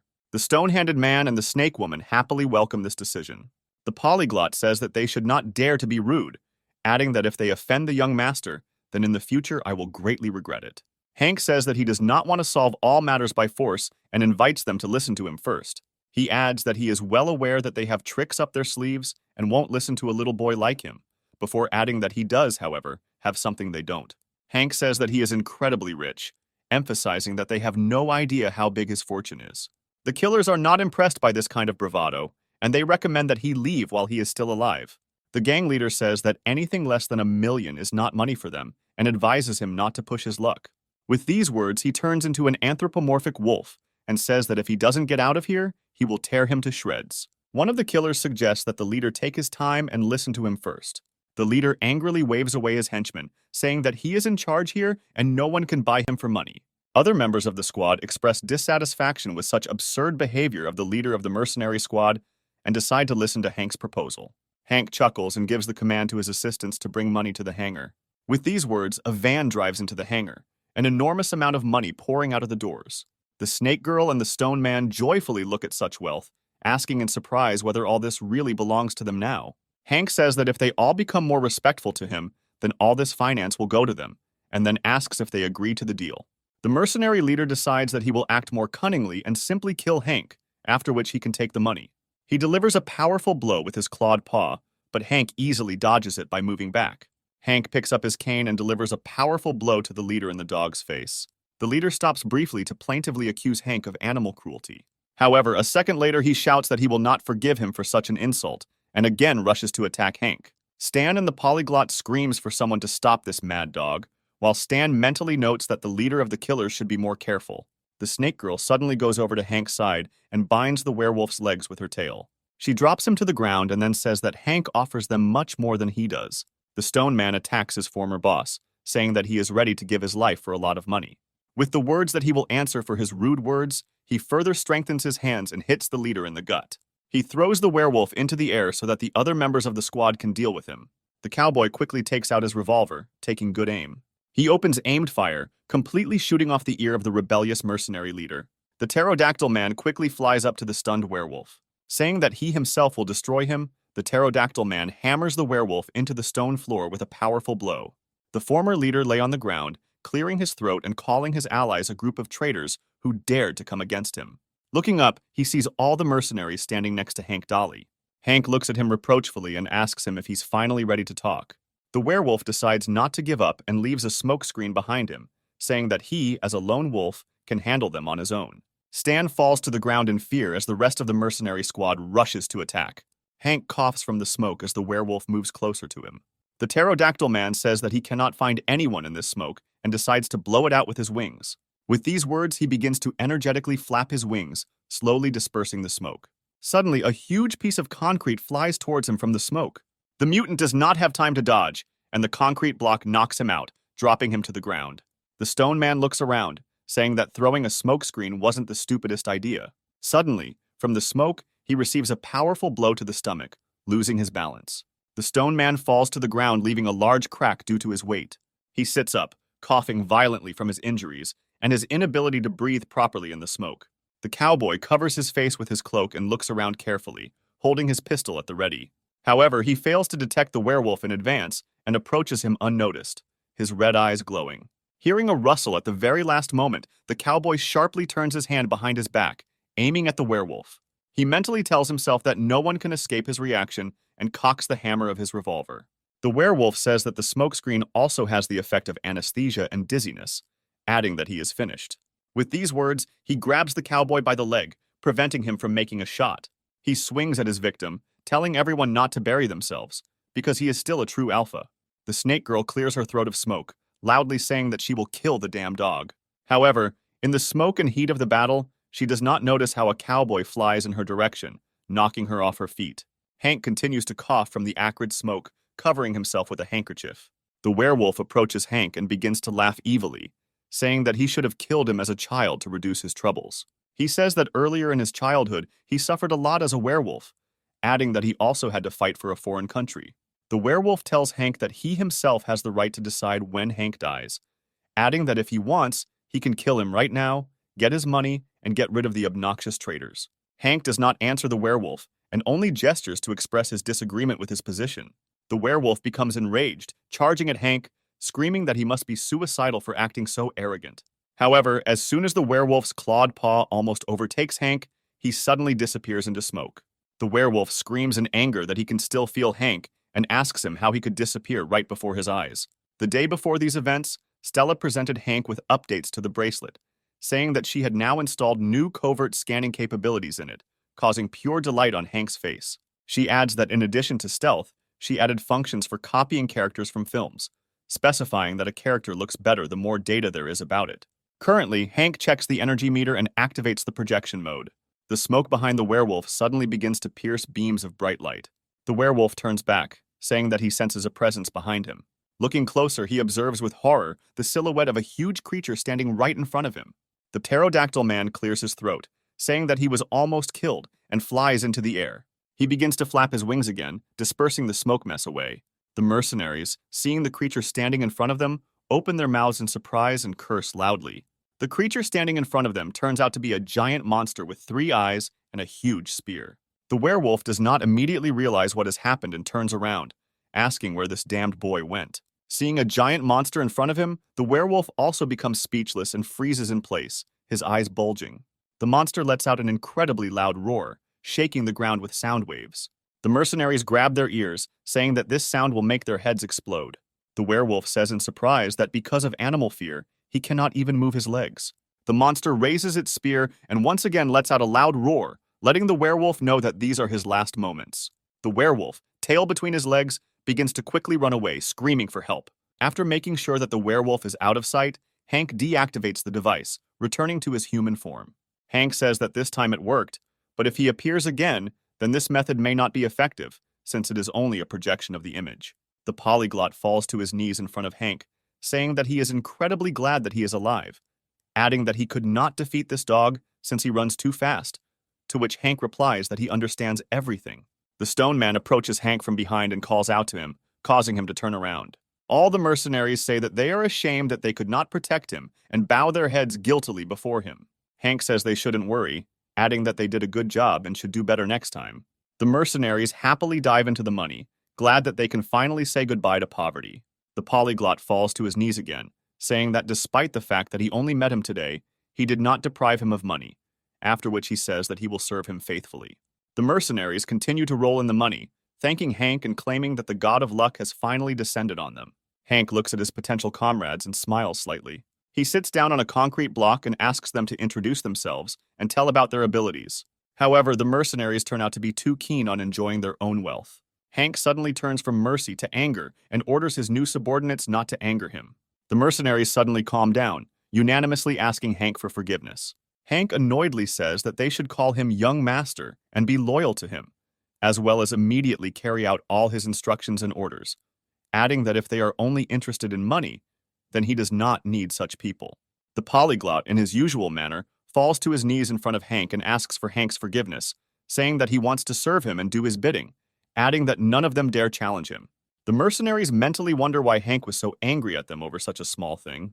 However, they all bow before Hank, again asking for forgiveness and saying that they will listen to his orders. Hank says that in that case, they should pick up where they left off and asks who wants to introduce themselves first. The stone man introduces himself by the name Jonas, saying that he used to practice hardening ki, and now he is able to strengthen his hands so much that they are in no way inferior in strength to metal. The cowboy introduces the name Arthur, adding that he does not have any special skills, but he can hear the steps of an ant 100 meters away and hit her from this distance. Pterodactyl man says his name is Morgan, and he used to perform in the circus with a pair of false wings, but one day he woke up with a pair of real ones. Hank says he suspects it all happened about 6 months ago. The mercenaries say that everything happened exactly as Hank described, adding that before that they did not have any abilities. Hank mentally notes that, based on his grandfather's story, some kind of glitch occurred 6 months ago, due to which they became superhumans. He turns to the snake girl and asks her what her name is. The girl introduces herself by the name Sasha, saying that she used to be a snake dancer, but now she has become a real snake girl. Hank notices a cut on Sasha's face and takes out the spray, treating her wound. A second later, Sasha's wound heals, and she enthusiastically says that this spray is a real miracle. Hank throws this spray at her, saying that there should be no wounds on the girl's face, adding that she just saved him, so she deserves this treasure, to which Sasha enthusiastically replies that she is very grateful to him. Their acquaintance is interrupted by a strong earthquake, and our heroes, with the exception of Sasha, can barely stay on their feet. Meanwhile, on the lake, under the force of this earthquake, ships begin to crash due to strong waves. The source of these waves is a huge monster that has been dozing until today at the bottom of the lake. The mercenaries say they don't remember earthquakes ever happening here. After some time, the tremors slowly subside, and the mercenaries decide to find out what it was. Stan decides to check the news and asks Hank to take a look at what he just managed to find. He hands Hank the phone and he watches the live broadcast from the scene, which shows that abnormal waves have been recorded on Lake Sen, and many ships have been wrecked. Hank says that Sand Lake is inland and wonders how this is possible, to which Stan replies that some kind of monster could be the cause. Hank distributes communications equipment to his new subordinates and orders them to quickly go there and reconnoiter the situation, simultaneously providing immediate assistance, to which the mercenaries immediately agree. After this, he turns to the Polyglow, saying that he will need him here, and in the future he can become his trump card, which will allow him to recruit as many people with supernatural abilities as possible, to which he replies that he will do everything in the best possible way. Hank reflects that you can't achieve everything in this world by relying only on yourself, so a capable team can come in handy. Stan says that Hank is a very skilled manipulator, so he believes in his success. Hank says that he can't buy the mercenaries' loyalty, but a little kindness and caring will help him make friends with them, after which he tells Stan to stay here and wait for new information to emerge. Stan asks Hank what he should do, suggesting that he will entrust him with some task. Hank says that Stan understood everything correctly, since he has something special for him, which he will announce a little later. Meanwhile, ship passengers who have fallen into the water beg for help, floundering on the surface. They shout that most of them cannot swim and hope that someone will come to their aid. Rescuers say they only have 2 boats, but there are simply an incredible number of people in the water. One of the victims desperately raises her hand above the water, fearing that in just a few seconds she will go under the water. However, Morgan manages to grab the unfortunate woman, calming her down, saying that they will definitely help everyone in trouble. Meanwhile, Jonas grabs the tilted ship with his hands and turns it into the correct position. People in and around the court rejoice at their salvation, climbing onto the stern. Arthur goes to the water luggage and dips his listening device into it. He tells Sasha that he heard a human scream at a distance of 205 meters and a depth of 9 meters, after which Sasha immediately takes off his hoodie. She rushes into the water and easily finds the drowning man, quickly approaching him and hugging him with her body. She floats up, giving the drowning man access to oxygen and telling him that he will be fine. She returns the child to the mother, and she cordially thanks her, to which she replies that it's all nothing. The rescued passengers ask the mercenaries who they are, stating that they want to thank them. Sasha replies that their names are not so important, clarifying that they should thank Mr. Hank, who sent them here. The townspeople talk about how familiar this name is, remembering that this is the name of the new head of the Dolly family. The townspeople begin to celebrate Hank and his family, chanting his name joyfully. However, the solemn gratitude is interrupted by a new earthquake, which crashes huge waves onto the pier. Arthur listens and tells Morgan that there is definitely something at the depths of the lake, to which he incomprehensibly asks what he means. Arthur says that it sounds like something big, adding that this creature flutters and howls as if it is in unbearable pain. Sasha tells Arthur that she can dive to a depth of 1,000 meters and hold her breath for at least half an hour, but Arthur tells her to slow down a little. He adds that they must coordinate their actions with Mr. Hank and tries to contact him. Hank is talking with Arthur and is surprised at how a giant monster could end up in Lake Sen, to which Arthur replies that he does not know such details, but the presence of a monster at the bottom does not raise any doubts in his mind. He says that Sasha can go underwater and scout the situation, asking Hank for permission to proceed, but Hank asks them to wait for his arrival, adding that he will arrive in a few minutes. After a short period of time, Hank reaches the dock and gets out of his car. The mercenaries greet him, and Hank tells them that they all did a very good job. He says that he called for help, but before he can clarify, a motorcycle with 2 girls drives up to him. The girls turn out to be Stella and Betty, who greet Hank. Hank asks his fiancée why she decided to come, to which she replies that she heard that something very interesting was happening here. The main character affectionately asks Betty if she is sure that she wants to stay here, to which she replies with a smile that nothing will change her intentions. Hank introduces his bride to the mercenary squad, saying that her orders are in no way inferior to his own, after which Betty notes that Sasha's tail is very long and cute. Stella tells Hank that she has brought him special underwater goggles with a camera that can withstand pressure at depths of up to 5,000 meters, additionally equipped with a stereo scanning function. She adds that these glasses can transmit an image to another projection device in real time, and Hank says that this is exactly what he needed. Hank passes the glasses to Sasha, saying that only she can scout the situation, adding that she must put her own safety above all else, and if there is serious danger, she must retreat. Sasha says that she understood everything perfectly and quickly dives into the water. Sasha turns on the flashlight and quickly goes into the depths. She sinks lower and lower, cutting through the darkness of the lake abyss with the light of a lantern. Arthur keeps in touch with Sasha, saying that she needs to dive another 150 meters. He adds that he doesn't hear anything further, so she will have to rely only on her own strength. Sasha notices air bubbles rising from the abyss and decides to study them in more detail. Suddenly, Sasha begins to shake violently due to new tremors.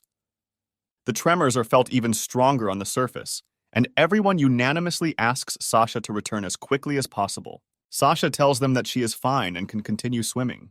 Hank is surprised that Sasha can talk underwater, adding that she is a snake, not a fish. Sasha says her tongue is extremely flexible, so she can make sounds with just the vibrations of her tongue, adding that this is an incredibly cool trait. All the men in the squad unanimously note that this is simply an excellent quality, but none of them dares to say it out loud. Betty, unfamiliar with the peculiarities of male nature, asks them why they all suddenly turned red, but does not receive a clear answer. Sasha reports that she has already dropped several hundred meters, but she still does not see anything. Stella tells Sasha that these glasses have a built-in bioscanning function, so as soon as something living gets into the radius, they will begin to make a characteristic sound. After a few seconds, Sasha's glasses begin to emit the described signals and she freezes in place. In front of her is a huge rock, in front of which, however, the glasses emit the loudest signals. She launches a stereo scanning system and pierces the rock with sonar waves. Stella says that according to her fears, this is not a rock, but the very monster they were looking for. She displays an image saying that it was originally a rock, but this is just a cover. The scan completes, and Hank and the rest of the mercenaries are surprised by what they see. Looking closely, they notice a huge monster stuck between the rocks. Hank is out loud surprised at how such huge turtles can exist in this world. The turtle lets out a howl, and the coast is again covered by a wave of earthquakes. Sasha listens to Hank's conversations and is amazed at how such a huge turtle could end up at the bottom of the lake. Taking a closer look, she notices where the turtle's muzzle is and decides to swim closer. However, she is interrupted by new tremors, after which she has to dodge stones that have broken off from an underwater rock. The turtle pulls out its huge paws and tries to push off from the lake bottom. Sasha notes that it feels like this turtle was crushed by the rocks, and now it is trying to get out. Hank says that if this continues, the earthquakes will continue, so they need to calm the turtle down. Jonas suggests brute force will resolve the issue, but Morgan says that using violence against animals is unacceptable. Betty says that maybe they should talk to her and convince her that they can help her, to which Hank expresses doubt that the turtle can understand human speech. Sasha says that she can communicate with the turtle in the form of a snake, and Hank approves of this decision, wishing her luck. With these words, Sasha takes off his glasses and turns into a huge snake. She swims closer to the giant turtle and it calms down briefly after noticing her. Sasha introduces herself and asks the turtle if she understands what she is talking about. The turtle looks at Sasha very carefully, however, without answering anything. Sasha sadly concludes that, apparently, a normal dialogue will not work out. However, suddenly the turtle hides its neck in an improvised shell and becomes silent for a while. A second later, a snake head on a long neck pokes out from there, greatly surprising Sasha. Hank is surprised that the turtle has two heads and suggests that it is something divine. The turtle begins to talk to Sasha, introducing himself as Xuan Wu. Sasha tells the turtle that he can finally understand her. Xuan Wu says that she once made an oath to the spirit of the sky, according to which she would stay here for 100,000 years. But now that the oath has expired, her body has become fused with the rocks, and she cannot get out. Sasha tells Hank that the turtle introduced himself as Xuan Wu, wondering that animals from ancient myths could exist in this world. After which Hank asks Sasha to tell her that in a few days they will find a way to get her out. Sasha tells Xuan Wu that her master asked her to be a little patient, adding that they will definitely get her out of this trap. Xuan Wu crawls into her shell, saying that she has already waited 100,000 years, so she can wait a few more days. Hank says that now that the monster will not bother them for a while, Sasha can safely return, after which Jonas asks him how they can help the mythical turtle, to which Hank asks him how much an atomic bomb might cost. Betty says that Hank, in his typical manner, rushes from one extreme to another, adding that in this case, along with the mountain, most of the city will be destroyed. Hank approaches Stella with a question about whether she can do something less destructive, to which she sharply responds in the negative, adding that she would not even dare to begin work on such technologies. Hank says that he has no one else to turn to which she replies that there is only one place where they could help. Hank happily asks Stella to tell her where they need to go so that they don't waste a second. Stella turns her head and sadly replies that this place is her family's home. She adds that she is a member of a family of famous inventors called the Gao, which owns the High House Company. Hank says that on her resume she had a different last name, to which Stella says that it is her mother's last name. Hank says that this last name goes well with her name, adding that it is time for them to move forward. With that, they gather their things and head to Hank's car.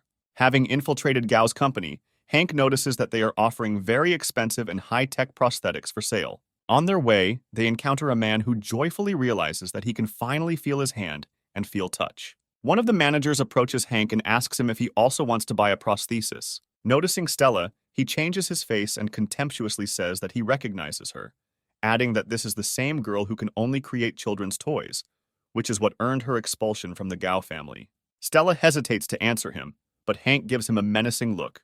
The manager continues to insult Stella, saying that at the last annual meeting, all the members of the Gao family presented their inventions, and only she brought some stupid bracelet that could only broadcast a picture.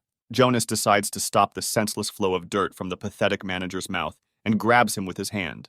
He says that the manager has a simple task in providing services to Hank and orders him to immediately shut up before he goes to the next world.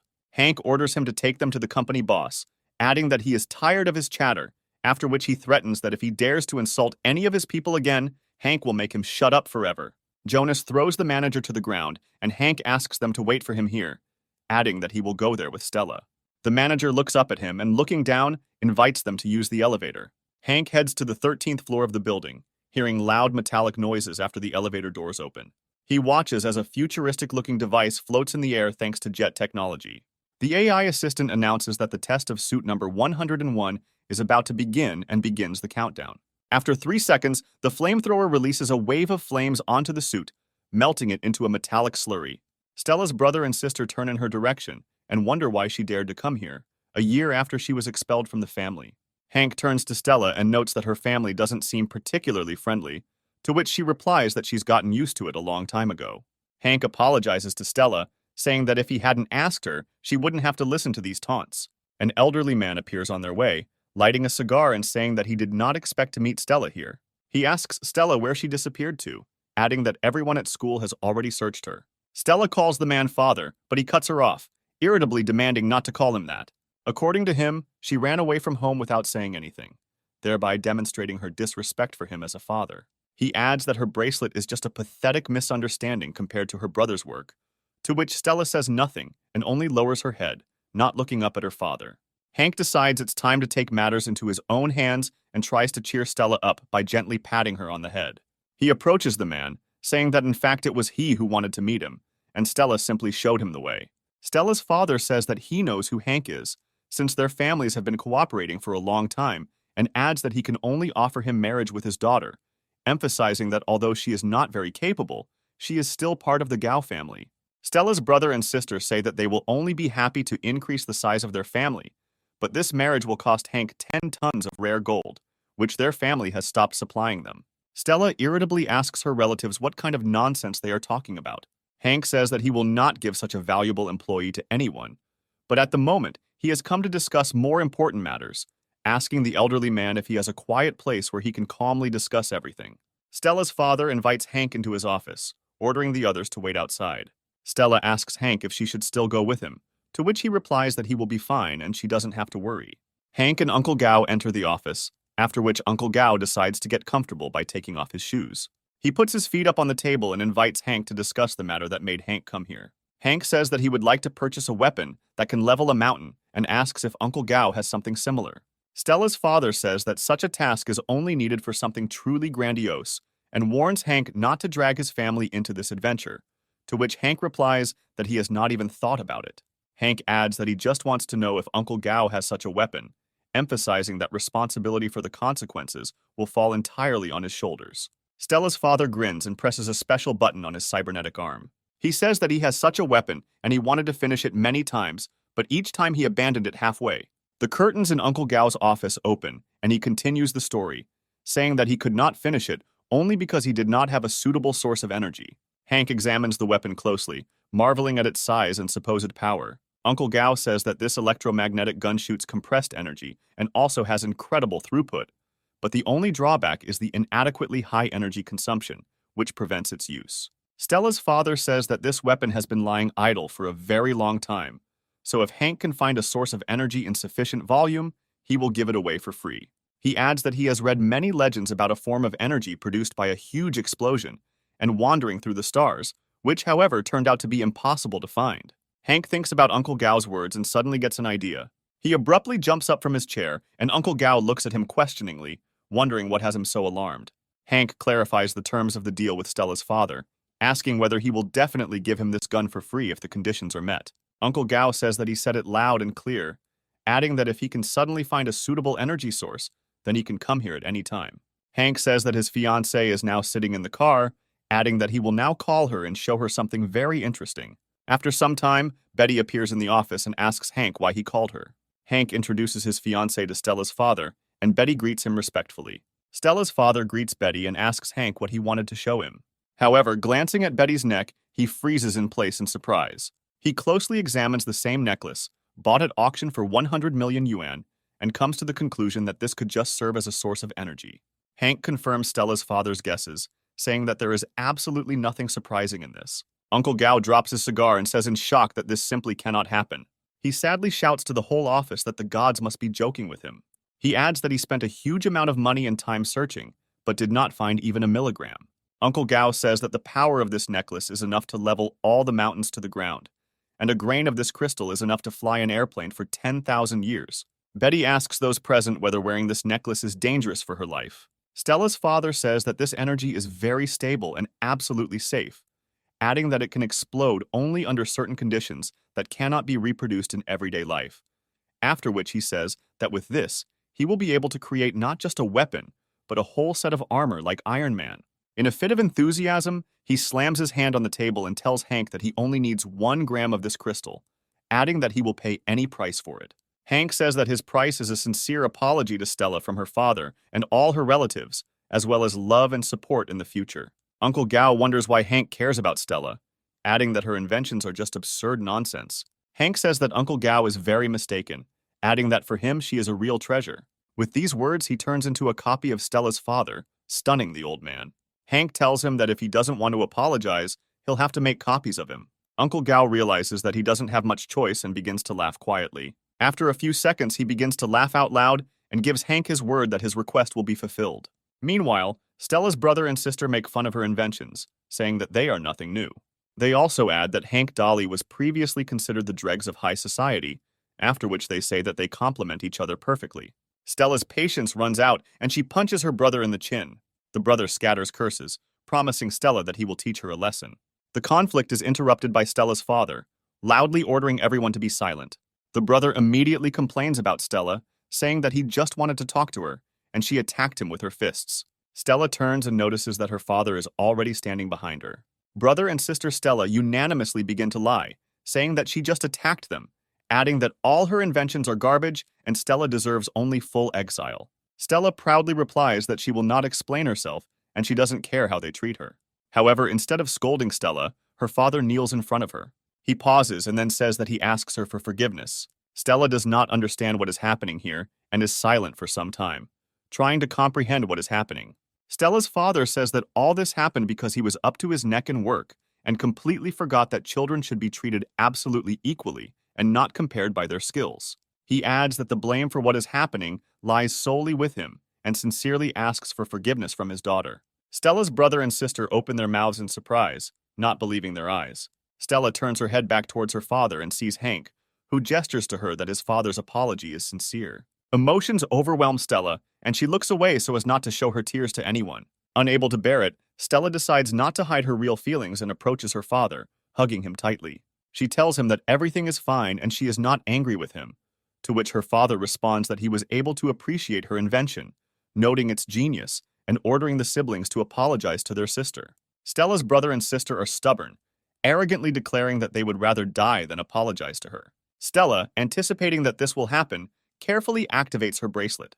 At that moment, a huge demonic version of Uncle Gao appears in front of her brother and sister, who orders them to apologize to Stella now. Stella's relatives apologize to her, and her father laughs heartily, saying that she chose a very suitable image for this prank. With these words, he hugs her again, saying that she has done a very hard job, worthy of praise. Stella is happy that her conflict with her father is over, and she thanks him, smiling for the first time in a long time. Sometime later, Uncle Gao tries to remove a small stone from Betty's necklace. After a few minutes of painstaking work, he manages to get it out and solemnly raises it above his head. Betty falls dramatically and Hank catches her, asking what happened. She upsetly tells her future husband that she has never been so hurt by losing 100 million, to which Hank says that only a small piece will be extracted. Meanwhile, Stella's father approaches the launcher, holding a charged crystal in his hands. He inserts the crystal into the slot to receive energy sources, activating it. The weapon begins to move and Uncle Gao says that everything is ready for testing. The uncle adjusts the dashboard, admitting to himself that his childhood dream is about to come true. Hank approaches Uncle Gao and asks him how they can test the power of this weapon. Uncle Gao replies that he has provided for everything and pushes the walls of the testing room apart.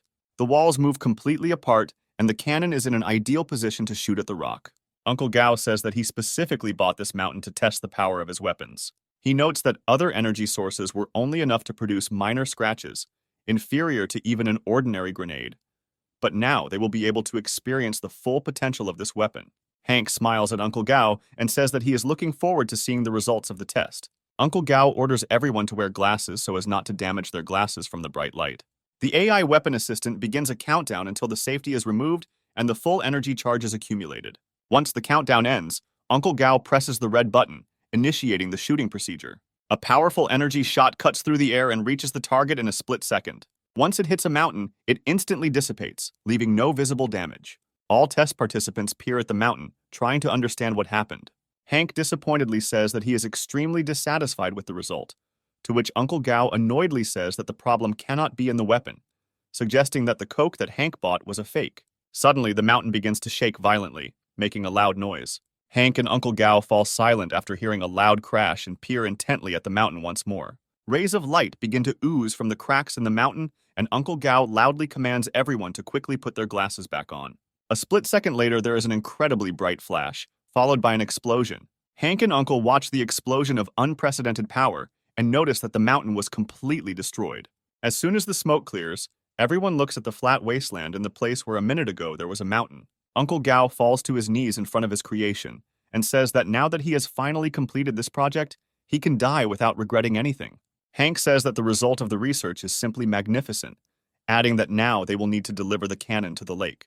Uncle Gao says that it is not so simple, since such a structure will be difficult to deliver to the bottom of the lake, adding that only he can control it. Hank asks Uncle Gao what they should do, to which he replies that he needs several days to build the submarine and transport it, emphasizing that it will cost a lot of money. Hank says that he is ready to cover all of Uncle Gao's expenses if he completes the submarine on time.